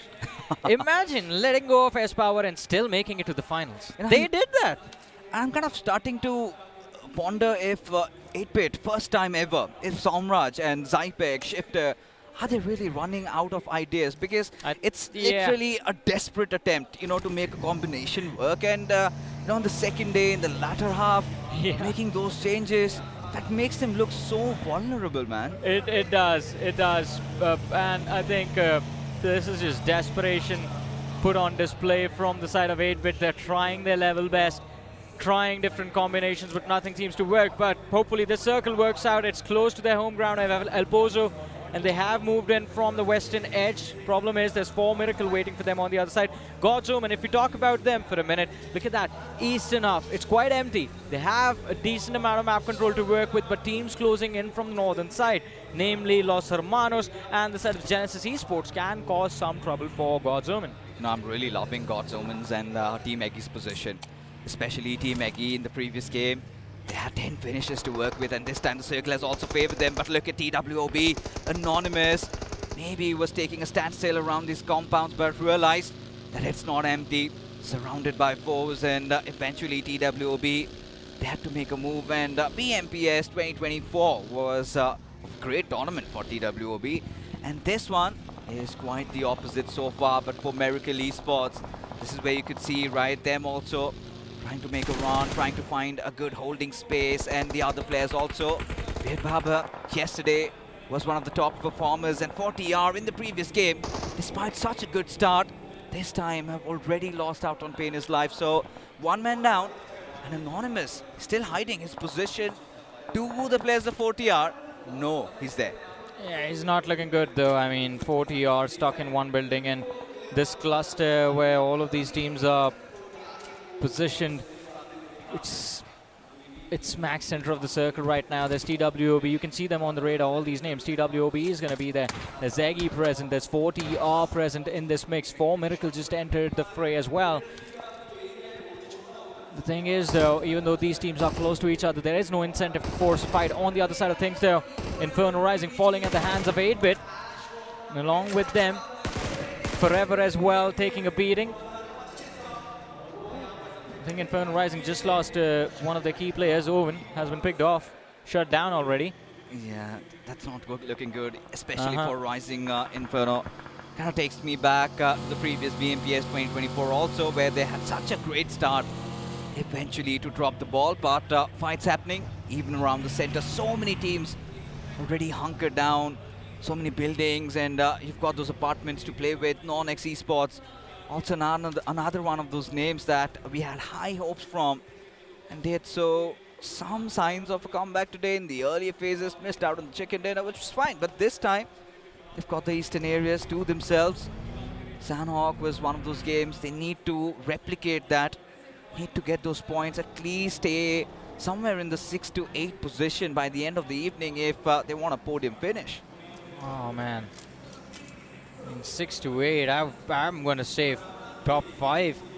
Because with what has been going on, it seems like 4 Miracles somehow or the other are just getting those few points every now and then. They've managed to maintain the lead, maintain that first position to their name. And even in this game, center of the circle belongs to them. Team Forever on the other side, looking to breach that southeastern edge. And it's an open position with K9 Esports having the high ground just west. Yeah, interesting approach. I get the idea, right? They want to breach from the southern side. They want to climb those mountains. But yeah, they need to be wary of Genesis's position, because I love how Genesis have that high ground to themselves. They've got the entire visuals on the San Martin region, as for God's Omen, we're holding on to the center, but look at this, 8-bit on a collision course against the players of Team Insane. Shots being fired, but elsewhere we can also see the other teams, Los Hermanos, starting to lose out on the players. There's that battle happening over there, but for Team Eggy, this is their home turf.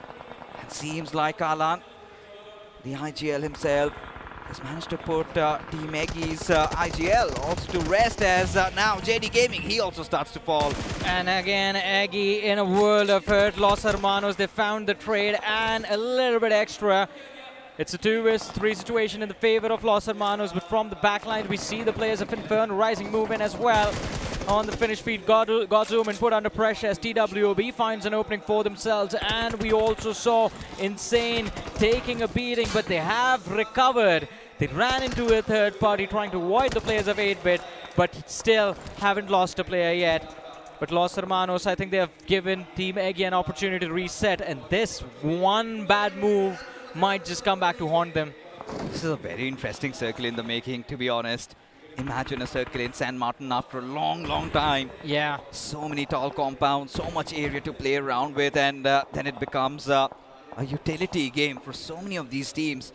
But Team Eggy, this is their drop location, and I kind of like how they position themselves. Yeah. Around the outskirts, around the edges, so even if the circle kind of shifts away from them, it's going to be easy for them to kind of clinch that attacking of the hill spot, or maybe even maneuver around it. But Team Aryan, an important position, an important fight against Team 8-bit. The big question is, does Cyrix know? Know what? The Team 8-bit is around it. I mean, I don't think he does. 8-bit has been now he does on the other side of the hill. Yeah, shots fired, so information has been given away, but Team Aryan, I mean, they've had the high of the momentum for a long time, and if they play their cards right, they can actually secure a few extra points. Let's not forget, their target is 4 Miracle at the top. 8-bit's target right now is to be in the top 8. So pressure levels are different for the two sides, but hey, fixes, I mean, you're talking about, right, it's been ages since we've had a San Martin endgame, and it seems like in this particular match, we are heading exactly there. I think it's a GDR game. I think it's a GDR game. Oh, really? I have this inkling that tells me that the circle is going to take that northern shift, but we do see some action over here. Devotee's got that one finish, but has taken quite some beating there. But Troy, seems like he spotted out Aryan, but no response once again from Devotee's side. And Troy, he falls down. 8-bit again, Johnny, in a world of trouble. Yeah, it's a world of pain for 8-bit, and they can't seem to find the painkiller for this. One more knock. Toy knocked out for the second time. Somraj is still there, just trying to juke those shots, but he has been surrounded by Team Aryan, and they are looking to move to strike the final blow. Somraj finds a trade, but it's not going to be enough. Aryan knocked out. Cyrix is going to move and secure that finish point for his team. And there you have it, a run over, making the life a whole lot easier. Yeah, this is quite poetic at this point, literally trampling over their dreams. But look at this, Rising Inferno, 4TR, Eggy, all in the same compound as this time. Team Eggy, they want to press matters, and Rising Inferno starting to lose out on numbers. Shot in the last player surviving. Team Eggy, they know exactly how to approach this compound. Even Morty has been put to rest. Eggy secures that finish, and now that revive has been given, but now JD Gaming on the prowl. He wants to go in for the push, checking every nooks and crannies. As gotten, he's got to fight it hard, but Pro denies him that luxury. Gets another smacking right at his face as Rising Inferno, the final player alive, will also be put down, but no, Jatin, he wants to fight back, and this time he's got to already. Now Team Eggy in a world of hurt and trouble as the numbers are starting to dwindle. TWOB out of nowhere, they're striking in as Jatin. How on earth was he still alive? But Eggy clutching it out. Team Eggy winning that fight, but at the cost of what, Johnny?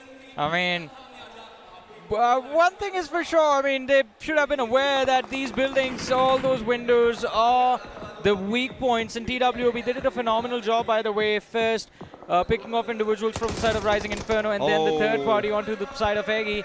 And Kana gets knocked out, doesn't matter. TWOB, they have the numbers and enough area of this building in their control to actually go for a revive.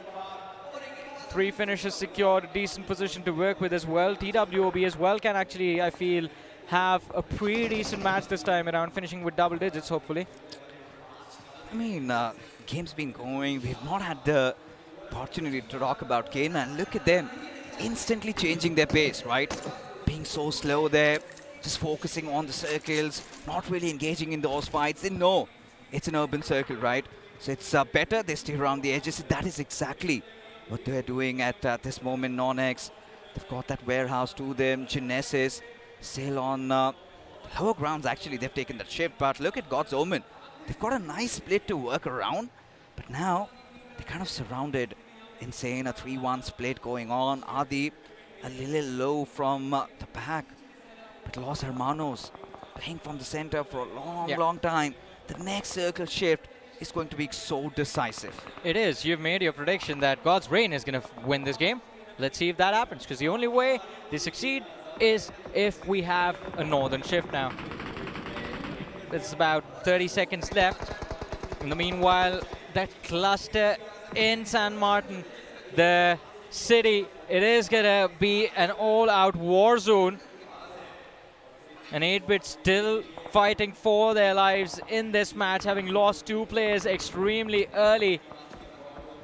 They have found a little bit of a safe haven to work with, to be honest, because with these compounds, if they actually have the utility, they could have healed up, but no! TWOB, in the world of battle, looking for every single fight that they can win. A nade goes out, Gamla Boy gets knocked down, Raiden hiding for his life. It's not going to be easy. They still have the angles and the numbers to make this bounce. Molly to deny an opportunity to get to that window on the first floor. The revive still comes through. 8-Bit somehow do manage to get a reset going. Yeah, nobody really wants to step out of their compounds. The moment they put a foot out, they know they're unsafe. Such is the case in an urban circle like this, Johnny. It's getting so gripping. I'm pretty sure after that 6 circle forms, it is going to be absolute pandemonium. As for GDR, this is more like it, right? They still are hopeful that the circle is going to shift away. And as of now, it's so difficult to say what will happen next. Well, what will happen next is Goku, just like he did in Dragon Ball Z, over here as well, is just going to shut down evil. Well, this one used a nade, not a Kamehameha, to be honest. Still does the same job, right? Yeah, it explodes. It's an explosive move, man. For one, you have to charge it up. For the other one, well, you kind of also have to charge it up. You have to quick it properly. Yeah, it's all, you know, planned. And yeah, even the creators thought of it and came up with a smart idea. But for now, K9, all right. Like piranhas in the ocean, they did snuff out the players of Team Forever. Piranhas have teeth, not canines. Yeah, I mean, you get the idea, right? Even canines do. They're all feral. And they bite. That is true. And so, K9 this time, from one position to the other. And K9 had the players of Team Forever shut down this time. They've got eyes on NoNx. And now, seems like, is this the right way to approach? Because now they find themselves in a little bit of a pickle here. Yeah, I mean, it is an awkward situation to get out of, player knocked out into the open, but Omega, I think, has an idea. And if the execution is proper, it can be a brilliant move. He's found himself a ridge from where he can lob nades and be a distraction to the players of NON, but Levi, it looks good. Omega could be in trouble. Half his HP bar gone just like that. Move out. Luckily for him, Levi has no more nades. Yes. So, a little bit of fate. And K9 Esports do manage to retain all 4 players. Keep all 4 of them alive for the end game. Look at the circle shift, Johnny. Again, still around the San Martin area. That Godsrain this time having some room to play around.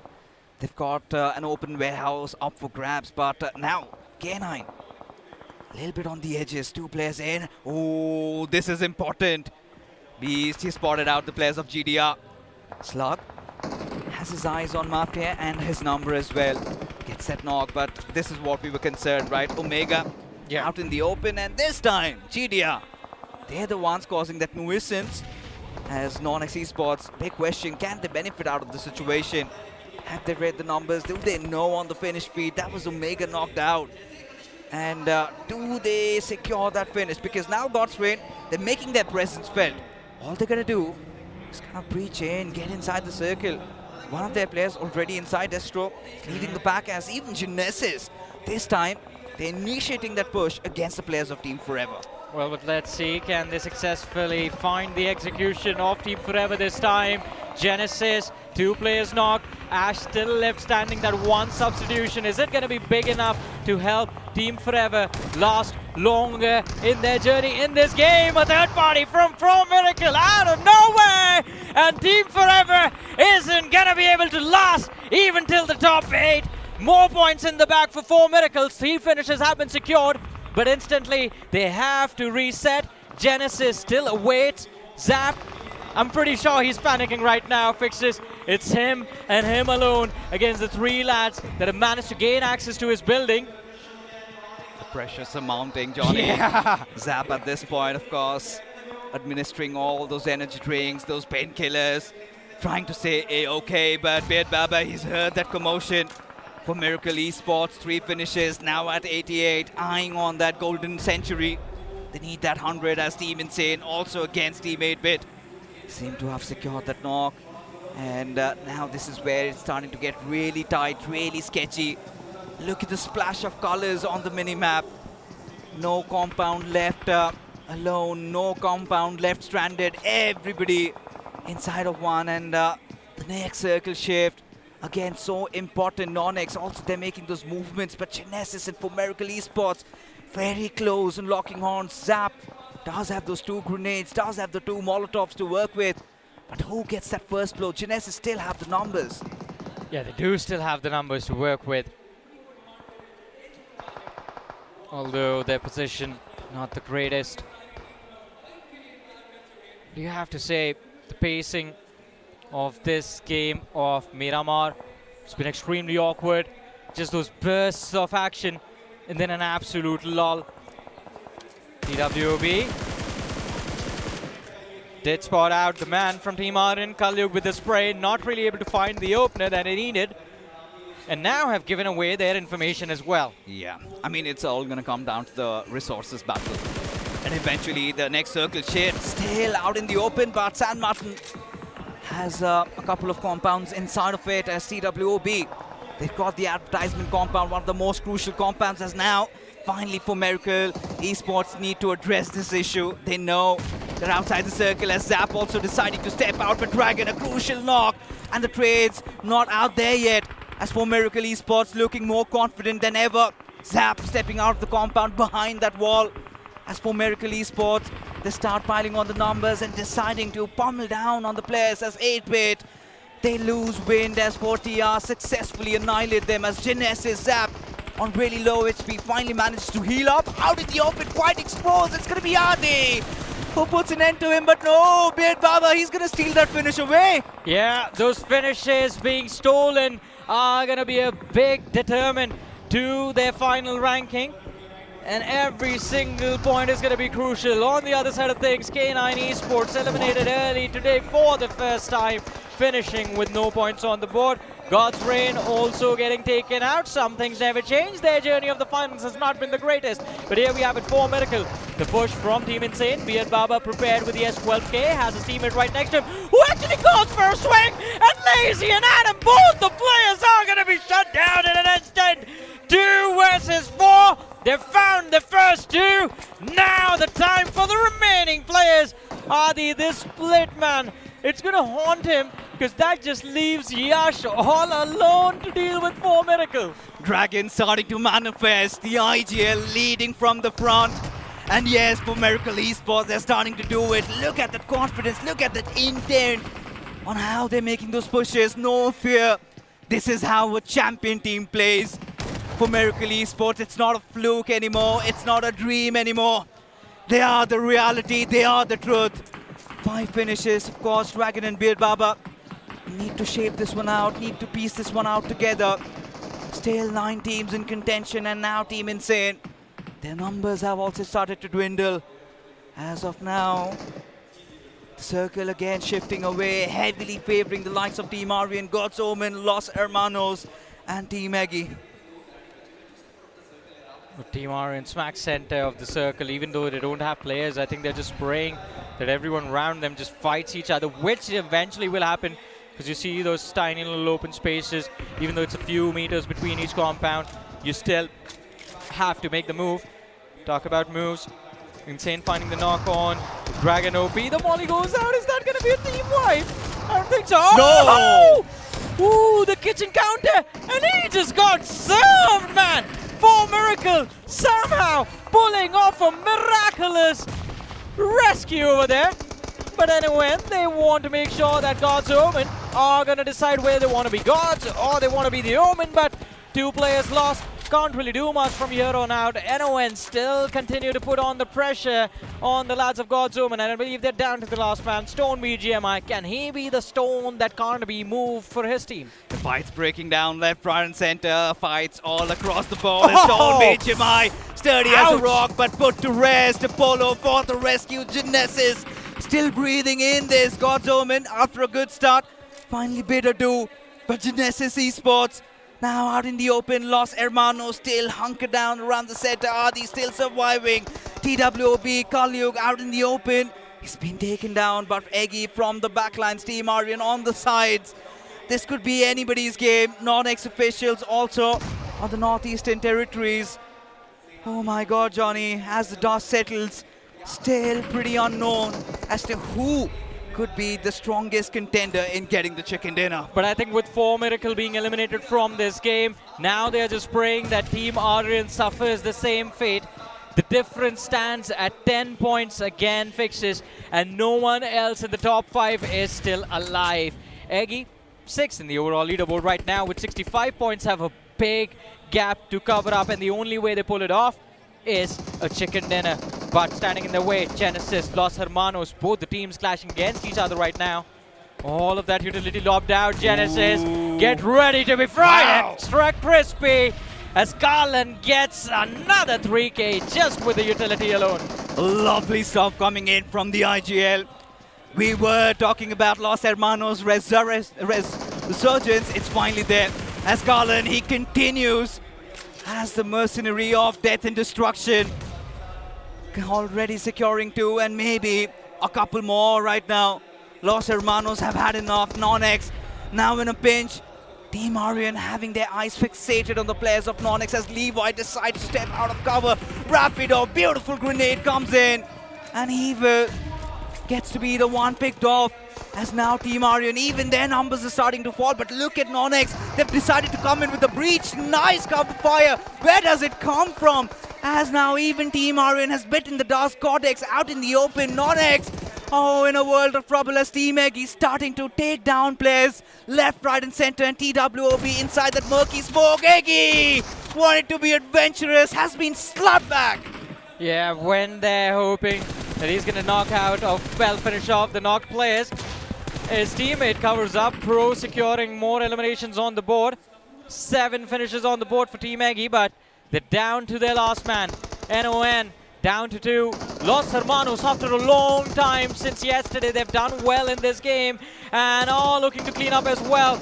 Eggy out of the way, finishing on the 3rd in this game of Miramar, and then there were 2. It's a 2 versus 1 situation. Levi, the man leading the charge of that realme MVP leaderboard, now gets to display why he is sitting on the 1st position, and he's waiting for an opportunity to strike, waiting for some vision. Spots out the first man, the knock comes through, but the second finishes it off, and NON, they do somehow manage to secure a win for themselves.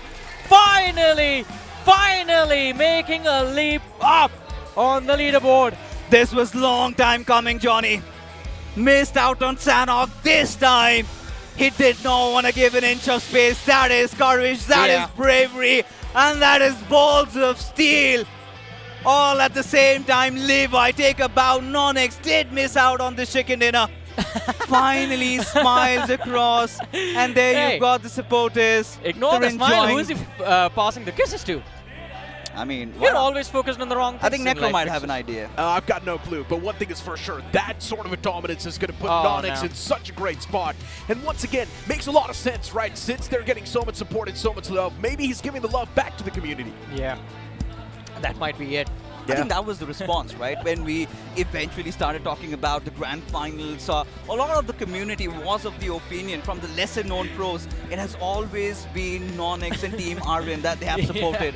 And for NoNx, eventually, kind of struggling in those initial first day, now finally finding some room to breathe. I think this was much anticipated. But let's not forget, Team Eggy had a really great game. Los Hermanos, they found themselves back, which means a lot of drama stirring up the overall standings. Yeah, there is definitely going to be a lot of drama in the overall leaderboard. As you mentioned, Los Hermanos and NON doing quite well for themselves. For Miracle, I think still get, what, like 6 points in this game? Yeah, probably one placement point, 2 to back it up, so that's going to be 7 points in total. 7 points. So, yeah, there you go. They still do manage to retain the lead, but the difference is now negligible. But this last fight, man, you go out for Levi. Look at that excitement. It was mad insane, that last 1v2.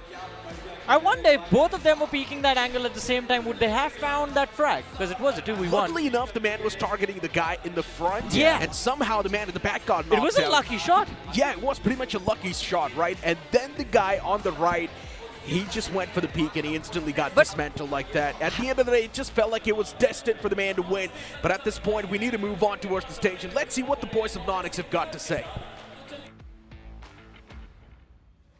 Thank you so much casters. एक तरह से NoNx का ये कहना है, you leave it to Levi, वो handle कर लेंगे. एंड ये जो एंड में 1v2 किया है लीवाई, तुमने इस समय बहुत सारे फैंस बना लिए already.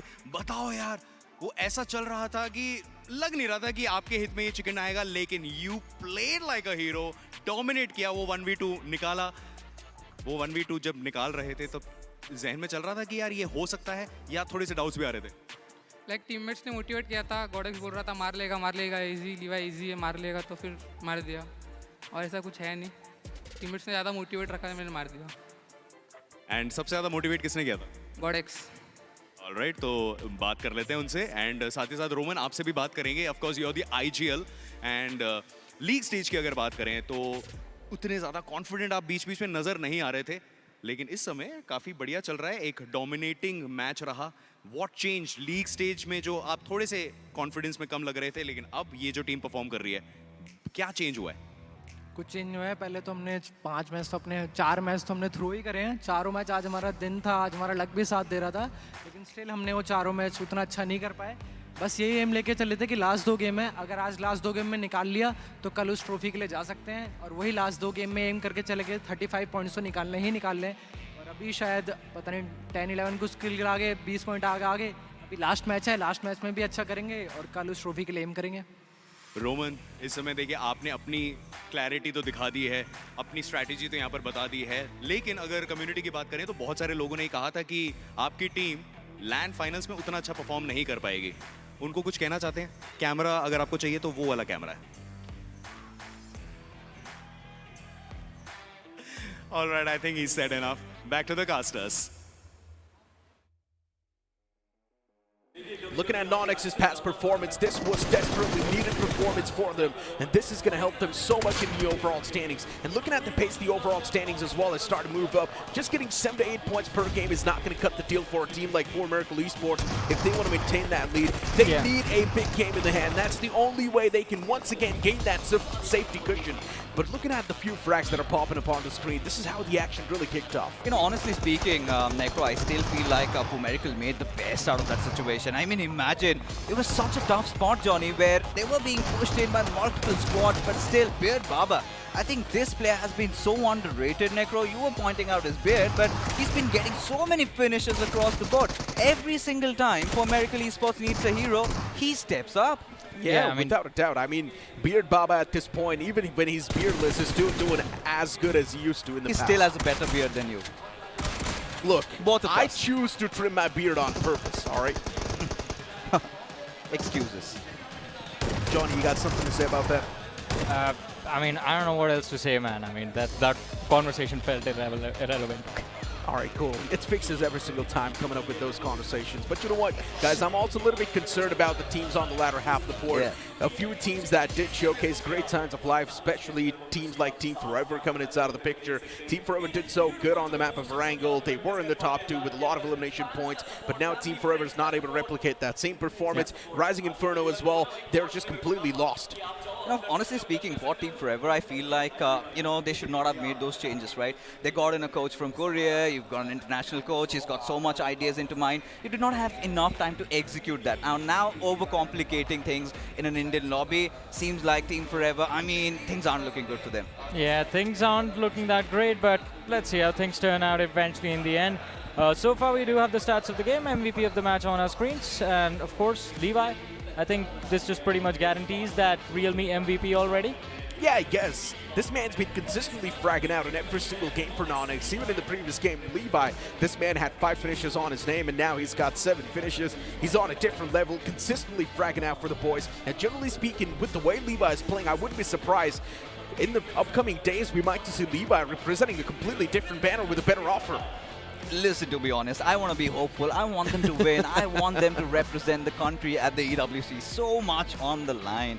Who knows what's going to happen? But yes, top 5 players. All right. So Levi, Kalyu, Kalan, Eggy, and Dragon.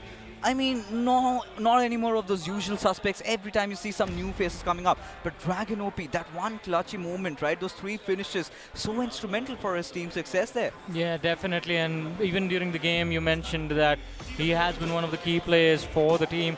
We have the match rankings on our screens, 20 points for NON, TWOB 14, Los Hermanos with 12. Again, this was a long time after which Los Hermanos have been able to put up decent numbers on the board.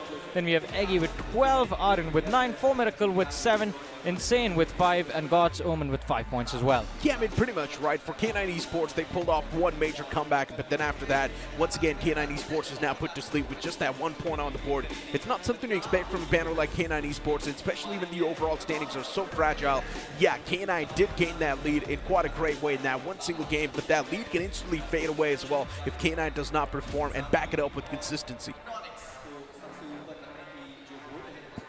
As we move on towards the overall rankings, there are, of course, there in the front. At the start, we've got 4Miracle Esports with 92 points, Aryan TMG as well with 85 points, God's Omen with 77. Oh man, these overall rankings once again extremely close. And you know, at this point, I mean, imagine what's going on. We've seen again that stirring drama around that mid-packer. NoNx, I think they were par that 10th position. Look at them, now in a fighting position.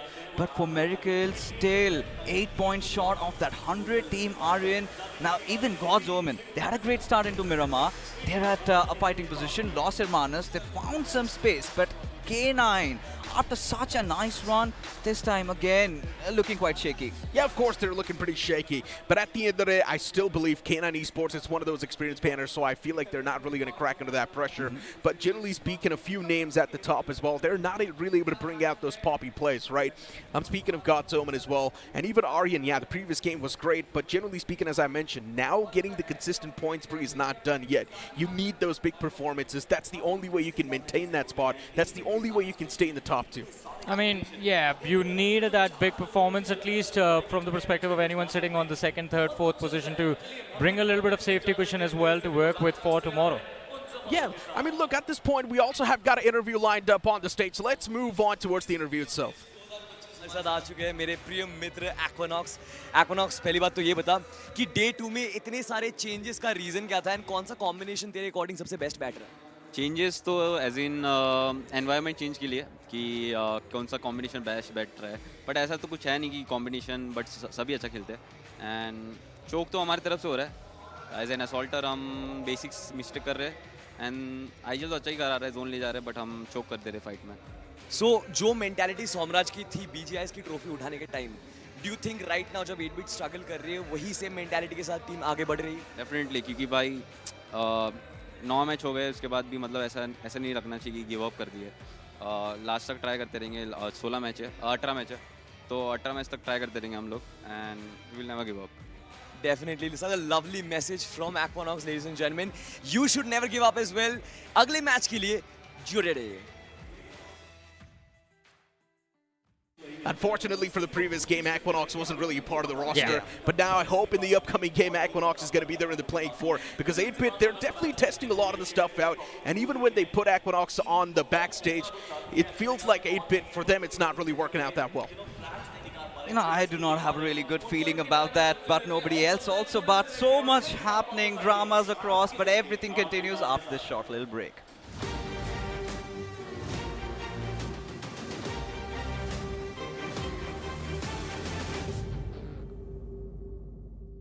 All right, team, we have got our champ. Good job, man. Good job.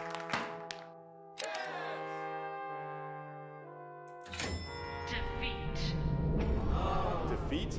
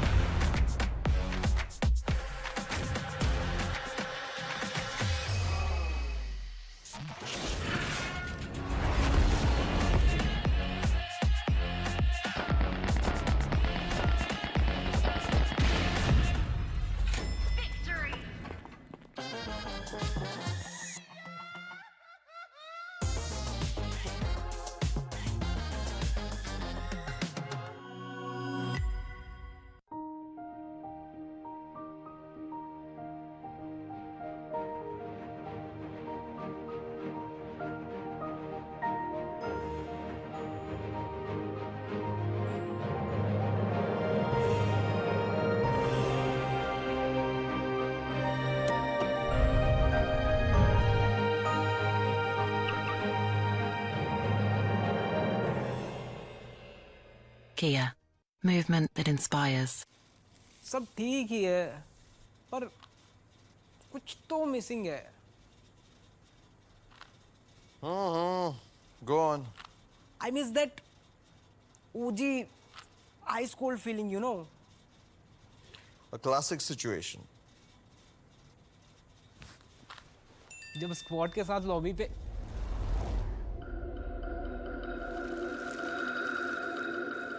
It's back?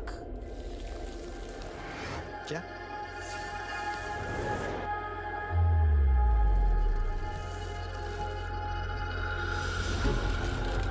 No way!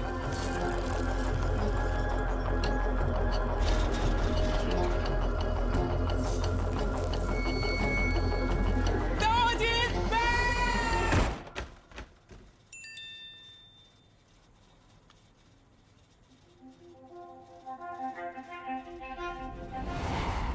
Oh, bhai, it's back!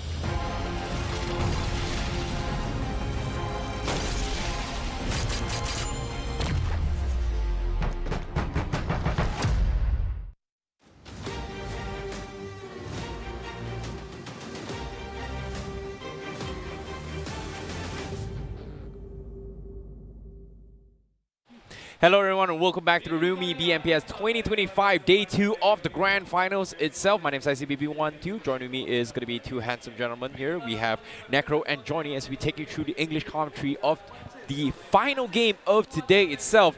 It seems like we have a lot of unexpected variables that has happened here, but NoNx, they may have choked up one game of chicken dinner, but just now they redeemed themselves with a very, very interesting 1 versus 2. Levi, arguably the top contender for the realme MVP ranking right now, just stepped up big time. What do you guys think about that performance? Look, at this point, it feels like the man's already nailed it down. No one's going to be able to steal that MVP slot away from the guy. He's pretty much sitting on the first spot, just dominating everything possible. Yeah. And NoNx, after that big of a game, of course, they're looking extremely comfortably in the overall standings as well. They've pretty much just pulled themselves close enough to go for that trophy now. I mean, close enough, but not really in a position where they can slack off or start slacking off even a little bit. They still have distance to cover and they need to be consistent. But hey, substitution yet again for the side of 8-bit. Yeah. Toy being moved back on the bench and Aquanox is back in. Well, it seems like 8-bit, they are struggling for some sort of a roster formation as well. I was able to catch a glimpse on towards Aquanox behind stage as well. And I was asking him what went wrong. It seems like he needed a little bit of break because he does have a small finger injury on his finger. So that's why he took a little bit of break. But seems like all this performance, the pressure, everything that's happening towards 8-bit is starting to affect them here. And I feel like, do you think this last-minute Hail Mary here for Day 2, especially for Aquanox, will he be able to do something about this? Generally speaking, if they keep on switching the playing 4 like this, it's just going to create a bit more of those issues. If they just stick to one playing 4, they might just be able to figure out what exactly is the problem and then work upon it. But if you keep on switching it, it just means new problems will keep on coming up. Yeah, I think it's just desperation, as we discussed earlier on in the day. They're just trying anything, hoping something at least works. But yeah, I do agree with you. I mean, it would have been better to just keep a consistent playing 4 and then try and make those small little tweaks in order to figure out a consistent strategy for this finals. Well, speaking of another consistency issue here, for Miracle, they were the talk of the town in Day 1 itself. Table toppers as of yet, still somewhat defending the title here. What happened to 4 Miracle? Because in this entire 5 games, it feels like 4 Miracle wasn't really that much of a there in the game. They're somewhat getting points, but for some reason, they're still able to hold onto his position. What's going on with them? Yeah, it's like for Miracle Esports, they do not really want to be spotted. They want to stay under the radar, not really do a lot of commotion, not really do a lot of chaos in the lobby. Instead, just get enough points to keep that first spot pinned down. But here's the main problem. Now you cannot just survive on getting 4 to 5 points per game. You need double digits every single game to maintain that first spot and also keep it pinned down with a decent bit of cushion. And guys, let's not forget, even teams like TWOB are still in the race. If TWOB gets one decent performance as well, even they can instantly propel themselves in the top 5. I definitely agree. TWOB had a spectacular performance just now here. It was a little bit of small comeback, even though they weren't able to secure the chicken dinner. But I want to talk about the top 3 right now. God's OMEN and also Aryan. These are 2 teams that really, really did very, very well throughout this entirety of this competition thus far. And I want to see whether or not can they over-deliver. Because when we talk about the speculations, the community feedback on what they think about the teams competing so far,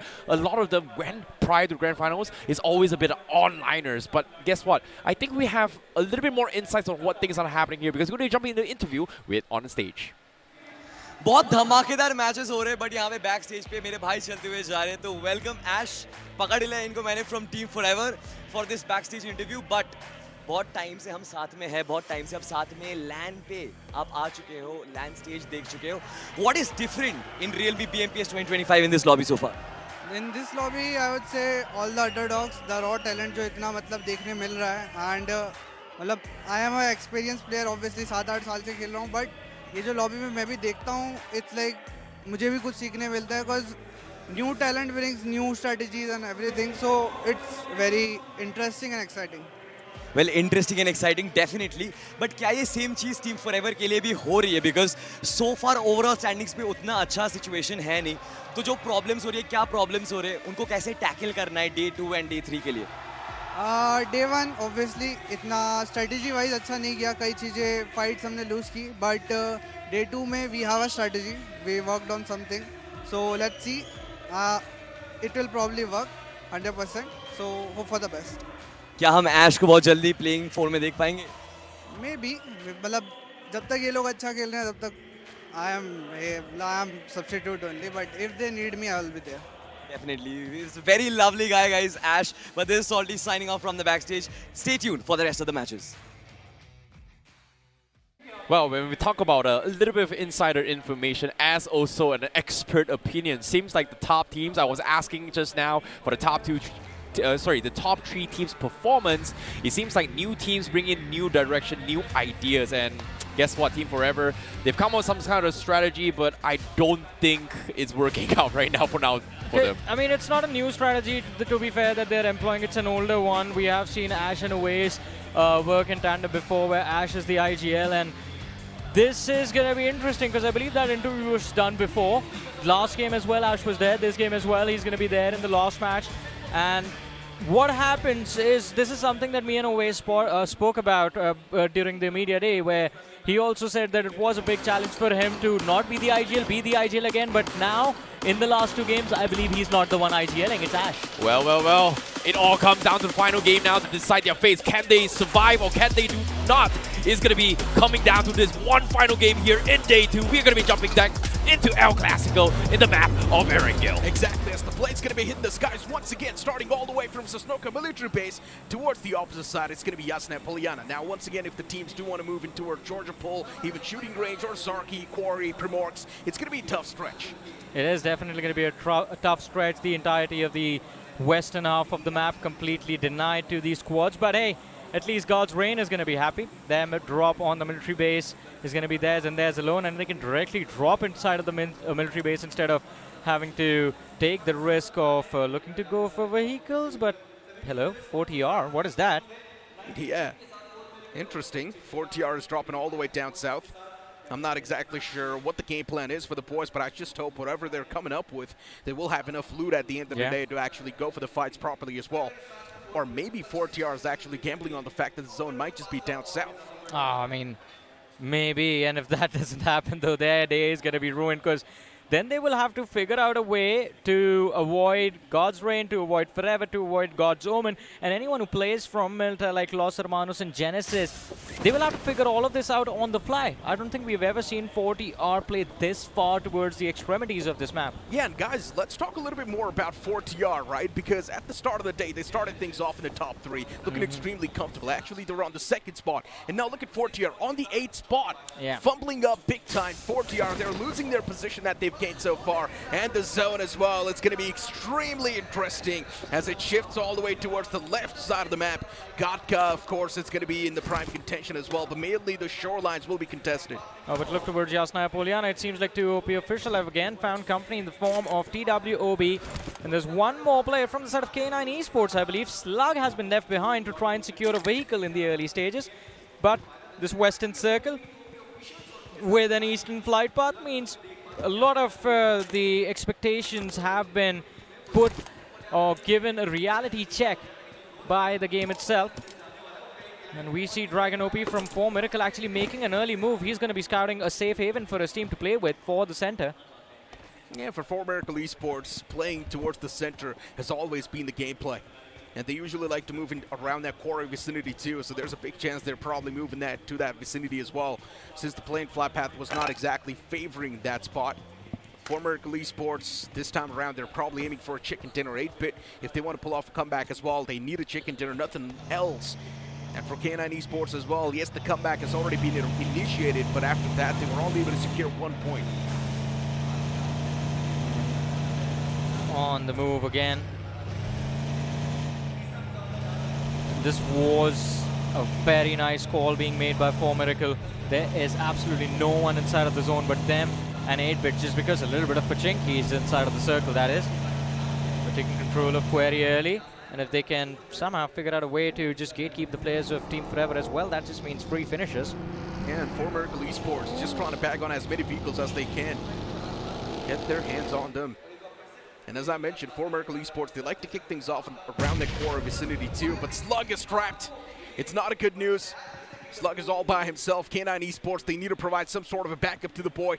And there is Beast now getting inside of the vehicle, maybe moving around that Yasna Poliana vicinity. There might be cavalry coming soon. But once again, it's not soon enough. They need to be as quick as possible. Slug on the upper floor, position compromised. TWOB slowly and steadily now getting real close. Slug is ready and primed with this nade. At the moment this nade finds the contact, Slug will have the advantage in hands. But K9 Esports, they need to be quick. The cavalry needs to arrive now. The problem is that there's going to be more teams looking to move in as soon as this fight begins, namely Rising Inferno, who are playing from that Stalber Kamishki Hill. But Slug, he's being toyed with, and nade comes through from the players of TWOB, but he has kind of moved all of them into the same position. Slug trying his level best, unable to find that opener, gets finished off instantly, and well, the first casualty of the game is going to be of Slug. Point given to TWOB. Honestly speaking, that nade was his win condition. It was the only win condition. Yeah. If you would have tossed that nade properly, rebounded it off the wall, and if you would have gone a two-piece with that, Slug would have given such a massive advantage to his teammates. Yeah, maybe he would have still been taken down, outnumbered by the foes, but his teammate could have actually third-partied and convert that fight. But since Slug got taken down without doing any sort of damage, for TWOB, they pretty much get away with murder for free. I mean, while TWOB got lucky in their particular situation, I don't think 4TR is going to be equally lucky. They are taking that water rotation, but if you guys do not want to rely on luck and rely on your skills alone, get the Realme GT7 series, ladies and gentlemen. The iSense graphene rear cover keeps the device 6 degrees cooler during the marathon gaming sessions, and of course 120 FPS stable for up to 6 hours. Yeah, and Johnny, I've actually noticed this as well. The moment you get better gear, somehow even luck gets better. I mean, yeah. I don't know what about it is, but yeah, even the luck starts favoring you. I mean, it changes a lot of things. A better device, you realize how smooth things are, you feel more confident, you start to perform, and when you're performing, you just feel that you're very lucky as well sometimes. Yeah. Are you lucky? No, not really, man. Yeah, me too. I'm broke. I'm poor. Hey, I mean, gives us an opportunity to talk about the skin making a comeback as well. Yeah, of course. M416 Glacier. Yeah. I opened like 50 crates and I got I met someone nothing. yesterday who got it in 10. What? Yeah, with the normal crates as well, the classic ones. Yeah. I don't know how. How is that possible, man? I feel like I've been doing something wrong in life. I mean, I was calculating the odds of you actually getting an M416 Glacier, and those odds are in actually 0.33%, something around that. So that's how low they are. You have to be very lucky. Insanely lucky. But if you get one, you know you can flex it for ages, man. Yeah, of course. It's worth the flex, to be honest. I mean, M416 Glacier, the moment you pop someone with that gun, and the moment you see that death grid form up like a snowman, you just know the man's rich.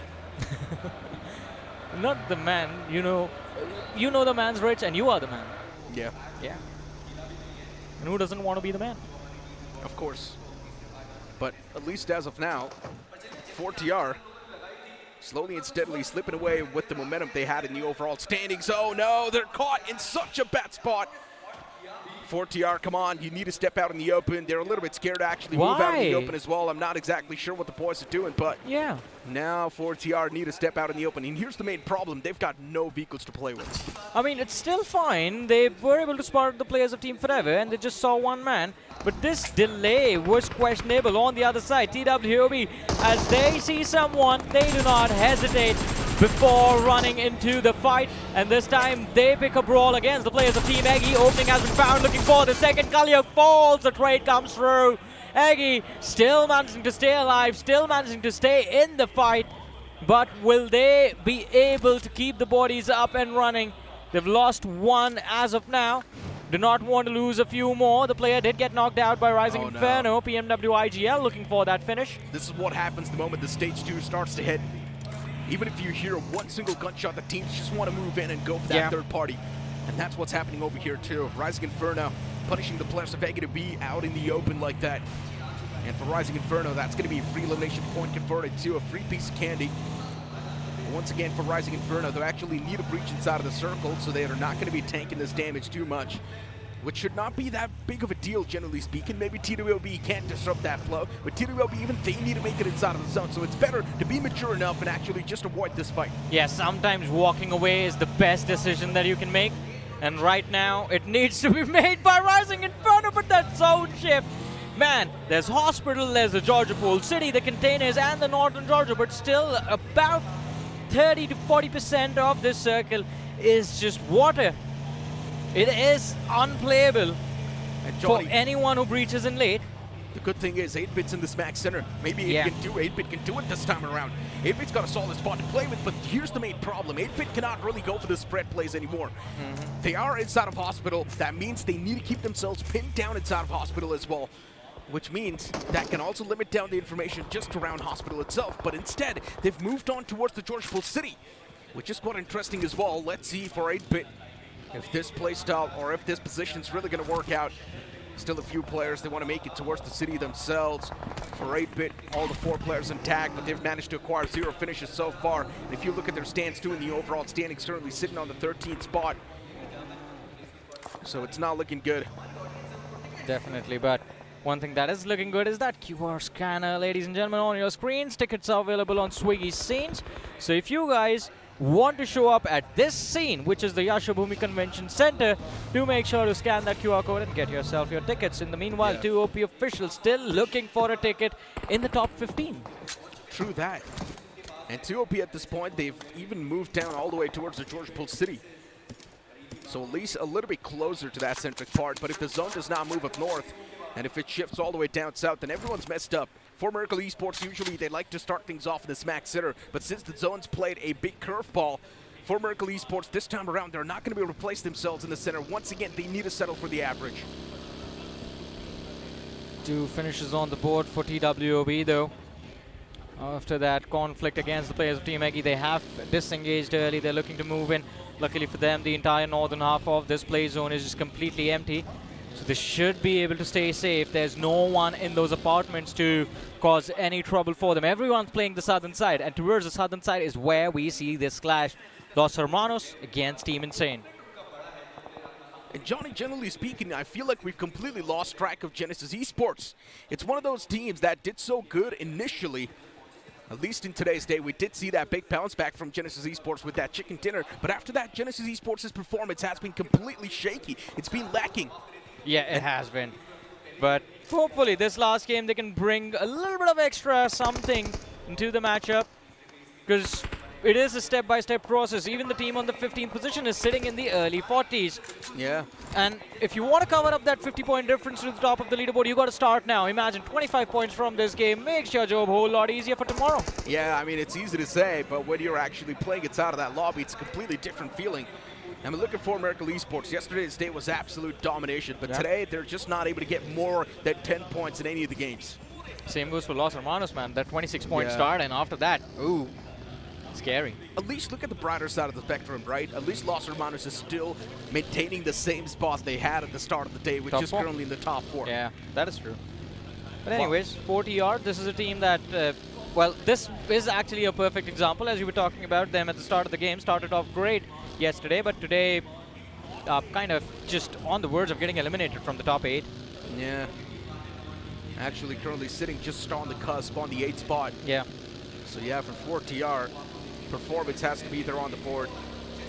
And if you look at the utility count as well, K9 Esports got 17 nades.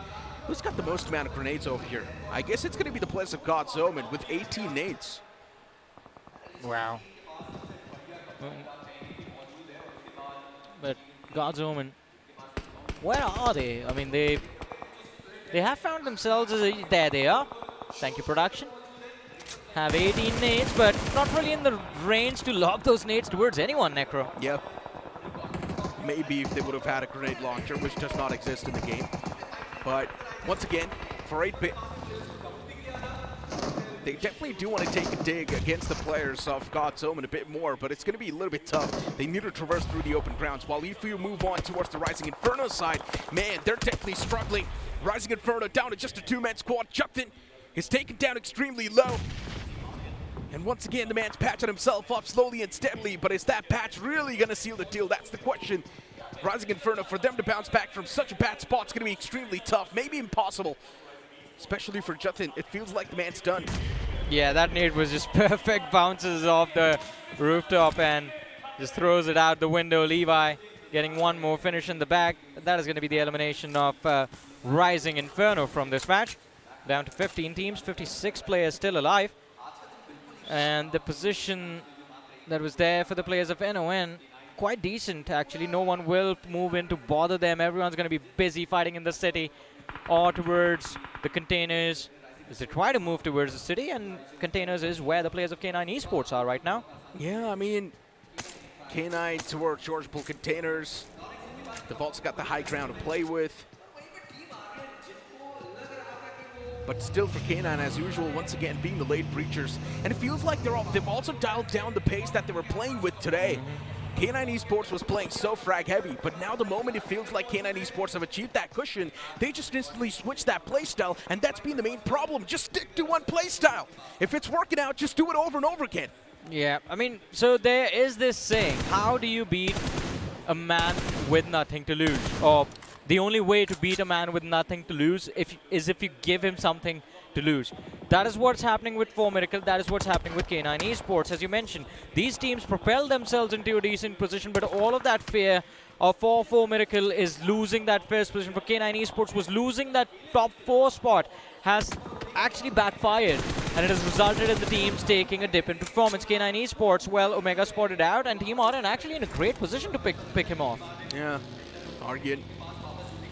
But Hitler, does he really want to continue this fight? Does he really want to go for the scuffle? And I guess the answer is going to be yes.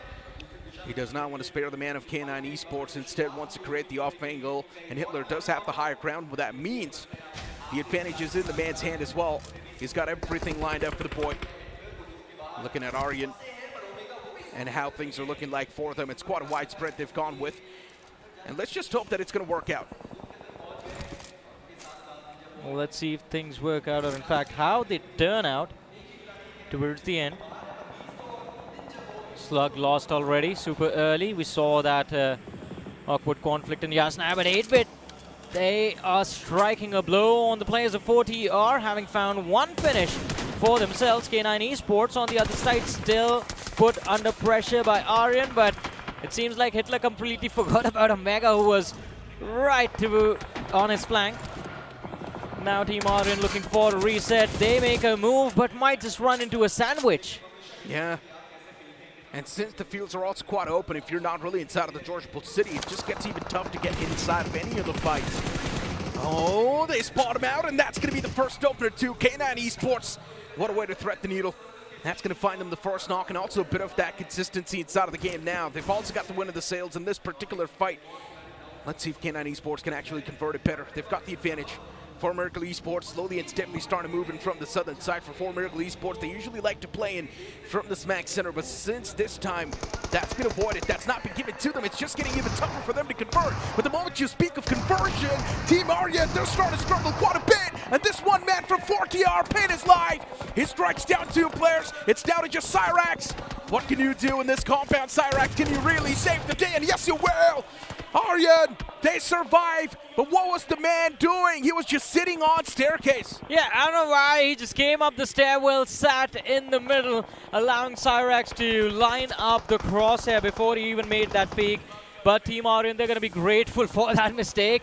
They survive. They do manage to keep their bodies alive. 3 players still left for the side of Team Aryan.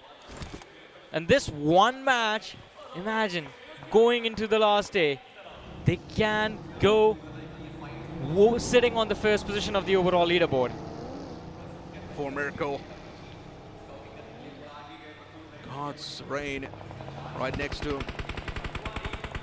And once again for God's Reign, with the amount of shots they're taking against 4Miracle Esports.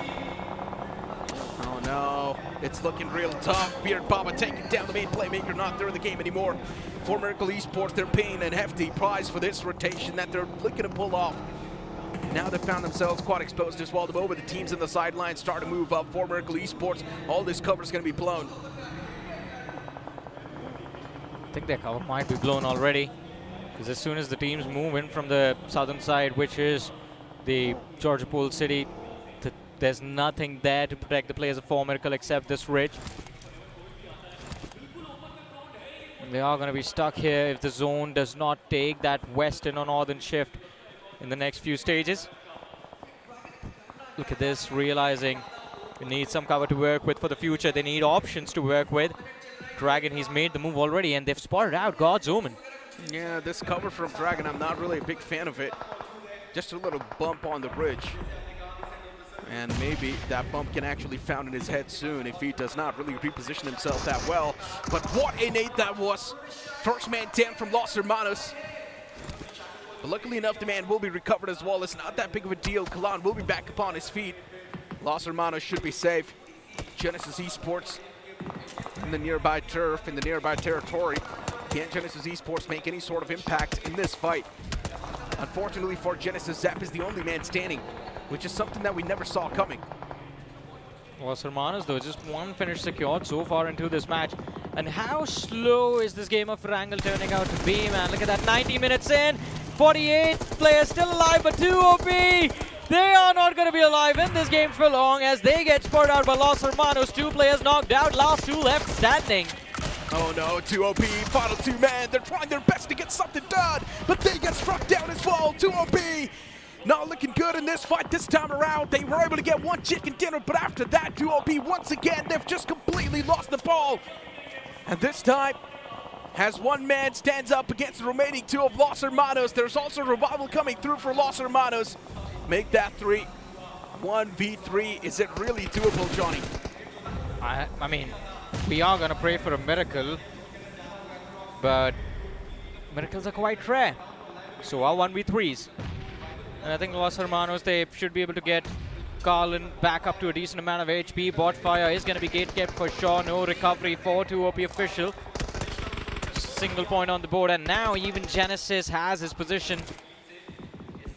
Not a lot left for this man to do unless he finds an opportunity. Third party could have pulled off at least 1 extra point with the nade from Carlin. Makes contact, and 2 OP official are going to be sent back to the lobby. That nade was so precise. Solid stuff from the side of Los Hermanos. Exactly what you need to do if you want to stay consistent in the top 4. TWOB a little bit exposed themselves too. 8-bit's going to be a big problem for them. There is Equinox right on top of the roof as well, and Equinox is definitely going to decide to do a bit more of that damage. TWOB, things starting to slip away from their hands as 8-bit is now starting to clench their fists. And this is where 8-bit will have a better grip too. As Los Hermanos, even they've managed to find themselves a bit of that reposition. But once again, is this reposition really going to be good enough? Since 4 Miracle Esports, they've got their eyes pinned on this compound as well. Well. Eyes pinned, as you mentioned. And they have kicked things off in a brilliant manner as well, but can't really keep the pressure going. Insane opportunity for the third party. But 4 Miracle, the first squad to deal with. Spy, he's trying to bring his teammate back into the action. The revive coming through. It's not going to be too difficult for Los Hermanos to just stay here as well, but this is definitely going to be a little bit tough for Los Hermanos. It's not the best possible cover they could have asked for, but it is something that they need to adjust with. 4 Miracle Esports, even they need to start repositioning. Now, spotting out the man! How was that spot even there? I have no idea, but it was still quite smart for Miracle. They should be able to find the frag. Again, circling the ridge, almost finding the pick. Los Hermanos now, this is lucky. This is luck put on display. Of course. Before Miracle Esports, they're not able to make the most out of it though. They did spot the player, but they're not able to deliver that death blow. They're not able to find the knock as well for Miracle Esports. They know Los Hermanos might just be their end, and that's why they just want to be as safe as possible. But that 1 man from Los Hermanos who was spread out gets caught. Yeah, it was Carlin. He was the only one inside of the zone, and he has been picked off as well. And that was one of the reasons why 4 Miracle weren't really able to commit on the other side of the ridge, the threat from the flank. But now even the rear is going to be compromised. God's Rain moving in along with the players of Team Insane. And Insane, they just charge forward towards Los Hermanos, towards 4 Miracle. Atom knocked out. The trade comes through. Reaper still fighting for his life, for his team, but spotted out by Yash. Yash is going to be taken out as the third party from God's Rain is going to have its timing down to perfection. Lazy and Adi forced on the ground. The nade goes flying. Reaper still alive by the skin of his teeth. And 4 Miracles still in this game to fight another fight. Yeah, that nade. It was so close. Generally speaking, I thought that's going to be it for the players of 4 Miracle Esports. Another nade tossed out. Oh man, these nades are getting real up close. Before Miracle Esports, they will be able to keep themselves alive. They've also got the recovery. They've also got the reset. Both the players back on the feet, but Reaper was a little bit too exposed. Yeah, they completely forgot where they were. 4 Miracle. There's God's Raid in the back. A few moments ago, they were still there, and 4 Miracle, I think, just assumed that the rare was clear, the punish comes through, and now it's just a scramble of whether God's Reign gets those eliminations or Insane moves in for the cleanup. 4 Miracle not really doing too well, at least anymore. And before Miracle, once again, the reset's going to come through. This has got to be a joke. There's no way. How is this team even alive? They're so lucky, man. Yeah, it feels like they're always going through a meat grinder, but at the same time, they somehow just reunite, and somehow they just find themselves intact, just like Tom and Jerry. But now for 4 Miracle Esports, they've got too many things on their tail. They've got too many things on the plate, and they cannot really chew on everything else. One's getting knocked out by God's Reign, one's getting knocked out by Insane. Now NON moving in as well. Down to their last 2 players, still hoping to maintain the lead at the end of the day. And NoNx, they've come knocking on their doors, especially in this game. 10 finishes on the board for NON. 83 points in total before this game began, and they are looking to secure another chicken dinner. If they actually do, they're going to be sitting on the first position in the overall leaderboard at the end of day number 2. And that actually seems like an actual possibility, because if you look at the circle, there is no one towards the southern edge to bother NON. 8-Bit as well, look at the spread they've got. There's a big chance 8-Bit might just start a strike. Spotting out that one isolated man from Eggy. Eggy himself spot out in the open. The first man gets knocked out and confirmed. Eggy is the only man standing. And this nade from Equinox might just seal the deal. Out in the open, inside of the smoke, there is the spam that's coming through with the AKM. Equinox is not able to find that sweet spot yet. Oh boy, the spray from Equinox. Finds no contact, but Eggy gets too eager, makes the run. Kalyuk spots him out. The drop was there for the distraction, or maybe just to avoid contact, but Kalyuk, oh man, that is unfortunate. It's nasty. It is disgusting to look at. Just runs around the corner. An easy finish on the board. It's quite unfortunate for that man. He did not expect Kalyuk to be there. I don't know what the intention was, to be honest. But still, there was ample amount of time to actually react, and he just decided not to. I think we pressed prone instead of the trigger itself. I'm not sure what the game plan was, but whatever that was, it did not work out. But NoNx at this point, shooting shots against the players of God's Reign. And God's Reign, they've got nowhere to go. They're completely trapped. They've got no vehicles as well. God's Reign, this might just be it from them. I highly doubt they can survive from that rich. Of course, there's no way they make it through on the other side. We know 4 Miracle is waiting for them, with 8-Bit having a line of fire as well. And NON just capitalizing on the pressure. Neo extremely low, almost bleeding out, and there we have it. The finish is going to be secured, but Roman moves in. A nade in his hand. If it lands to perfection, it is going to be both the players out of the way. Well, he should be able to get one at least. No, it is both. A helping hand from Levi. Few shots from the distance, and NON 14 eliminations on the board. They move up the leaderboard all the way to the top 2, and they find themselves in the top 4 of this game. A chicken dinner right now, and NON, they're ending the day on the first position in the overall leaderboard. Exactly, 15 elimination points acquired from NoNx, and if they end up getting the chicken dinner, as you mentioned, they will move on to the first spot, and this is what I was afraid of. Yeah, 4 Miracle Esports, they were consistently keeping themselves pinned on the top, but that cushion was never there. And that cushion now will be comfortably taken away by the players of NoNx if 4 Miracle Esports does not squeeze in a few more points in this one. But 8-Bit, it feels like they're definitely having the time of their life. Yeah, of course, Equinox finding one more point secured, and even a big game coming for the players of 8-Bit. 10 eliminations, they find themselves in the top 4, but Equinox poured out from the flank, has to be careful. It's just one more player remaining from the side of Insane, Lazy on the other side, and they're going to try and finish him off with Utility, which is a much safer option. But 8-Bit versus NON, fight for the chicken and a Necro. I think that is what we are headed towards right now. Yeah, pretty much seems like it, but there's still Dragon OP alive from 4 Miracle Esports, and no one's really kept their eyes on that man. Dragon OP, if the man actually somehow makes it out alive in the top 2 teams, that will be insane. He would have done the job for 4 Miracle Esports, because that's the exact amount of points they need to keep that spot pinned down. NON on the other side, that hovercraft, the move they made is going to be a big difference maker, but 8-Bit, they finally end up cleaning house, finishing off Insane. Now Gamla Boy left to deal with the pressure as NON make the bounce. Lavish wants that knock, but damage dished out. Flank axis gained by Godex. This is an incredible line of fire. 4 Miracle as well have been finished off just a few seconds ago, and now here is the final fight The last 4v4. NON taking on the players of 8-bit.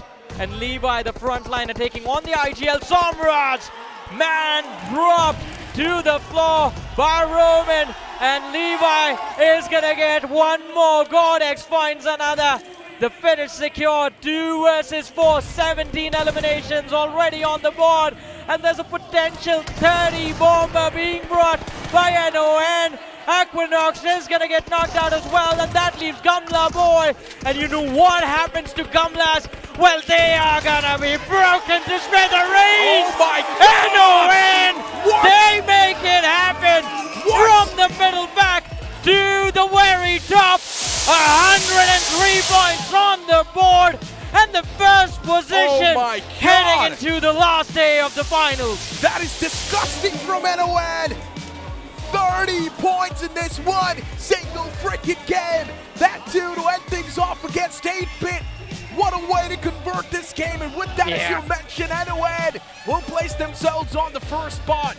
The biggest comeback here in day number 2, ladies and gentlemen. NoNx Esports making one of the highest points in a single day earned record. A new record has been earned. NoNx now table toppers, one of the top contenders of why they are the best in the business from onliners. Now number 1 in day 2 for the realme BMPS 2025 Grand Finals here in day number 2. What a performance here. Yeah. But of course, when we talk about notable mentions, we have to special mention on towards 8-bit as well. Equinox has been struggling with his injuries for quite some time, and now able to share the podium in this game itself in the top 2 position. That's an important point as well, right? 8-bit making a major comeback in this game, and 8-bit desperately needed a game like this too. This is also going to be 8-bit's revival, but here's the main problem. Teams like NoNx are now starting to gain too much of a lead, and 8-bit's too far back in the overall standings. Yeah. Tomorrow, 8-bit has to go berserk. I think they're still outside of the... are they outside of the top 10? No. No? Alright. I mean, alright, so... Still, I think a little bit of a leap from the side of 8-bit. They're going to have to do a lot of heavy lifting tomorrow in the last 6 matches. Hopefully they can make it work. But NON, man, what an incredible journey, especially today itself. As ICU mentioned, from being in a position where we weren't even considering them in the podium to just being number 1. Exactly, and of course when we talk about the benchmark being set by Fort Miracle Esports in day number 1, 60 points in a single day. But guess what, NoNx Esports has pretty much shattered their record as well, because they started the day with 32 points, now they are at 103, so that is 71 points in a single game. So I'm curious to see what NoNx has to say about that performance here, because we are going to be jumping into the interview with Rohit with the NoNx boys. एक महान इंसान ने कहा है कि दिन की शुरुआत चाहे जैसी भी हो, अंत अच्छा होना चाहिए, एंड इससे बेटर एंड टू डे 2 नहीं हो सकता था टीम NoNx के लिए. Roman, what a team. इस समय ये जो फ्लाइंग किस का जो आपने स्टाइल शुरू किया है, प्यार के साथ ये जीत हासिल हुई है, लेकिन उतना आसान नहीं था. 4v4 था एंड इंटेंस क्लच था. बताइए, जब वो 4v4 हुआ उसके बाद टीम के बीच में क्या कम्युनिकेशन चल रही थी कॉम्स में? कुछ नहीं था, बस हमें पता था कि 8-बिट पे डाउन रिज है, तो बस सिंपल कॉल थी कि 8-बिट वाली रिच पकड़ लो. अगर रिच पकड़ ली तो इनको इजी मार दोगे. तो सिंपल था, 3 बंदों ने रिच पकड़ी, मेरे पे ऑफ एंगल था, पिक मिली, एग्जीक्यूट करा, खत्म कर दिया. एंड इस समय क्या सीख मिली है फ्रॉम डे 2? क्योंकि डे 1 उतना अच्छा नहीं गया. आज जब आप वापस होटल जाएंगे तो क्या डिस्कशन होगी, क्या सीख मिली है डे 2 से? कुछ डिस्कशन नहीं हो गई. सर नीचे, मुंह पे उंगली, अगले दिन के लिए शुरुआत. सर नीचे, मुंह पे उंगली, लेकिन एक बार फ्लाइंग किस तो बनता ही है. To all the haters of NoNx, एक बहुत ही प्यारा सा एक मैसेज दे दिया, एक सटल सा रोमन ने, to all the people who doubted their performance. Doubt यहाँ पर कोई परफॉर्मेंस में नहीं कर सकता NoNx की, क्योंकि they have like got that back to back chicken dinners. ये एक ड्रीम एंड हुआ है डे 2 के लिए. बताइए इसके बारे में. बस ड्रीम था, अब ये ड्रीम ही समझ लो. इतनी मेहनत करते हुए आ रहे हैं, इतना मेहनत किया है इस टीम के साथ, इन सब प्लेयर्स ने इतनी मेहनत करी है, तो all kudos to them bro. मेरे हाथ में तो कुछ नहीं है, ये लोग हैं जो हैं. मैं तो बस इनको एक विजन देता हूँ कि ये करना है, और ये तीनों बेस्ट हैं, बेस्ट. और विजन जिस तरह से आपने दिखाई अपनी टीम को डे 2 में, तो बहुत बढ़िया रहा. डे 3 का विजन क्या है आपके लिए और आपकी टीम के लिए? कुछ नहीं, एकदम बस हमें पता है एक नए डे के जैसे जाना है, जैसे डे 1 था वैसे डे 3 के लिए जाना है, एकदम कि नया स्टार्ट है। 6 मैच है, 6 मैच में अपना एम रखना है 50 से 55 पॉइंट्स, बस इससे ज़्यादा कुछ नहीं। इतना निकाल लोगे डे अच्छा जाएगा। हम वो सोच ही नहीं रहे कि अगर हमने इतना पॉइंट निकाला तो हम ट्रॉफी जीत जाएंगे। हमारा एक बेसिक रूल है, इतने से इतने पॉइंट निकाल लिए बहुत है। एंड इस समय लीवाई के पास तो ऑफ कोर्स जाना पड़ेगा। इस समय हमारे एक तरह से MVP के लीडर बोर्ड में आप टॉप पर हैं, अच्छा आपने सिंहासन वहां पर बना रखा है। इस गेम में क्या चल रहा था 4v4 के टाइम? 4v4 के टाइम मतलब इन्होंने ही मारा, मैंने तो नॉक भी नहीं दिया, मैं सिर्फ डैमेज दे रहा था नेट से, बाकी मारा इन्होंने ही है। पूरा सपोर्ट होता है यार, डैमेज में भी काफी ज्यादा सपोर्ट होता है, इट्स अ टीम वर्क। लेकिन इस समय टीम जो है, ये जो टीम वर्क जो इन्होंने दिखाया है, ये बहुत ही बेहतरीन रहा है NoNx के लिए। लेकिन इस समय बाकी टीम्स का क्या सोचना है एंड बाकी टीम्स क्या क्या प्रिपेयर कर सकती हैं फॉर डे 3, ये सब एनालाइज करेंगे हमारे लवली कास्टर्स। तो चलते हैं कास्टर्स डेस्क की तरफ। Well, what a performance and what an interview as well. Seems like they have a lot of thought process in towards that final fight against 8-bit as well. Seems like they actually broke it down their entire strategy against 8-bit in that fight. Man, especially for Roman, I feel very proud with how he's been playing and how he's evolved, because go back 2 years, BGIS 2023, this man was one of the rising stars of that particular tournament, right, when we was playing with Bleach Reborn. And I did end up having a conversation with him about how his experience has been in the community so far. And it was a very difficult for him, decision for him to make, to actually leave that organization, because he said felt like a family. Everyone was very nice, very sweet, but he wanted to win. And when this time came to form this team, the lineup of NoNx, he's ready to do it with these lads. And of course, it's just working out so well right now. Yeah, I mean, Roman's doing pretty great, but guys, let's not forget Levi. Oh my God, this guy's on a different level. That is true. He just consistently keeps on getting 7 frags per game, and at this point, that's the amount of points 4Miracle was able to get every single game today. Yeah, I want to say one thing. I think in this last game, he was asked not to secure those finishes because he was just lifting the weight of this team way too much on his shoulders. And look at the frustration of Aquinox, a game where he just felt everything was lined up for the chicken dinner, and it just barely slips out from the middle of his fingers. Yeah, you can see also the fans as well extremely excited with NoNx's performance. Look at them, they're all here supporting on towards NoNx Esports. The believers, the true believers of NoNx Esports. When every single team doubted them, they were the ones that gave them the support. And look at them, they've achieved the results they wanted as well, because in today's performance, one of the biggest comebacks have pretty much been achieved, none other than NoNx Esports, because they started the day in somewhere in the 10th position with 32 points, and just today in a total of 6 games, they rise up the challenge, taking the #1 spot, and that was like, what, a 71-point gap. That is insane performance coming from NoNx Esports. Yeah, I mean, as you mentioned, right, at this point, it feels like that's the most amount of points secured in a LAN so far in the official. And of course, NoNx has made it happen. 20 finish points acquired, 10 placement points, 30 points in one freaking game. Now, it is obviously unbelievable, because if you compare this performance to day 1, this was not the same NoNx. They were struggling too much on the day 1, but now it's a complete transition. And this thing's going to be insane for Team Forever as well. Team Forever 2 ended up doing so good on the game 1, but something happened to them after that, and Team Forever once again just fiddled out. Yeah, I mean, the table talks between the community and the pros here, especially when it comes to NoNx Esports, has always been onliners. But now, after day 2's performance, do you think they're still onliners? I disagree with that. I mean, to be fair, this team was never supposed to be onliners, because these players individually from different teams have done quite well for themselves on LAN before. Yeah. And that is the one thing that I think makes them very special, because they have all of that individual experience. It's just that no one was comfortable enough to lead the charge for the team, but now I think even that spot has been filled up. And of course, the amount of firepower these 4 carry, it is mad insane. Yeah, once again, that you brought up, right? Every single man from the side of NoNx has been there in the community, but just they haven't really gotten enough recognition. But now with a performance like this, these boys will definitely get the recognition, especially Levi.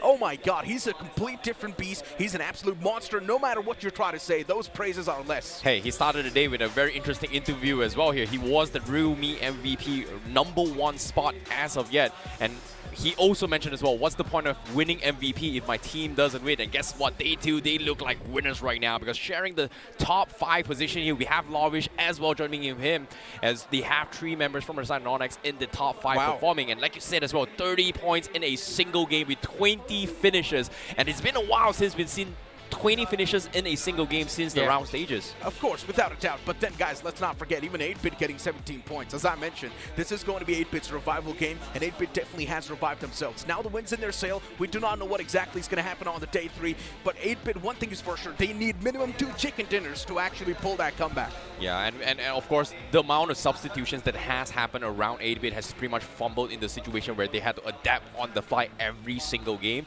which is very, very awkward as well. And Equinox has been battling with his injury, and it wasn't really a mild one as well.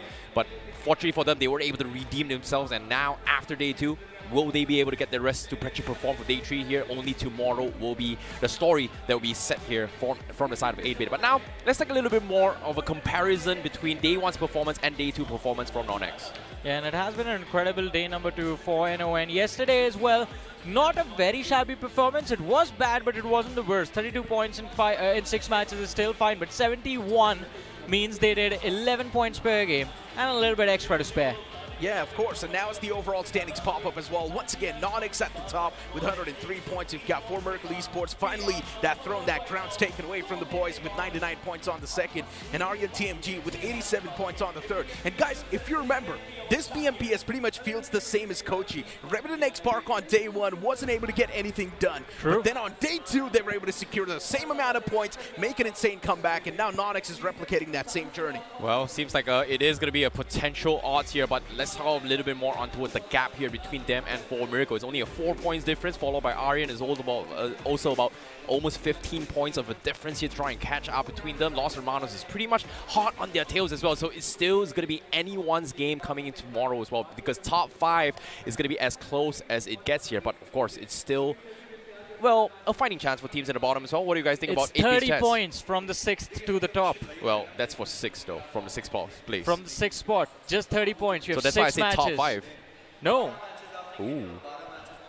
Wow. It's top 6.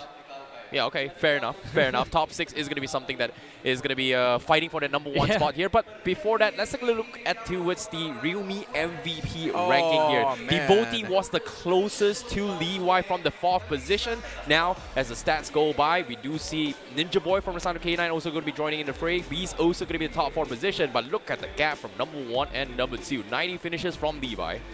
Yeah, the gap is absolutely massive, significant. But generally speaking, guys, isn't it a massive flex? Fierce is not even a part of the grand finals, but still is in the top 5 of the MVP. That's low-key a flex if you think about it. It has to be, man.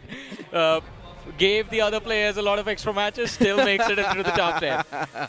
But hey, I mean, we've got the 6th man as well. There's going to be Hitler, too, from the side of Aryan, which is great. We've also got Lovish from NoNx now making a comeback. Equinox slowly and steadily on the charts. But generally speaking, with the lead the man Levi has, it's going to be impossible to catch up to him. Well, fair enough. That's pretty much the overall realme MVP ranking, which was based off round 1, semifinals week 1, and also the grand finals performance. But this is going to be the grand finals MVP ranking on screen right now. Levi has gotten himself 33 finishes in the span of 12 games thus far, followed by Devotee with 22 finishes, and then Kelly UG with 18, GodX with 17, and also Eggy with 17 finishes. I mean, if NoNx and Levi both play half decent tomorrow, we might as well give this man a lot of money.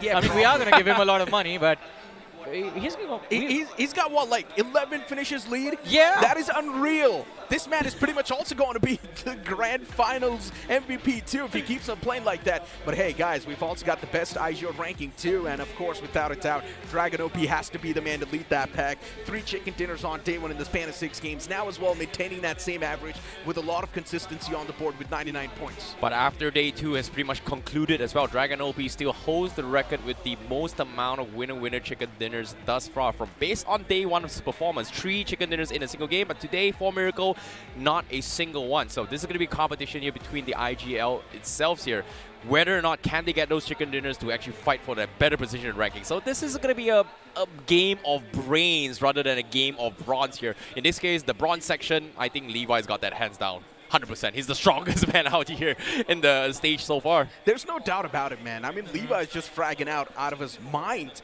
7 finishes per game, Johnny. That's an average a team is supposed to have if you're someone who wants to maintain that. Yeah.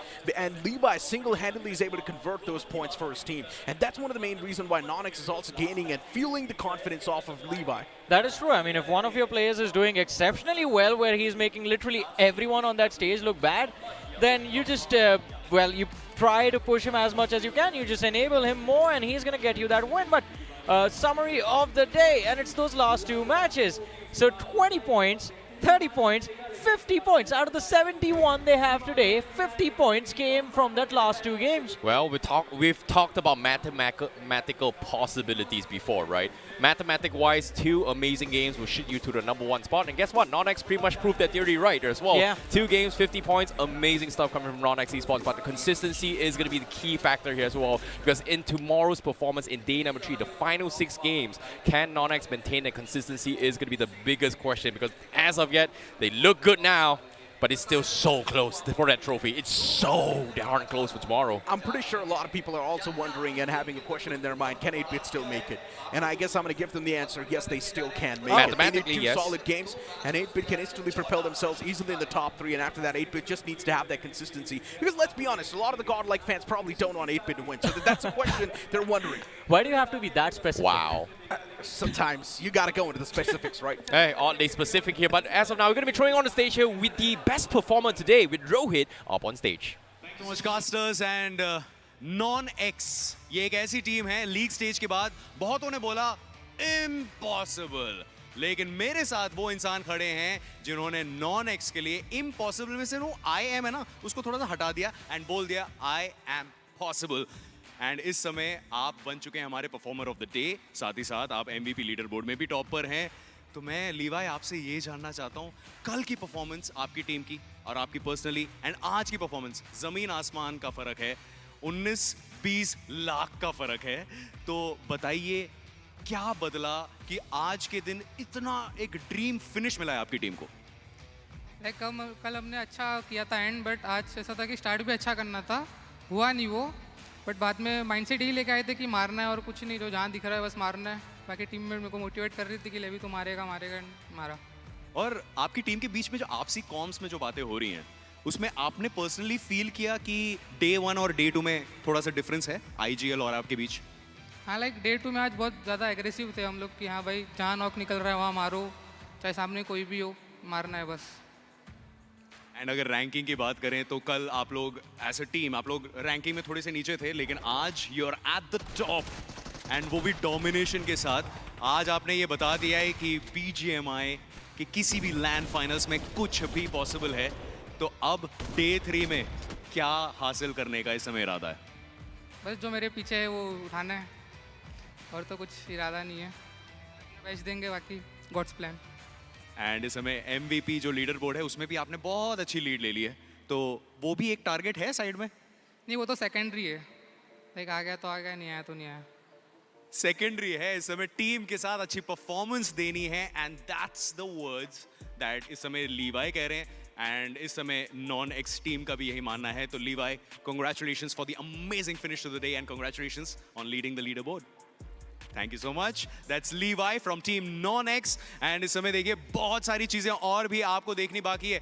Day 2 में जो देखना था सब कुछ देख लिया. Starting में मैंने आपसे क्या बोला था? It's a day of surprises, it's the day of comebacks. And exactly हमने वही एक्सपीरियंस किया. लेकिन एक्सपीरियंस से याद आया, अगर आप इस समय दिल्ली में हैं तो आप भी एक्सपीरियंस कर सकते हैं लैंड फाइनल्स को अपने ही शहर में, यशोभूमि कन्वेंशन सेंटर में.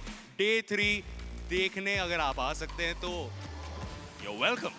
एंड इस समय अगर आपको मज़ा देखना है कि कितने ज़्यादा मज़ा करते हैं यहाँ पर जो लोग आते हैं, तो यहाँ पर बहुत कमाल के आउटलेट्स हैं, बहुत कमाल के एक्सपीरियंस सेंटर्स हैं जिसको आप एक्सपीरियंस कर सकते हैं. तो ये सब आप एक्सपीरियंस कर सकते हैं कल. तो अभी मेरे जाने का टाइम है, हम सब का जाने का टाइम है एंड हम आपसे मिलेंगे कल for the day 3 of realme BMPS 2025.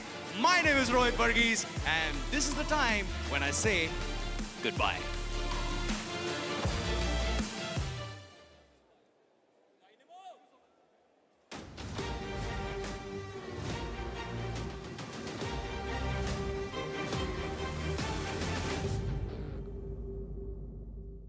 All right, team, we have got our champ.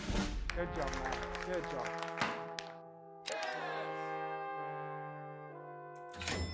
Defeat.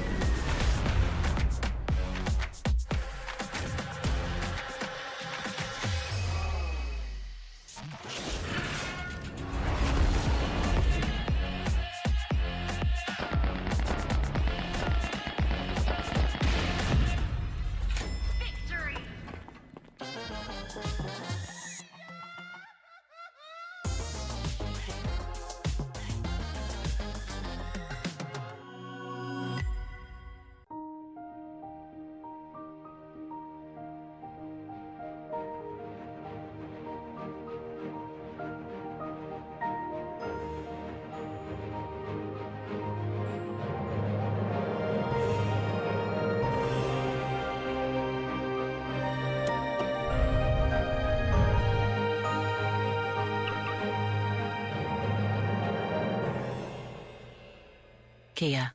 Movement that inspires. I used to toss a coin in the waterfalls in the wishing well. Now I get plenty coin, but I'm self-made. You ain't gotta wish me well. You ain't like me then, but I guess it's past tense, cause you tapped in. You was never who you said. I see the facade when looking, it really be like to tell. My guard up, I ain't taking nails. If it's not in my favor, won't sign the deal. I got the royalty in the mail. I got authority in the field. Take a look in my iris. I be precise with the timing. I never know where my mind went.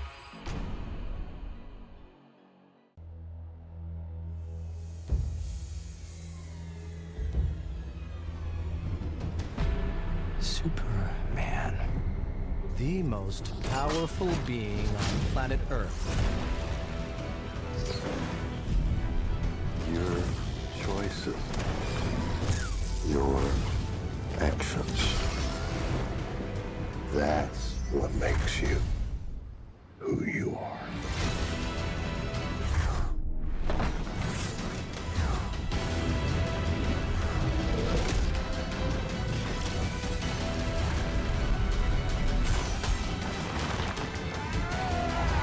He's not a man. He's an it.